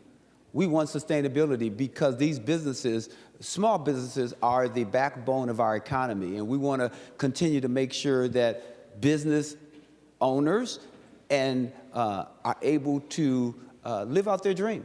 You know, their dream are those businesses, and for those workers to also be paid a livable wage in order to make sure they're able to maintain their family but contribute to the dream of that a business owner. Madam President, we believe that this 2 years is appropriate. We had a chance to talk to the Minnesota Initiatives Foundations. Those are the 6 foundations in rural Minnesota. We've had a chance to talk to CDFI, business folks, you know, to talk about the sustainability of this and how it will lend itself to our economy and to make sure that we are strengthening Minnesota's economy.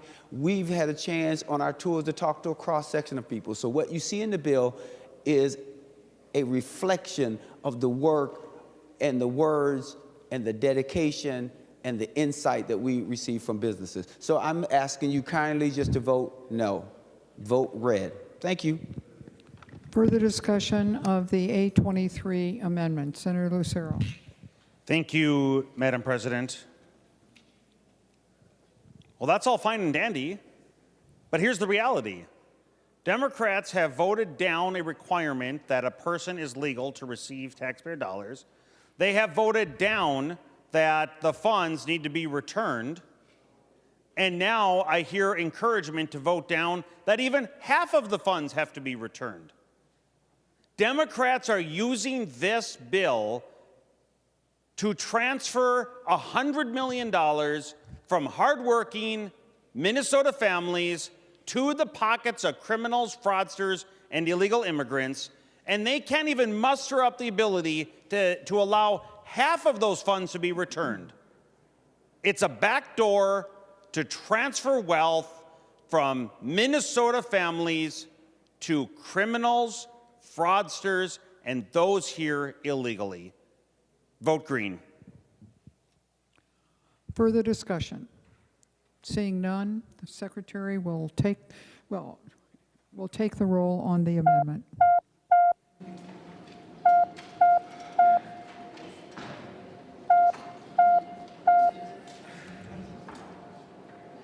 Senator France.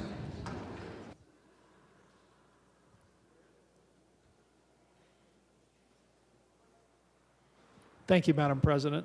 I report Senator Carlson votes no. Senator Carlson votes no. Senator McEwen votes no. Senator McEwen votes no. Senator Port votes no. Senator Port votes no. Senator Putnam votes no. Senator Putnam votes no. Senator Mohammed votes no. Senator Mohammed votes no. Senator Murphy votes no. Senator Murphy votes no. Senator Pa votes no. Senator Pa votes no. Senator Fateh votes no. Senator Fateh votes no. Senator Herr votes no. Senator Kerr votes no. Senator Xiong votes no. Excuse me, Senator France, Senator Herr voted in person. Thank you, Madam President.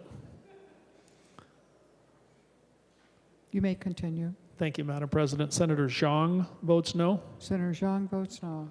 Senator Hoffman votes no. Senator Hoffman votes no. Senator Marty votes no. Senator Marty votes no. Senator Klein votes no. Senator Klein votes no. Senator Hochschild votes no. Senator Hochschild votes no. And Senator Wickland votes no. Senator Wickland votes no. Senator Jasinski. Thank you, Madam President. Senator Coleman votes aye. Senator Coleman votes aye. Senator Draheim votes aye. Senator Draheim votes aye. Senator Gruenhagen votes aye. Senator Gruenhagen votes aye. Senator Howe votes aye. Senator Howe votes aye. Senator Liskey votes aye. Senator Liskey votes aye. The Secretary will close the roll. There being 32 ayes and 34 nays, the motion does not prevail and the amendment is not adopted. Are there further amendments? Seeing none, the Secretary will give the bill its third reading. Senate File Number 4535, a bill for an act relating to economic development, establishing a Minnesota Business Recovery Loan Program. Third reading. Senator Abler. Thank you, Madam President and members. And every day I sit on the floor, I count it a privilege to be here to bring concerns, thoughts, hopes, dreams, ideas about how to improve Minnesota on behalf of the people I serve and on behalf of the people I've met across the state. And this is a bill I'm wrestling with, Madam President. It's because I know a number of people personally who just were minding their own business. They were trying to conduct business. They had staff that couldn't get there. I own a restaurant, at least I used to. I understand that. It's hard to run a restaurant when a third of your staff or a quarter or half doesn't show up. They limited hours. They really struggled. And for some of these individuals, it was truly traumatic. And these people were not in the streets. They weren't here illegally. They were just here trying to do business in the North Metro. And a number have talked to me, and they are hoping to stay in business. And I understand the intent of this legislation, and I like the intent. I think the discussion that's gone forward today has shown a few holes in this project, which, if it should move forward today, I hope that all those working on it will consider to try to strengthen it to make sure it's exactly what people want. Is this the right number? Is it the right method? Is it all the right people to do it? But I do want people to know, just as in my comments here, that those who reached out to me and those who even had to get food under cover of night, as one of my local areas would come up with packages of food for 10 people, none of whom were here illegally or wrongly. They were just afraid, and they snuck them food so they could eat, and they were afraid to go to work. And so that's not lost, Madam President. I hope that the people listening here don't think that those who are offering amendments and were concerned about the mechanics of the program have any lack of sympathy for those individuals who face these challenging times. So, Madam Chair, I appreciate the moment to express this. And as I just stand here, it's just always an honor to get to be here and to serve. So thank you. Senator Duckworth. Thank you, Madam Chair, and I'm fortunate to be able to speak after the senator to my right, who I think just gave some good remarks and speaks to an aspect of this bill that is not lost on me and others. But what I will say, Madam President, is I think the bill before us is about trade-offs. And unfortunately for the people of Minnesota, the decision made regarding some of those trade-offs was made a few sessions ago when it came to the budgeting decisions that were made regarding the state of Minnesota. Really, the bill before us is about the trade-off between responsible fiscal policy and irresponsible spending. And here's why I say that. First, I asked myself this question when I was considering the bill before us. What is the Forward Fund? The Forward Fund is a very specific fund for pursuing phenomenal investment opportunities that benefit the state of Minnesota, that make us competitive in attracting businesses, which thereby attract jobs, which thereby provide for people and their families in Minnesota and grow the state's economy. That's what the Forward Fund exists to do. An investment there is meant to be a multiplier to the tunes of hundreds of millions, if not billions of dollars. It's that important. So then I asked myself, well, if that's the fund that we're looking to pull $100 million from, that's its intent, that's its purpose, why are we taking $100 million from it? Well, the answer is very clear, Madam President, and it has to do with trade-offs. The reason this bill is taking or transferring $100 million from the Forward Fund is because the state of Minnesota doesn't have any money to speak of. There's no other place to find money because what once was nearly a $20 billion surplus has been squandered. Because even after raising taxes by $10 billion, we have no surplus to draw upon. So instead, we have to take from a fund intended to grow the state of Minnesota's economy. Add to that the nearly $10 billion of fraud, and you can see why the math becomes difficult and challenging. So instead of having a healthy surplus to pull from because we're looking at a future $3.5 billion deficit, the trade-off is we're going to rob from this fund, take the money that was set aside for a very specific purpose, and use it for a way in which it was not intended. And that $100 million that you pull from the forward fund and use for any other purpose doesn't come at a dollar-for-dollar trade. That $100 million, if invested wisely and used for the purpose it's designed to, typically turns into what would be a close to $1 billion return on investment. Mind you, I'm talking about the forward fund, which is in this bill. That's an opportunity cost conversation. The next question becomes about even more trade-offs. What would $100 million do for our schools, for the state grant, for property tax relief, for our hospitals, for nursing homes, for offsetting the massive hike to card tab fees? Not to mention some of the fraud concerns that were brought up before. Madam President, if you truly want to help all businesses in the state of Minnesota, stop overspending, quit raising taxes and fees, and stop chasing people and businesses out of the state of Minnesota. As was mentioned earlier, the people of Minnesota are giving. We're very giving. We've given almost $10 billion away in fraud. But the people of Minnesota are also very smart. They want us to learn from our lessons and not repeat our mistakes, our very costly mistakes. It's easier to help those in need when your own financial house is in order. But when you treat the people of Minnesota like cash cows and keep taking from them to grow government spending and rack up billion-dollar deficits, well, then you're helping no one. And when push comes to shove, when there is an emergency, we find ourselves broke. That's no way to run a state, Madam President. It's no way to govern. And the people of Minnesota expect us to do much better.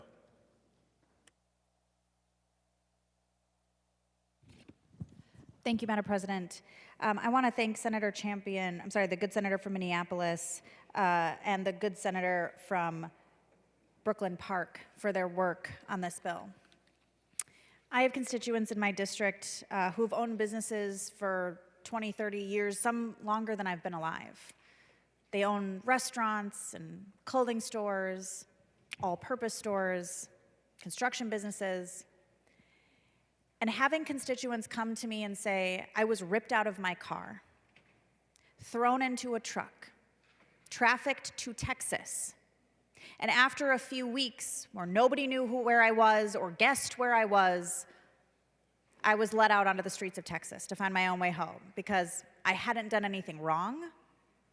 I had broken no laws. I'd committed the crime of being a black or brown person in the state of Minnesota during this administration's racist siege. And I own a business, and I wasn't there. And my customers weren't there. And my clients weren't there. My children couldn't go to school. We built financial stability for ourselves over the course of our lifetime in my beautiful community. And then a militarized goon squad came into this state to kidnap our babies, rip our elders out of their home in their underwear, and traffic children down to concentration camps. $100 million doesn't begin to touch the devastation that Minnesota has experienced from Trump and Republicans in the federal Congress. But it is a really good start. There are so many Minnesotans who were 6 months ago, 8 months ago, not even questioning what was going to happen with their lives. And today, losing their businesses, in danger of losing their homes, defaulting on loans. It is truly terrible.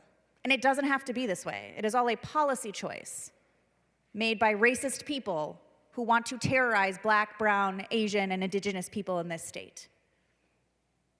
And so I am so grateful that the state of Minnesota, once again, because we did this yesterday too, Madam President, to step up and try to repair even a little bit of what the federal government has caused here in the state of Minnesota.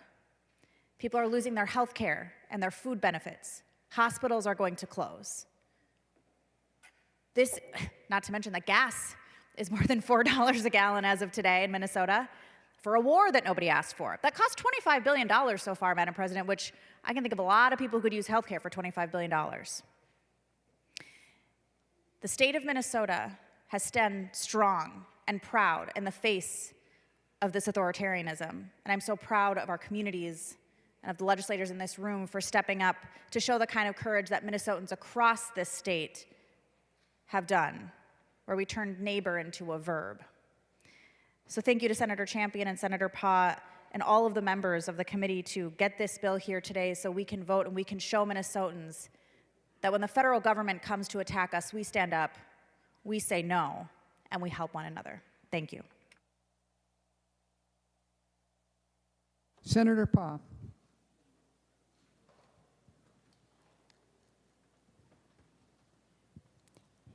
Thank you, Madam President. I want to first say thank you to our Chair Champion for bringing forward this bill. I rise in strong support of this bill, and I believe that every single senator here should be voting yes to this bill, because all the businesses in your districts across Minnesota is depending on this bill to help them recover. Right now, across our state, our small businesses are hurting. They are hurting because, not because of their own failure, they're hurting because they were hit hard by forces completely out of their control. Operation Metro Surge, a federal operation that brought thousands of ICE agents to Minnesota and disrupted our entire community, that shook our workforce and drove fear through our neighborhoods. President Trump and his federal administration that caused all of this disruption has taken no responsibility whatsoever for the damage that they have done in Minnesota. No plan for recovery, no investment to stabilize our businesses, no acknowledgement of the enormous economic harm they have done to our economy here. So now, that responsibility falls on us as state legislators. We have a choice. We can stand by and hope that our small businesses recover on their own, or we can listen to our businesses. We can stand up and respond. This bill does exactly that. It says to our small businesses, we hear you. We see what you've been through, and we're not going to leave you behind. Because small businesses are not just a part of our economy, they really are the backbone of our economy.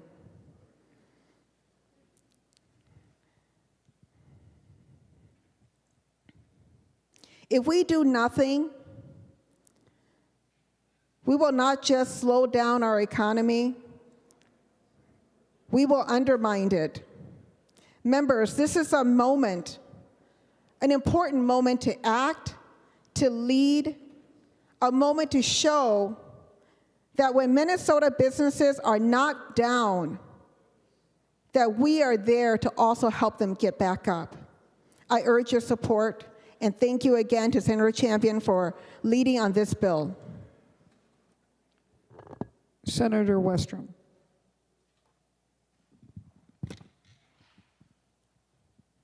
Madam President, members, I rise to urge you to vote no on this $100 million bailout with the slush fund that the Democrats set aside instead of sending back to the hardworking taxpayers of Minnesota, have been sitting on it and now want to bail out a disaster that was created by the Democrats. Go figure. The Democrats' disaster of having an open border policy, sanctuary cities in Minneapolis and all across this, many communities in this state. And as we try to enforce our borders and our laws of the U.S. and Minnesota, Now they call it a disaster that they need to bail out because they made it easy under the Biden administration and previous policies to encourage people to come here illegally using hard-working taxpayer dollars from Minnesota for illegal aliens to reside and benefit while Minnesotans keep working hard to pay their taxes. And now they want to use more Minnesota taxpayer dollars to bail out this disaster that they designed and created. I urge a no vote on bailing out the Democrats' designed disaster. And let's protect and stand up for Minnesota taxpayers and the hardworking families that struggle to make their ends meet, and use this money for a much better purpose in our state than designing a problem and then trying to bail it out afterwards because President Trump and others are trying to enforce federal law and clean up the border situation that was designed by the Democrats. Vote no on this bill and save this money for the hardworking taxpayers of Minnesota. Further discussion, Senator Kunesh. Thank you, Madam President. You know, when I think back on those few months that started this year, it was pretty horrible. The community that I represent, from North Minneapolis all the way up through Fridley, Spring Lake Park, Columbia Heights and Fridley were hit so hard. It was as if we were under siege in Beirut. We had ICE cars everywhere. We had masked men everywhere, in our schools, in all our businesses. Sometimes those people would come in and eat at the restaurants in my community. And they'd sit down, they'd eat, they'd enjoy a lunch, they'd leave, and then they'd come back and raid that restaurant. So many of our restaurants, so many of our businesses had to close down, not because there were undocumented people in those businesses, but because of the siege that was underway, the fear of being out and about. And the effect of that was just not on that business entity itself. Those workers were afraid to come to work, even if they had legal documentation, because we saw across the state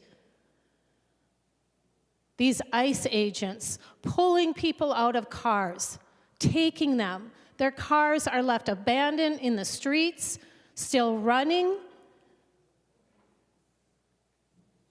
Those families not knowing where their families were taken, children were taken. It was ugly. And this was America. I want to remind the incredible, significant tax contributions that some of those undocumented Minnesotans paid. $220 million in state and local taxes. So if there are members who feel bad about generating some funding to help those in need, remember, they paid in that and they don't get it back. They pay into Social Security and they don't get it back. And this is what we do. And now our businesses are crying and complaining for lack of workers. Farms and agriculture are like, how are we going to get our crops into the ground? And if we do, how are we going to get them out of the ground? Who's going to milk my cows? This was not done by Minnesota Democrats.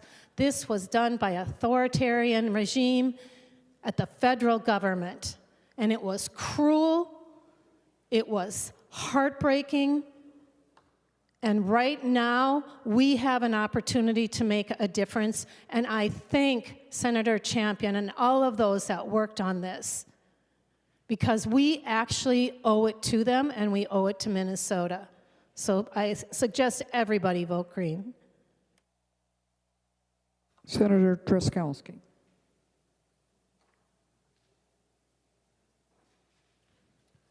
Thank you, Thank you, Madam President. I've got a lot highlighted in this bill, Madam President, and I was going to ask the author to yield in numerous areas. It's running late. I'm simply going to outline them to bring a little bit of brevity to the conversation that otherwise wouldn't happen. But as I look at page 2 of the bill, financial assistance agreements on 2.16, I don't see a definition for that. I don't understand there to be one. Maybe Senator Champion will talk about that later in his closing. 2.25, permanent residence. What's the definition of permanent residence? I don't see that in the bill either. This bill is written poorly.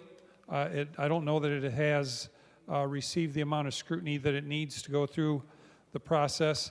But we've got a program here, and I'm curious why we developed a program to take $100 million of the people's money and put it out there for free to these businesses in a way that puts nonprofit organizations between the government and the businesses that are receiving this money. Why do we make it more complex by putting nonprofits between the government and the people receiving the money? I don't understand why that design is there. So, as I understand how the bill works, Madam President, that there's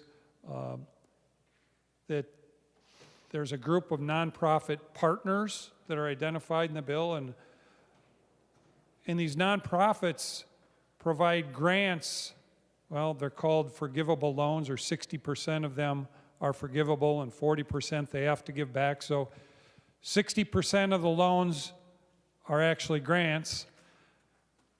And this money, this free money, is extended to these businesses by nonprofit organizations.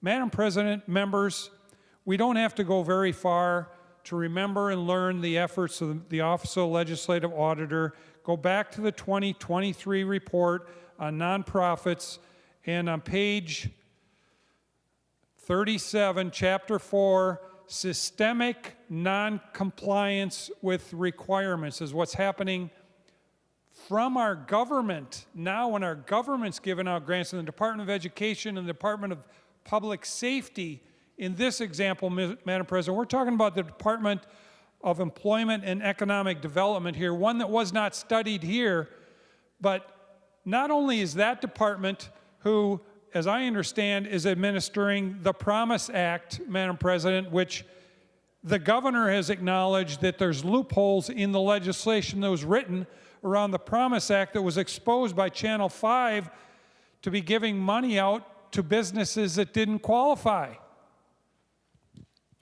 So not only is our government inept and unable to do these grants properly without us being stripped of our money, stripped of the people's money and defrauded, but we're doing it again in this bill. And I don't understand why. We're putting nonprofit organizations, making it more complicated, having another step in there that makes us even more susceptible to fraud. I had a question for Senator Champion, and why do we put the nonprofit organization between the recipient and the government? And then, how is this going to help prevent fraud? It's only going to make it more susceptible to fraud. Is a nonprofit doing site visits? Is the government doing site visits? I suspect, Madam President, because it's not in the bill, the answer is no to both of those. So we don't even know that the money is being used for what the business that applies to the nonprofit tells the nonprofit, that eventually tells the government in their reporting that they're doing. What happens when the nonprofit doesn't pay the money back to the government? The businesses pay the nonprofit according to the bill, and then the nonprofit's supposed to give the money back to the government and put it into the forward fund. But what happens when they default and they don't pay the money back? It's not in the bill. Huge loophole. No clarity. This bill is not ready for prime time. It's shuffled out here in the efforts for the Democrats to put forward a show for their base to let them know that they're taking corn from the corn pile and delivering it to their homes.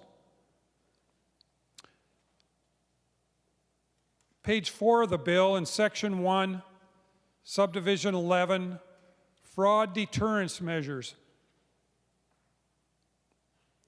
Any applicant suspected of fraud must be reported to the Commissioner of Employment and Economic Development within 15 days of discovery. Who? By whom, members? Who is responsible for reporting the fraud to the department? What are the consequences for not reporting? There's nothing in the bill for not reporting. No consequences, Madam President. There's no teeth in here whatsoever for enforcing this. Who will enforce the consequences? Who's supposed to enforce it? Does DEED given that? Do they have fraud cops in the Department of Employment and Economic Development to go out there? I don't know. It's not in the bill. Another loophole. Each applicant must display the following notice. Fraudulent applications will not be tolerated. Information from any suspected fraud application will be reported to state investigating authorities. Oh, that sounds so sweet. So what? We have the same thing on our doors on some of our businesses that says no guns allowed. The criminals still get in, Madam President. When guns are not allowed, the criminals come in, especially when the people inside can't defend themselves. Here we put a display on the application, puff our chests up, and guess what? The taxpayers, the hardworking taxpayers of the state of Minnesota, can't defend themselves against the fraud that is about to ensue.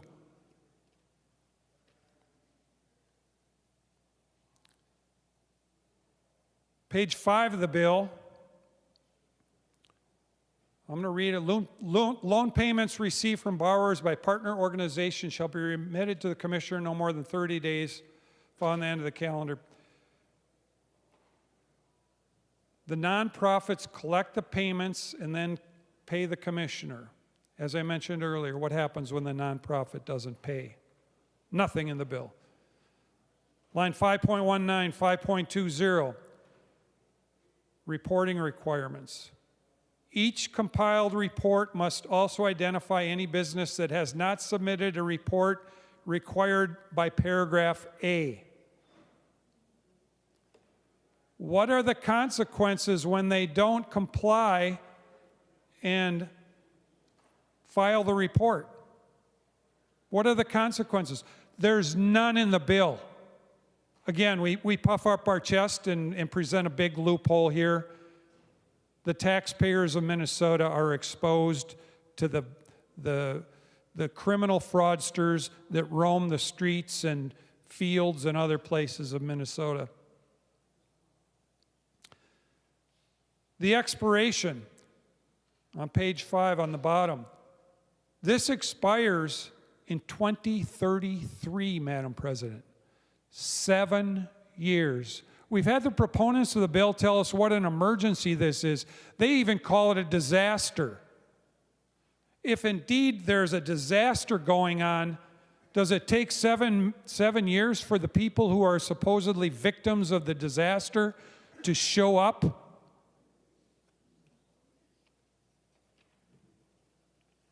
Huge questions around loopholes in the bill. Why 7 years? On the back page of the bill, page 6, we have an analysis of economic impact from increased immigration enforcement in Minnesota.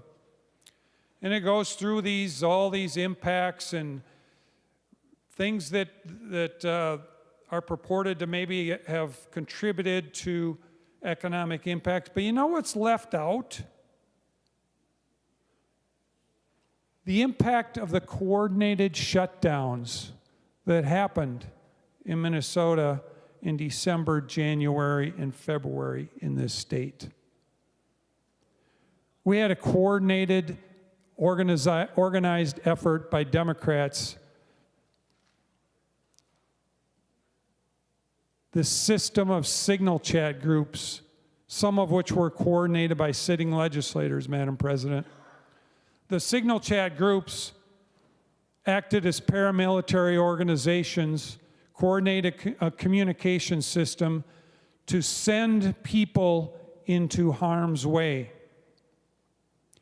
and to encourage them to stir up the riots that came through the state of Minnesota, through Minneapolis in January and February.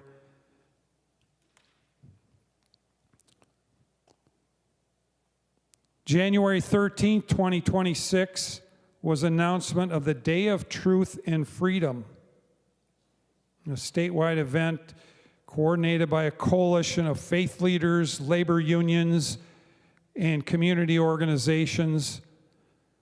They got together to announce the upcoming January 23rd economic blackout.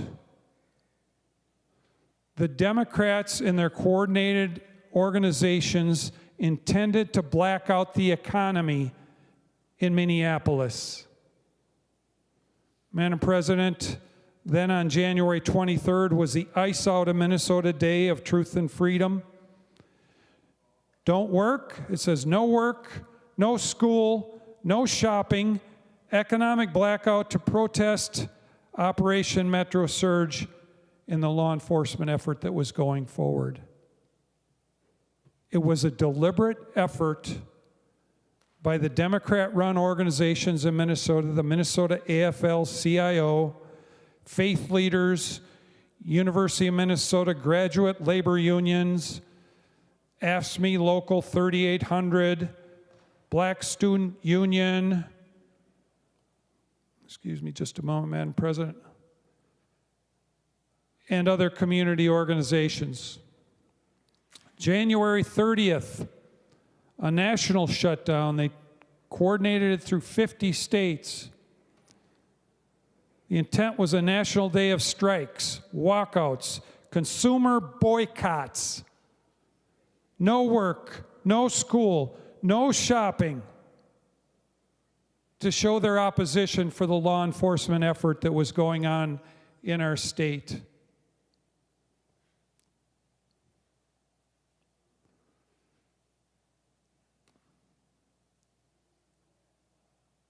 January 31st, Ice Out of Everywhere was the name of the event. Coalitions including 50501 movement, Women's March, immigrant rights organizations, and labor allies. Follow up to the national shutdown from before. Efforts to continued economic disruption through demonstrations at corporate targets. Late January through February of 2026, an ongoing sustained economic boycott strategy coordinated by Ice Out of Minnesota Coalition, labor and faith groups, immigrant rights organizations, protesting the rightful enforcement of federal law in our state. They were promoting rotating economic targets. They were going after hotels, corporations, doing periodic boycotts, sustained pressure modeled on Montgomery bus boycott and farm worker boycott tactics. Throughout the period of time that we are talking about, Madam President, the Democrats and their allied organizations were stirring up huge rallies, huge economic boycotts, and putting people in harm's way in this state in order to demonstrate their muscle. And they did it, and they hurt the economic activity in Minneapolis. A self-inflicted wound, Madam President. The very people who are here advocating that the hard-working taxpayers of Minnesota give up $100 million of their money to people in Minneapolis who decided not to work that day or that month or that series of months, who are now claiming that they are economically hurt caused by a self-inflicted wound. And they want the people who did go to work to pay for it. Madam President, this is the type of exposure to fraud that we have been doing in the past.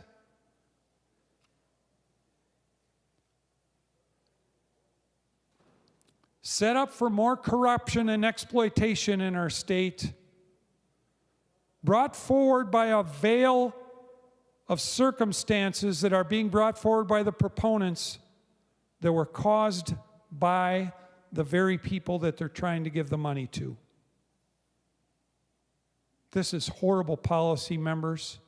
The people of Minnesota should be ashamed at what we have going on here in this bill. They should be ashamed that their legislature is rewarding people who cause their own self-inflicted economic wounds, if there were any, Madam President. I don't even know if there are any. If there are, they did it to themselves. And the people of Minnesota who went to work shouldn't be punished to provide them money that were earned by the people who worked. Madam President, members, I encourage a no vote on this bill. It's not ready today. It's full of more loopholes that are going to exploit us to fraud and put the hardworking people of Minnesota's money in peril. Thank you, Madam President. Senator Herr. Thank you, Mr. President. I rise to support Senator Champion's Senate File 4535 and ask member to vote green. Today, there's a number of concurrent activities, and Senator Pa and Senator Xiong and I just went downstairs, being that today is AAPI Day at the Capitol, and hear some testimony what the Operation Metro Surge has impacted the AAPI community. And one of the elders spoke that he feared the ICE agent and Operation Metro Surge more than the communists of Laos. I thought I echo that to this chamber. And on a personal note, my elder shed blood for this country. And I had to flee my home country to be here. An adjustment has to be made. I learned about America and become proud of this country, the land of the free and the home of the brave. I'm still proud today, but I'm not proud of Operation Metro Surge. Aside from that concept, let me look at the detail. The federal government spent $18 million of tax dollar money toward Operation Metro Surge. Instead, put money for education, other advancement, technology, so forth.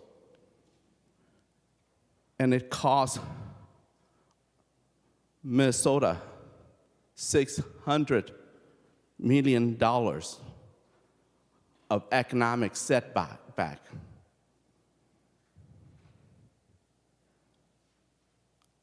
And I hope not that those cost the damage to our economy, cost damage to our mom and pop business. I hope not that they are happy. Because the impact of Minnesota impact 49 other states. Impact one, impact us all as the United States. So let those who choose to be happy, let them be happy. but impact all of us, impact the mom and pop business in my district, especially when you have an ICE agent storm into a restaurant in the east side St. Paul with gun drawn, no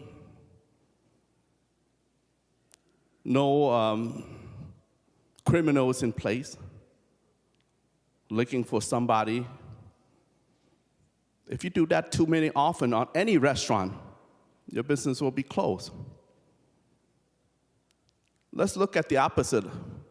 Let's say even gang members who may have ammunition would not go and display their gun in a restaurant like that. That may happen a number of times, but one is caught on camera, a restaurant in East Side St. Paul that's now struggling because of that.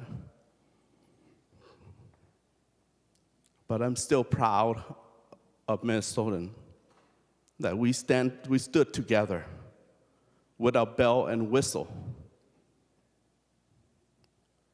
and we were able to change and cause Operation Metro Surge to pull back. Same here. I want to thank Senator Champion as well as Senator Pa for working on this bill. The good lady from Brooklyn Park and the good gentleman of Minneapolis, a good Minnesotan who put his leadership, who put his effort that perhaps we could look at putting the forward fund into place where Minnesota philosophy should be, is provided for those who have not, and that we are brother and sister of each other. So thank you, Senator Champion, and I hope that member will vote green, not for one, but one for all. Thank you. Senator Jasinski. Thank you, Madam President. I stand on behalf of the taxpayers in my district. They're frustrated. The fraud, the giveaways, the money, their taxpayer money, their hard taxpayer money. I want to thank Senator Drazkowski, who hit every point I was going to make, but I'm going to summarize. This was an organized event. Our governor, your governor, stood up on the news and told everyone it was their civic duty to get out and protest.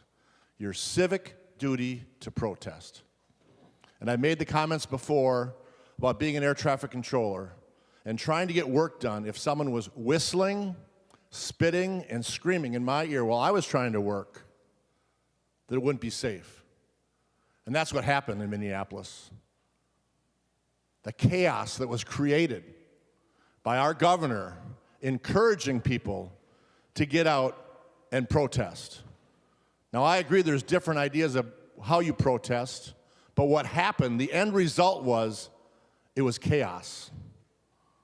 And it was created by the Democrats. As Senator Drazkowski, maybe governor someday, Drazkowski, pointed out, this was a coordinated effort not to show up at schools, not to show up at work, not to show up at events. It was coordinated not to do it, to make their point. And now the same people that encourage people not to go to work, not to spend money, not to go to school, want to give our hard-working taxpayer money to those people who perform what they asked. Because that's what they asked. They asked people not to go, not to spend money in Minneapolis. And I'll tell you what, I used to frequent Minneapolis a lot, and so did the people of my district. They love to go up to downtown Minneapolis and go to restaurants and go to concerts and go to baseball games. But I'll tell you what, they don't want to go there anymore. And it's not because of ICE, it's because of the chaos that has been created by the Democrats in Minneapolis. That's why they don't want to go. Now, I have a neighbor who has almost a city block in Minneapolis. And he had it for sale. It was an industrial company that made manufacturing, or did manufacturing. And he had a purchase agreement on that property. And they had a due diligence period while they were looking at that property. And guess what? They backed out. And do you know why they backed out? Because the chaos that exists in Minneapolis that's been created by Democrat control in that city. They promoted chaos, they encouraged it, and folks, they got it. There was a documentary, The Fall of Minneapolis, that came out way before this, talked about the economic struggles that Minneapolis was facing because of these policies. Long before what happened with ICE, long before. And now, again, we're here today with legislators from the Democrat Party trying to award the people that did what they asked and told people not to spend money in Minneapolis. That's wrong. That's not the way this state should operate. There are so many states that cooperated with ICE and didn't have nearly any issues like we did here in Minnesota. And I've said before on this floor, the people that I know and the people that travel down south during the winters and travel around are embarrassed to say where they're from. Because the minute they say where they're from, they're asked, what is going on in Minnesota? We are the laughing stock of this nation because of what has happened. And instances like this, the fraud, the chaos, and people are leaving. They've had enough. I do commercial real estate. I talk to business owners.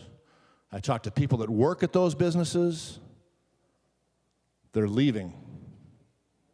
And I'll tell you what, in Minnesota, you need people to pay taxes. You need business owners to pay taxes to support what we do here for education, for roads, for bridges, all those things. But when they leave the state, it becomes an issue. When they're not expanding in Minnesota, they're not relocating to Minnesota because of the chaos of what we have here. The sanctuary state policies in Minnesota that are being done here by our governor and the Democrats are what is creating the chaos in Minnesota. Vote red. Senator Wiesenberg. Thank you, Madam President. I wasn't going to speak today, but I guess I am now. Senator Jarzowski did go over many things that I was thinking about saying, and I've heard people say this is America, the land of the free and the home of the brave. That is true. It's the land of the free and the home of the brave. Many people have fought and died for this country and fought and died for freedom, but freedom doesn't mean free handouts, and freedom doesn't mean communism. Freedom doesn't mean socialism. Freedom doesn't mean you put your hands in my pocket and take my life and my livelihood away from me, Madam President. Freedom means you can come here and you can work hard and you can take care of yourself. It doesn't mean you get to come here and steal my life away from me. That's how I was raised. You work hard and you get what you put in. If you are not willing to work, then maybe you don't get anything. You don't deserve to take my freedom and everybody else's freedom away from them. I was sitting in labor 2 weeks ago. Someone came in, they said 40 hours a week is hard, and actually they said 32 hours a week is too hard to work. It's just too much work. I started working when I was 12 years old. I just started writing some of these down. I've worked multiple jobs my whole life. I trimmed trees, I painted, I mowed lawns, I cleaned birds at Rice Creek, I threw sporting clays, I worked at Burger King, I worked at the Minnesota DNR multiple times, I worked at Gadzooks, I worked at Pizza Hut, I worked at Westside Liquor, I delivered bread in the morning, I worked at G. Allen's, I worked at Moonshiners, I worked at Camp Ripley, I worked at Babies on Broadway delivering cribs. I get up at 3 o'clock in the morning and I won't go to bed until midnight working 3 jobs to take care of myself. It's not the government's job to take care of people. It's your job to take care of yourself. And there are people that need help, and we should help them. But as we all know, and we've been beating the war drums, that Minnesota is full of fraud, and it hasn't stopped, and we're not stopping it. You're not taking common sense amendments that will stop the fraud, but you're continuing to steal from people. When my dad left his home, he was 17 years old and he moved to Little Falls, and he slept by a bridge and he slept on a park bench down by the river. He didn't ask for help. He was told if you can't make your own way in life, you can't depend on anybody but yourself. So he depended on himself. He worked at Coburn's, he'd walk to Coburn's, and he'd go back and he'd sleep on a park bench. When the police officers came down there, he would move if he'd have to go hide somewhere else, but he never asked for help, and he took care of himself and he saved money. Then he rented a little house that he and my mom lived in when they first met. And then we actually bought a house that wasn't supposed to be sold because it was condemned. So I lived in a house where I slept on the floor in the same bedroom with my parents because we didn't have the money, we couldn't afford all the niceties that other people could. My parents worked 2 jobs. My dad was a baker. He worked multiple jobs baking. My mom's a sub, and she also coached volleyball and softball. I was taught to work hard and take care of yourself. If you need help, we can help you, but we can't take care of the whole world. We want open borders with no restrictions. We have 8.6 billion people in this world. They all can't come to Minnesota. The bucket's full. We can't take any more people. We need to help the people that are here. And you're taking my money away from me, and you want to know why I'm pissed off? That's why you're taking and putting your hands in my pocket. You're stealing my money, and you're taking the future away from my children and my family, Madam President. We can't do this. We want to help people. We are gracious. We are Minnesota nice. But Minnesota nice doesn't mean you can come from a communist country, and now that you're in control, you can impose communism upon us. That's wrong. I will not stand for it. Socialism sucks. Vote no on this bill. Senator Nelson. Thank you, Madam President. Well, we've had a long talk this afternoon, and there's a couple things that I want to put on the record, a few concerns that I have, starting with just the fact that this bill in front of us now transfers $100 million from the Minnesota Forward Fund.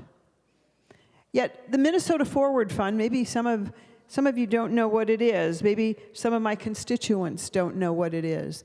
The Minnesota Forward Fund is a fund that is to create, to encourage, to bring the incentives for high-impact jobs. High-impact jobs, bringing those often large, many jobs, high-paying jobs to our state. And so what we're doing today is we're taking $100 million of incentives to bring more jobs, provide more jobs, bring more tax revenue into our state through those taxes paid by businesses, which we tax at one of the highest rates in the nation. And so we're taking $100 million. This bill is taking $100 million from that fund that generates income, that generates wealth and prosperity for Minnesotans. That's what we're doing. That's what this bill does.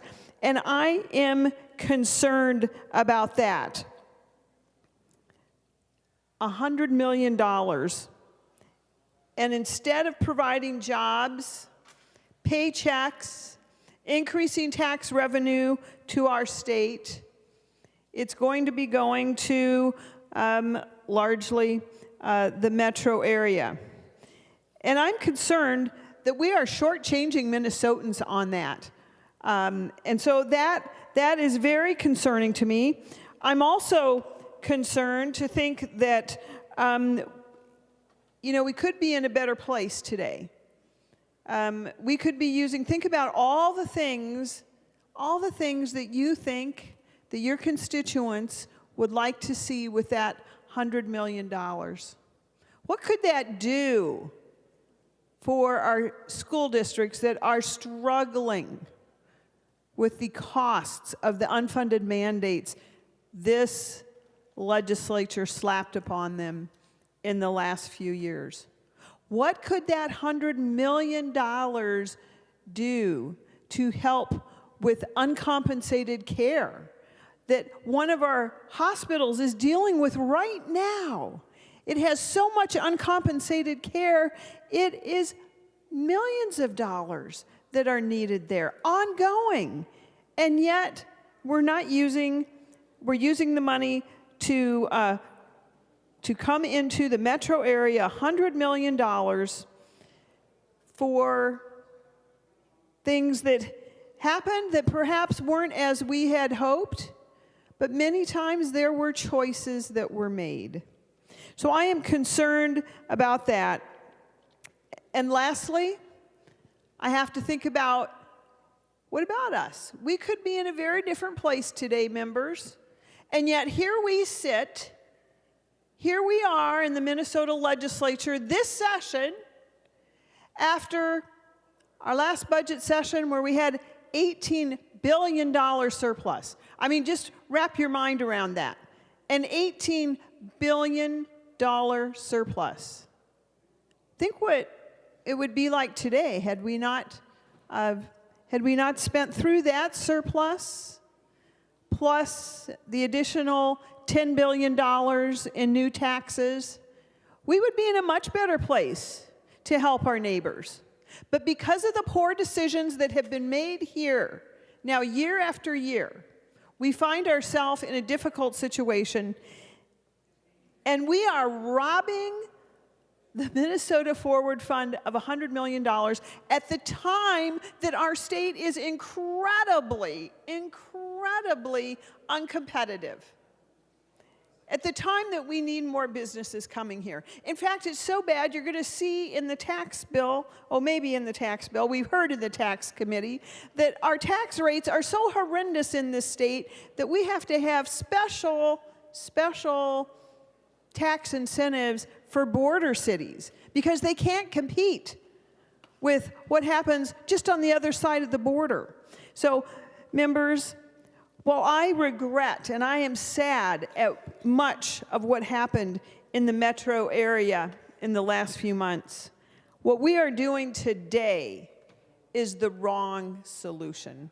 And it's going to continue to have devastating effects on our businesses, which we need more of in this state. We need more businesses, we need more job providers, and we need more tax revenue in this state from people who are making those funds. So again, I just think this is the wrong direction, Madam President. Is there anyone else who wishes to speak before I call on Senator Champion for final comments? Senator Farnsworth. Thank you, Madam President. Madam President, I have heard a lot today about Operation Metro Surge and how businesses may or may not have been harmed by Operation Metro Surge. And it got me thinking about another operation that has impacted every business in the state of Minnesota, and I'll call that Operation DFL Trifecta, Madam President. And during this Operation DFL Trifecta, every business in the state of Minnesota was impacted by increased gas taxes and license tab fees, especially those that are in the delivery business. We're paying more for gas. Every business was impacted by paid family leave, where they had to pay higher taxes and had to get substitute workers. They were all impacted by ESST. Every business in the state of Minnesota was impacted by the increased delivery fees. If they ordered something to their business, they had to pay more to get it. Every business is and will be impacted by the higher energy costs because of the 2040 energy policy under Operation DFL Trifecta. And the multiple mandates on our schools and on our municipalities is affecting every business because they're passing those costs on through property taxes. So if we're going to talk about something that has had an impact on businesses, we should talk about something that has had an impact on every single business in the state of Minnesota. And that's the result of the 23-24 trifecta. And I think that's something that we need to think about when we're trying to be competitive as a state. And that's why I'm going to vote red on this. because we need to look at all of the businesses in Minnesota and the impact from this trifecta rather than the short-term impact that we've seen recently. Thank you, Madam President. Anyone else? Seeing none, Senator Champion. Thank you, Madam President. Thank you to everyone who participated in this long discussion today. I want you to know, no matter if I agreed or disagreed with what you said, I just appreciate you having the opportunity on this floor to say it. I will say, because I want to be as brief as possible, is that my late father, and I'll use this as an example really quickly, used to always say to me, my father now has been dead 10 years now. He passed 10 years ago. He actually passed the same week that Prince died, my dad died, and we were in the legislature at that moment. But he would always say to me, when you repeat things, that means you are trying to convince yourself. I've heard over and over again on the floor today, a number of people talk about how committed they are to businesses. I've heard a number of people talk about how we should not be taking money or revenue from this Minnesota Forward Fund. I want to pause there and just remind my folks on the GOP side, you didn't vote for it. You didn't vote at all for the Minnesota Forward Fund, even when we brought the Minnesota Forward Fund forward in order to make sure that we could support our businesses. You balked at it. That's okay, because I want to just make sure that my good friend from Lakeville, who so eloquently talked about irresponsible spending, this money was available and is still available. We still have more money in that fund, and we are replenishing that fund over and over again. We are supposed to be state senators. That means we don't just represent our district. We look at what's in the best interest of the state. This bill does that. It looks at what's in the best interest of the state. I hear over and over again people want to ignore and keep saying this money is being sent to the metro area. It's not just being sent to the metro area. It's being sent to every region in this state. Also, I hear people say it's the Democrats' coordinated effort that caused this problem. I would just ask that you wake up from that nightmare, because it sounds like to me that many of my friends, Madam President, on the floor are asleep. They want to ignore the true facts. The true facts are as follows. Operation Metro Surge came to Minnesota. 3,000 were sent to the state of Minnesota by who? Not by Governor Walz. Not by the city of Minneapolis. By the president. So if you want to say, hey, there's a problem, and you want to say and want to blame someone for what happened, it was a coordinated effort from Washington. Who sent those folks here? So I want you to know that I take issue with that. So are you going to say the little boy, Liam, who was the little boy with the hat on in Columbia Heights, who was just coming home from school? You're saying his father and his mother coordinated the effort so that the school officials and others would have to try to protect him? Absolutely not. As state senators, we should work on behalf of all Minnesotans, regardless of their political affiliation, because they're human beings with dreams, with aspirations, with ideas, with children. So whether it's a Democrat or a Republican, it doesn't matter. We should be people-centered. But I recognize that if I have an R on my chest, then perhaps I'm a better person and my blood bleeds differently than yours. It shouldn't be that, members. Madam President, it shouldn't be that way. But I've heard over and over again, Madam President, people say, taxpayers, don't take the taxpayers' money. Well, the last time I checked, every business owner pays taxes too. And when we use those precious tax dollars for other things that I listed, that I enumerated earlier, it was Minnesotans who stepped up, and we used the resources of Minnesotans in order to do that. So the business of Operation Metro Surge was not employed by the Democrats. Lastly, but certainly not least, many of the individuals, Madam President, who were making inaccurate statements on the floor are no longer on the floor because they want to make a statement and then it feels like they want to just leave. Because first of all, we are not giving money to nonprofits. I don't know where you get that in the bill. Last time I checked, a community development financial institution, which we call a CDFI, is a specialized financial institution certified by the U.S. Department of Treasury to provide fair, responsible financing to rural and urban communities, businesses, and individuals underserved by traditional banks. That's not a nonprofit. That's not a nonprofit. And I don't know what bill you're reading because you're not reading this bill, but I get it. It feels like you're not interested in what the bill really says. You're just interested in getting up and talking about fraud. While fraud is important, we embrace the fact that we don't want, Madam President, any fraud. We want to make sure that we protect all Minnesotans, which is why we have a fraud provision in the bill, Madam President. It's outlined there. So I'll just say, I want to thank you for the opportunity, Madam President, and I'll simply say I want to thank my Jobs Committee members, Vice Chair Senator Mohammed, Ranking Member Senator Draheim, Senator Gustafson, Senator Pratt, Senator Hurd, Senator Housley, Senator Pa, and Senator Nelson. My CA, Tom Melton, my CLA, Taylor Tidwell Bennett, my Executive Assistant to the President, Shamika Bogan, intern Xiong Kebede, Senate Counsel Carlin Dorr Fontaine, Senate Fiscal Casey Mumm, and we also want to thank, even though she's not here with us, she's at home with her new son August, we want to thank Hannah Grunwald Noder. I always mess up her name, so I thought I would be true to that today still. We missed her this session. Our DFL researcher, Damian Moore, and our GOP researcher, Andy Larson.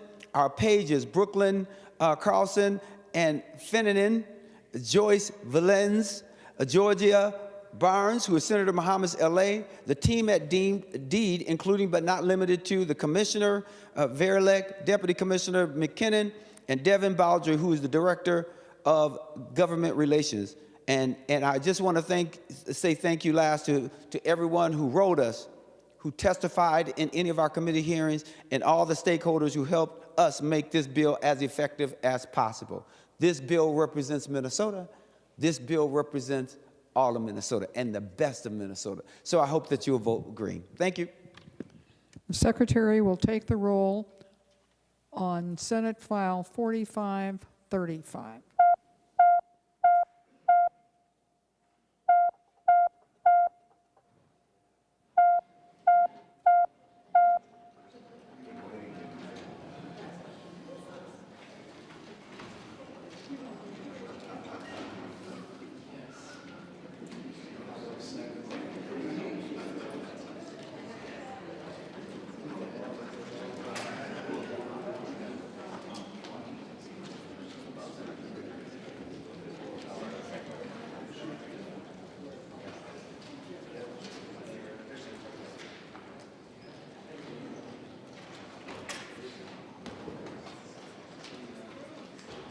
Senator House-Trump.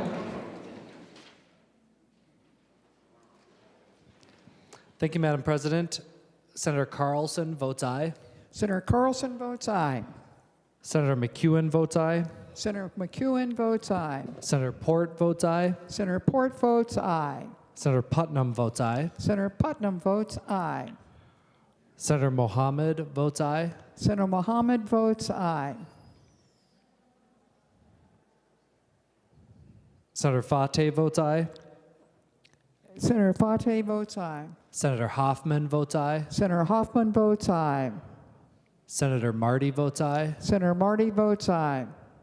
Senator Klein votes aye. Senator Klein votes aye. Senator Wickland votes aye. Senator Wickland votes aye. Senator Johnson Stewart votes aye. Senator Johnson Stewart votes aye. And Senator Latz votes aye. And Senator Latz votes aye.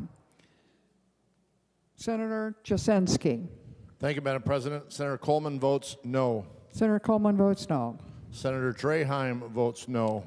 Senator Draheim votes no. Senator Duckworth votes no. Senator Duckworth votes no. Senator Gruenhagen votes no. Senator Gruenhagen votes no. Senator Howe votes no. Senator Howell votes no. Senator Liskey votes no. Senator Liskey votes no. Thank you, Madam President.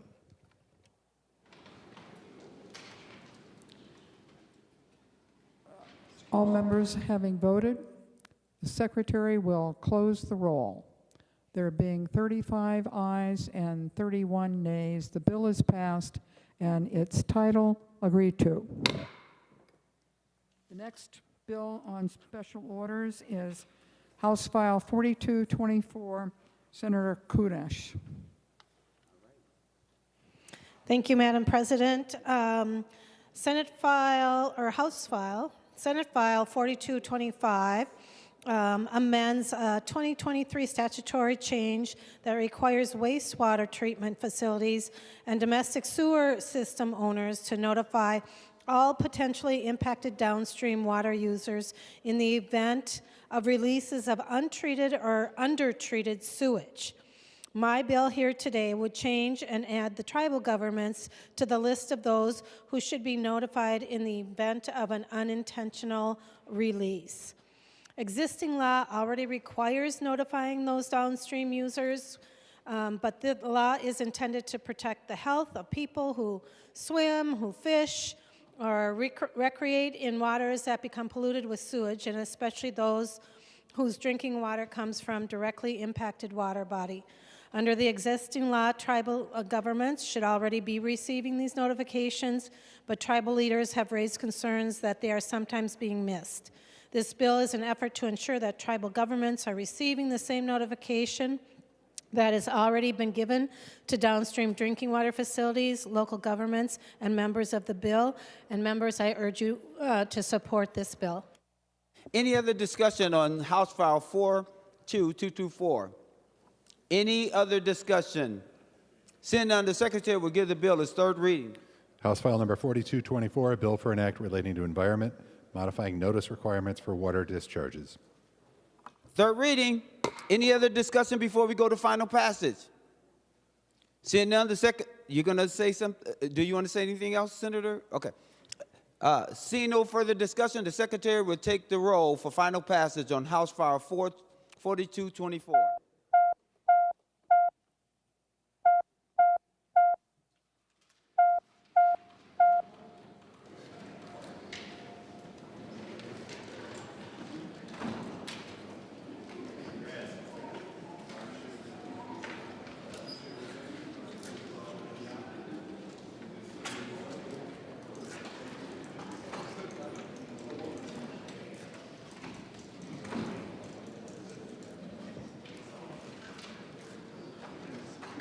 Members, please vote.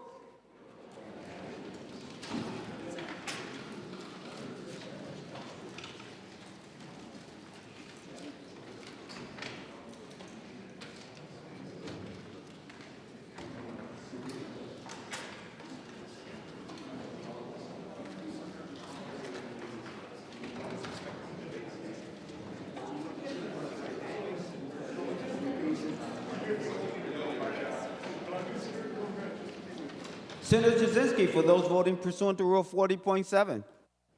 Thank you, Mr. President. Senator Coleman votes aye. Senator Coleman votes aye. Senator Draheim votes aye. Senator Draheim votes aye. Senator Gruenhagen votes aye. Senator Gruenhagen votes aye. Senator Howe votes aye. Senator Howell votes aye. Senator Liskey votes aye. Senator Liskey votes aye. Senator Duckworth votes aye. Senator Duckworth votes aye. Thank you, Mr. President. Senator Lang votes aye. Senator Lang votes aye. Senator Hauschild, are you ready? Senator Hauschild will report those voting pursuant to Rule 40.7. Thank you, Mr. President. Senator Carlson votes aye. Senator Carlson votes aye. Senator McEwen votes aye. Senator McEwen votes aye. Senator Port votes aye. Senator Port votes aye. Senator Putnam votes aye. Senator Putnam votes aye. Senator Mohammed votes aye. Senator Mohammed votes aye. Senator Fateh votes aye. Senator Fateh votes aye. Senator Hoffman votes aye. Senator Hoffman votes aye. Senator Marty votes aye. Senator Marty votes aye. Senator Klein votes aye. Senator Klein votes aye. Senator Wickland votes aye. Senator Wickland votes aye. Senator Johnson Stewart votes aye. Senator Johnson Stewart votes aye. Senator Latz votes aye. Senator Latz votes aye. Senator Dibble votes aye. Senator Dibble votes aye. Senator Pa votes aye. Senator Pa votes aye. And Senator Mann votes aye. And Senator Mann votes aye. And Senator Hoschild, you have to vote as well, sir.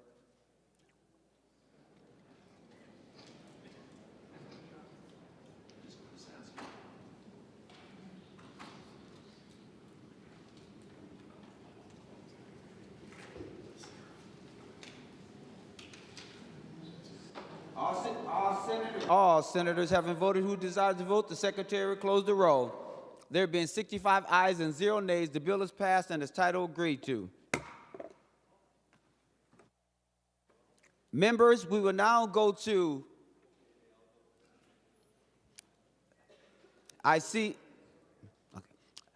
members, we will now go to Senate file number 4367, Senator Xiong.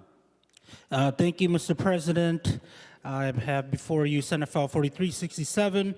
It makes targeted and responsible update to Minnesota's public investment laws.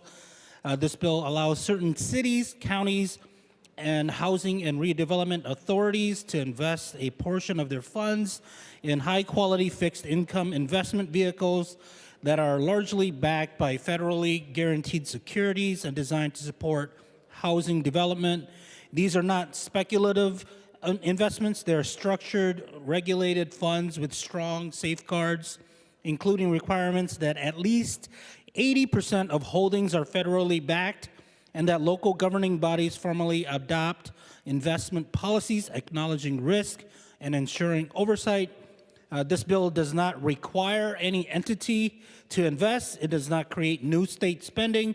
It does not increase taxes. What it does is provide an additional optional tool for local governments to responsibly manage long-term funds while helping to address one of the most pressing challenges we face, which is housing.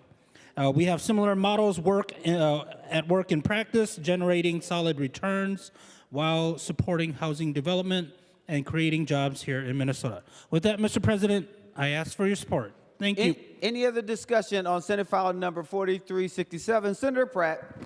Thank you, Mr. President. Senator Xiong, will you yield for a question? Will you yield? He will yield. Senator Pratt. Thank you, Mr. President. Senator Xiong, I'm just looking at the bill, and question is, what funds is a municipality using? And are these don't appear to be short-term investments, because as having been on a local government, most times our funds are invested in short-term investments so that we can keep the liquidity and match our cash flow. So if you can help me understand what specific municipal investments that you're looking at and what the term on these investments are. Senator Xiong, to the question. Thank you, Mr. President. Senator Pratt. So we had the hearing on the bill in State Gov.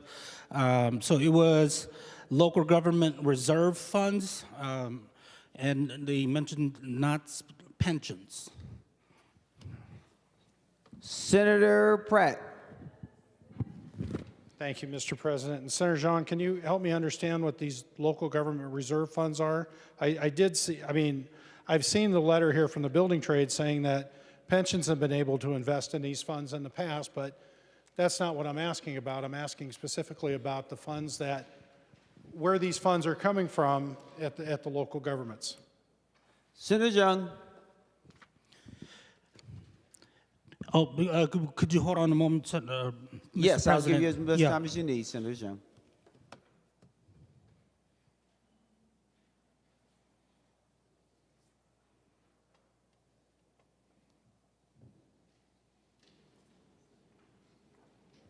Oh, thank you, Mr. President. The funds are Senator Pratt. The funds are held. The funds are funds that are held for long-term capital plans. Senator Pratt, any other questions? No other questions. Any other discussion before I give the bill its third reading? Seeing none, the Secretary will give Senate file number 4367 its third reading. Senate File Number 4367, a bill for an act relating to local government authorizing housing and redevelopment agencies to utilize certain long-term equity investment authority. Third reading. Any other discussion before final passage? Seeing none, the Secretary will take the roll for final passage of Senate File Number 4367.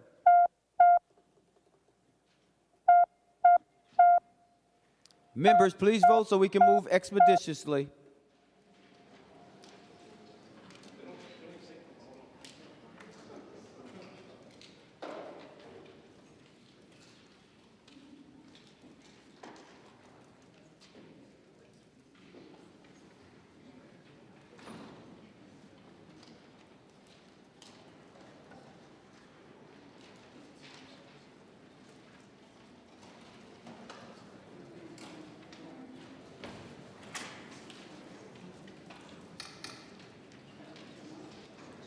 Senator Hoschover, those voting pursuant to Rule 40.7. Thank you, Mr. President. Senator Carlson votes aye. Senator Carlson votes aye. Senator McEwen votes aye. Senator McEwen votes aye. Senator Port votes aye. Senator Port votes aye. Senator Putnam votes aye. Senator Putnam votes aye. Senator Mohammed votes aye. Senator Mohammed votes aye. Senator Fateh votes aye. Senator Fateh votes aye. Senator Hoffman votes aye. Senator Hoffman votes aye. Senator Marty votes aye. Senator Marty votes aye. Senator Klein votes aye. Senator Klein votes aye. Senator Wickland votes aye. Senator Wickland votes aye. Senator Johnson Stewart votes aye. Senator Johnson Stewart votes aye. Senator Latz votes aye. Senator Latz votes aye. Senator Dibble votes aye. Senator Dibble votes aye. Senator Pa votes aye. Senator Pa votes aye. Senator Mann votes aye. Senator Mann votes aye. And Senator Kunesh votes aye. And Senator Kunesh votes aye.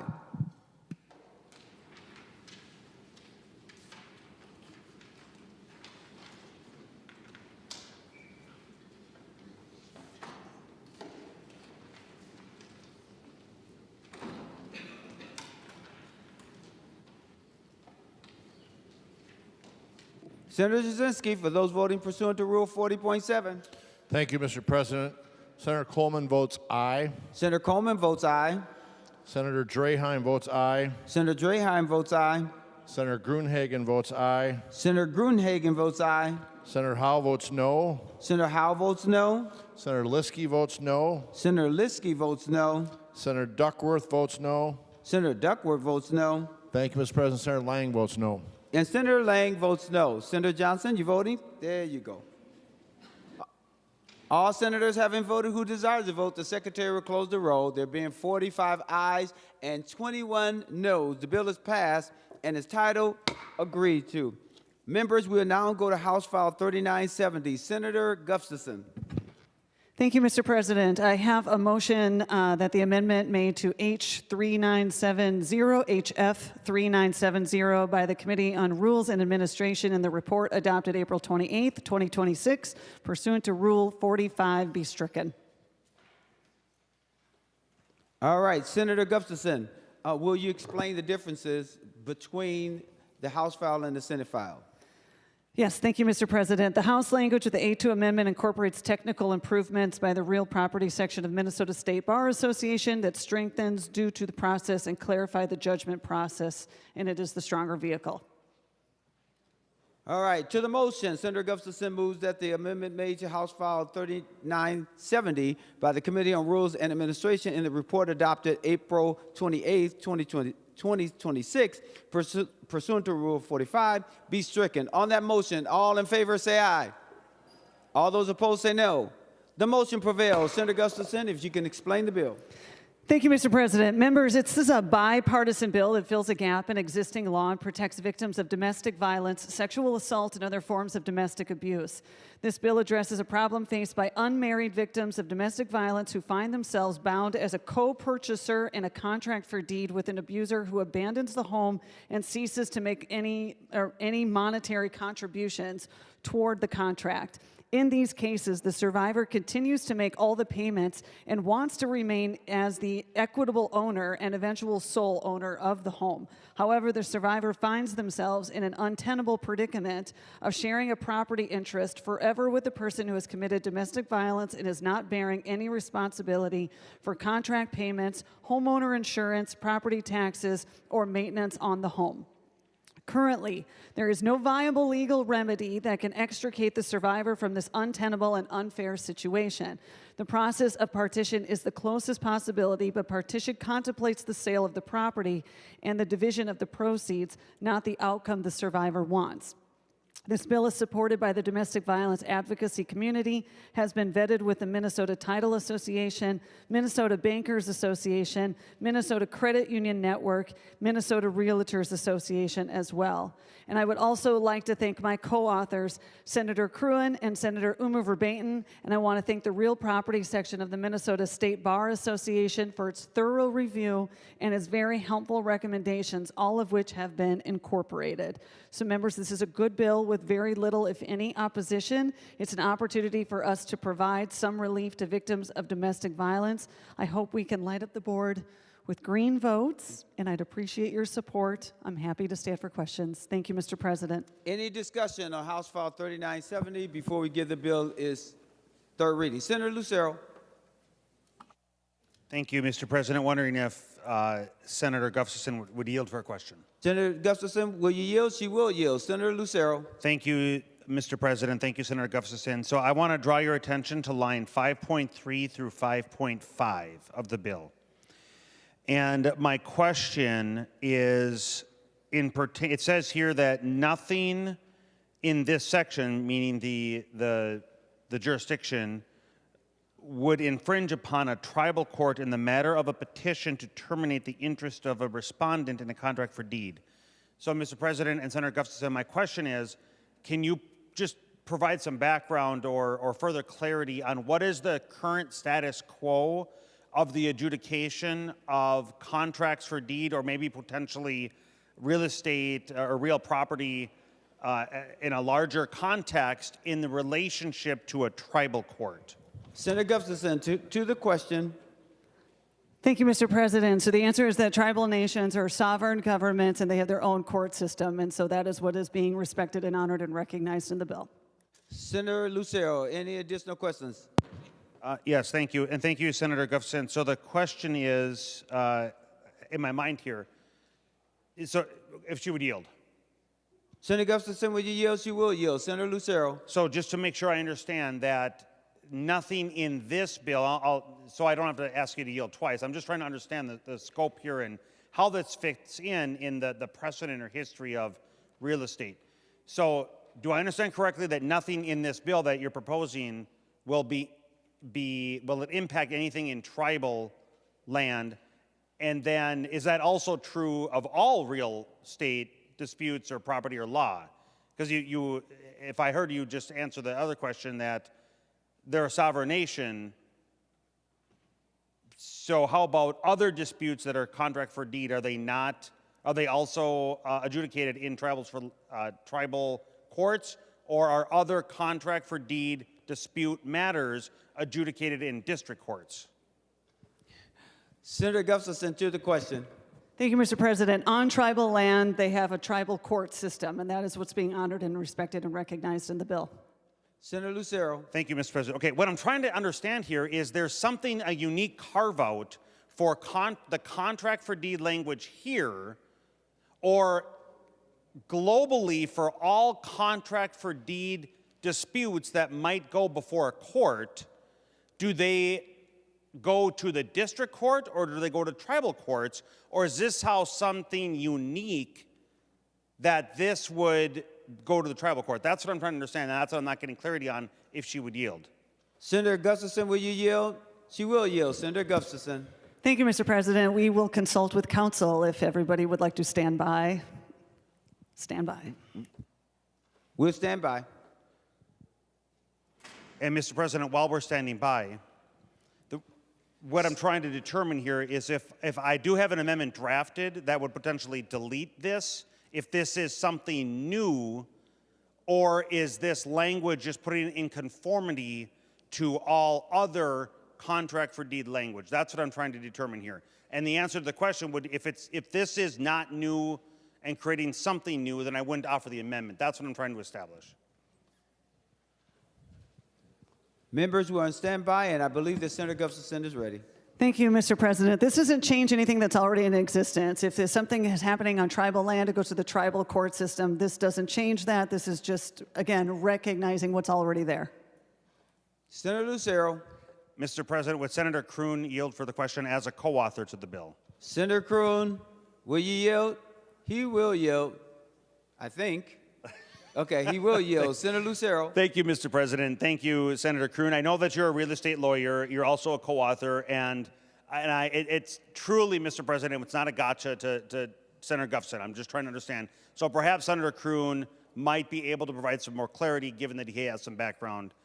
So therefore, hence the question. Thank you. Senator Kroon to the question, sir. Thank you, Mr. President. Thank you, Senator Lucero. I've not practiced real estate law on tribal land, but my understanding is that tribal courts would have exclusive jurisdiction over certain real property issues. I'm not talking to you, not him, sorry. Certain real property issues between enrolled members of the tribe, tribal land trust, that sort of thing. But there would be some concurrent jurisdiction on real property law too. And so when I'm looking at the language in the bill, I think it says nothing in this section infringes upon the jurisdiction of a tribal court. So it isn't adding any jurisdiction to the tribal court. It's just saying whatever jurisdiction the tribal court currently has, this bill doesn't change that. So I would classify that as limited jurisdiction or exclusive jurisdiction in certain matters and concurrent jurisdiction in other matters, and no jurisdiction in some matters, if that answers your question. Senator Lucero, did that answer your question, or at least that is clear as mud? No, no, that did. That answered the question, because he did highlight the fact that it says nothing would infringe. So it's not expanding the scope of what might already exist. So that satisfies, and therefore, I won't need to offer the amendment. Thank you, Mr. President. Any other discussion before the Secretary gives the bill its third reading? Senator Weissenberg. Thank you, Mr. President. Would Eric Lucero yield? Would Senator Lucero yield? Sorry. Senator Lucero, will you yield? He will yield. Thank you. Senator Weissenberg, you look this way. Here we go. Thank you, Mr. President. It was kind of a joke. He wanted him to yield, so. Okay, thank you so very much. The Secretary will give the bill its third reading. House File Number 3970, a bill for an act relating to civil law, establishing a remedy to extinguish a joint interest in a contract for deed of a perpetrator of domestic abuse or sexual assault. Third reading. Any other discussion before final passage? Senator Gustafson. Thank you, Mr. President. It's a good bill. Vote green. The Secretary will take the roll for final passage.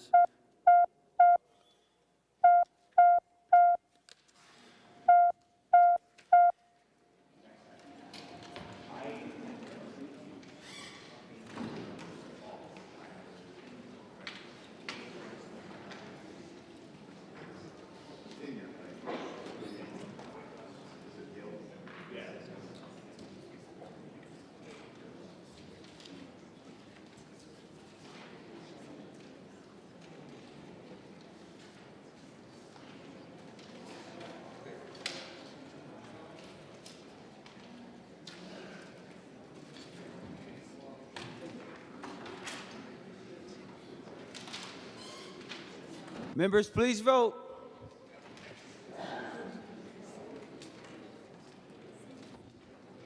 Members, we're supposed to be at our desks during the roll call vote.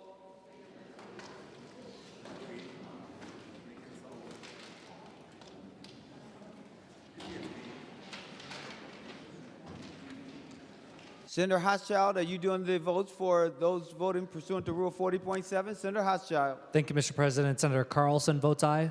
Senator Carlson votes aye. Senator McEwen votes aye. Senator McEwen votes aye. Senator Port votes aye. Senator Port votes aye. Senator Putnam votes aye. Senator Putnam votes aye. Senator Mohammed votes aye. Senator Mohammed votes aye. Senator Fateh votes aye. Senator Fateh votes aye. Senator Hoffman votes aye. Senator Hoffman votes aye. Senator Marty votes aye. Senator Marty votes aye. Senator Klein votes aye. Senator Klein votes aye. Senator Wickland votes aye. Senator Wickland votes aye. Senator Johnson Stewart votes aye. Senator Johnson Stewart votes aye. Senator Latz votes aye. Senator Latz votes aye. Senator Dibble votes aye. Senator Dibble votes aye. Senator Pa votes aye. Senator Paul votes aye. Senator Mann votes aye. Senator Mann votes aye. And Senator Kunesh votes aye. And Senator Kunesh votes aye. Senator Jasinski.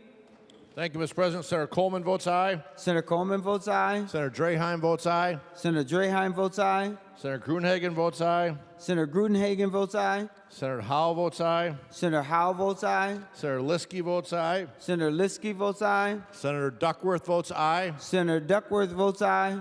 And Senator Lang votes aye. And Senator Lang votes aye. Mr. President, are you going to vote? Aye. Ooh, good one. That was good, man. That was good. One for you, Senator. All members having voted who desires to vote, the Secretary will close the roll. There being 64 ayes and 2 nays, the bill is passed and is title agreed to. Members, we will now move to the 13th order of business, which is announcements of Senate interest. Without objection, the following senators will be excused from today's session: Miller, 11:20 to the end; Johnson, 12:35 until 12:50. Any other announcements of Senate interest? Seeing none, I'll call on Senator Murphy for a motion. Thank you, Mr. President. I move that the Senate do now adjourn until Monday, May the 4th at 11 a.m. On that motion, all in favor say aye. All those opposed say no. The motion prevails. The Senate is now adjourned until Monday.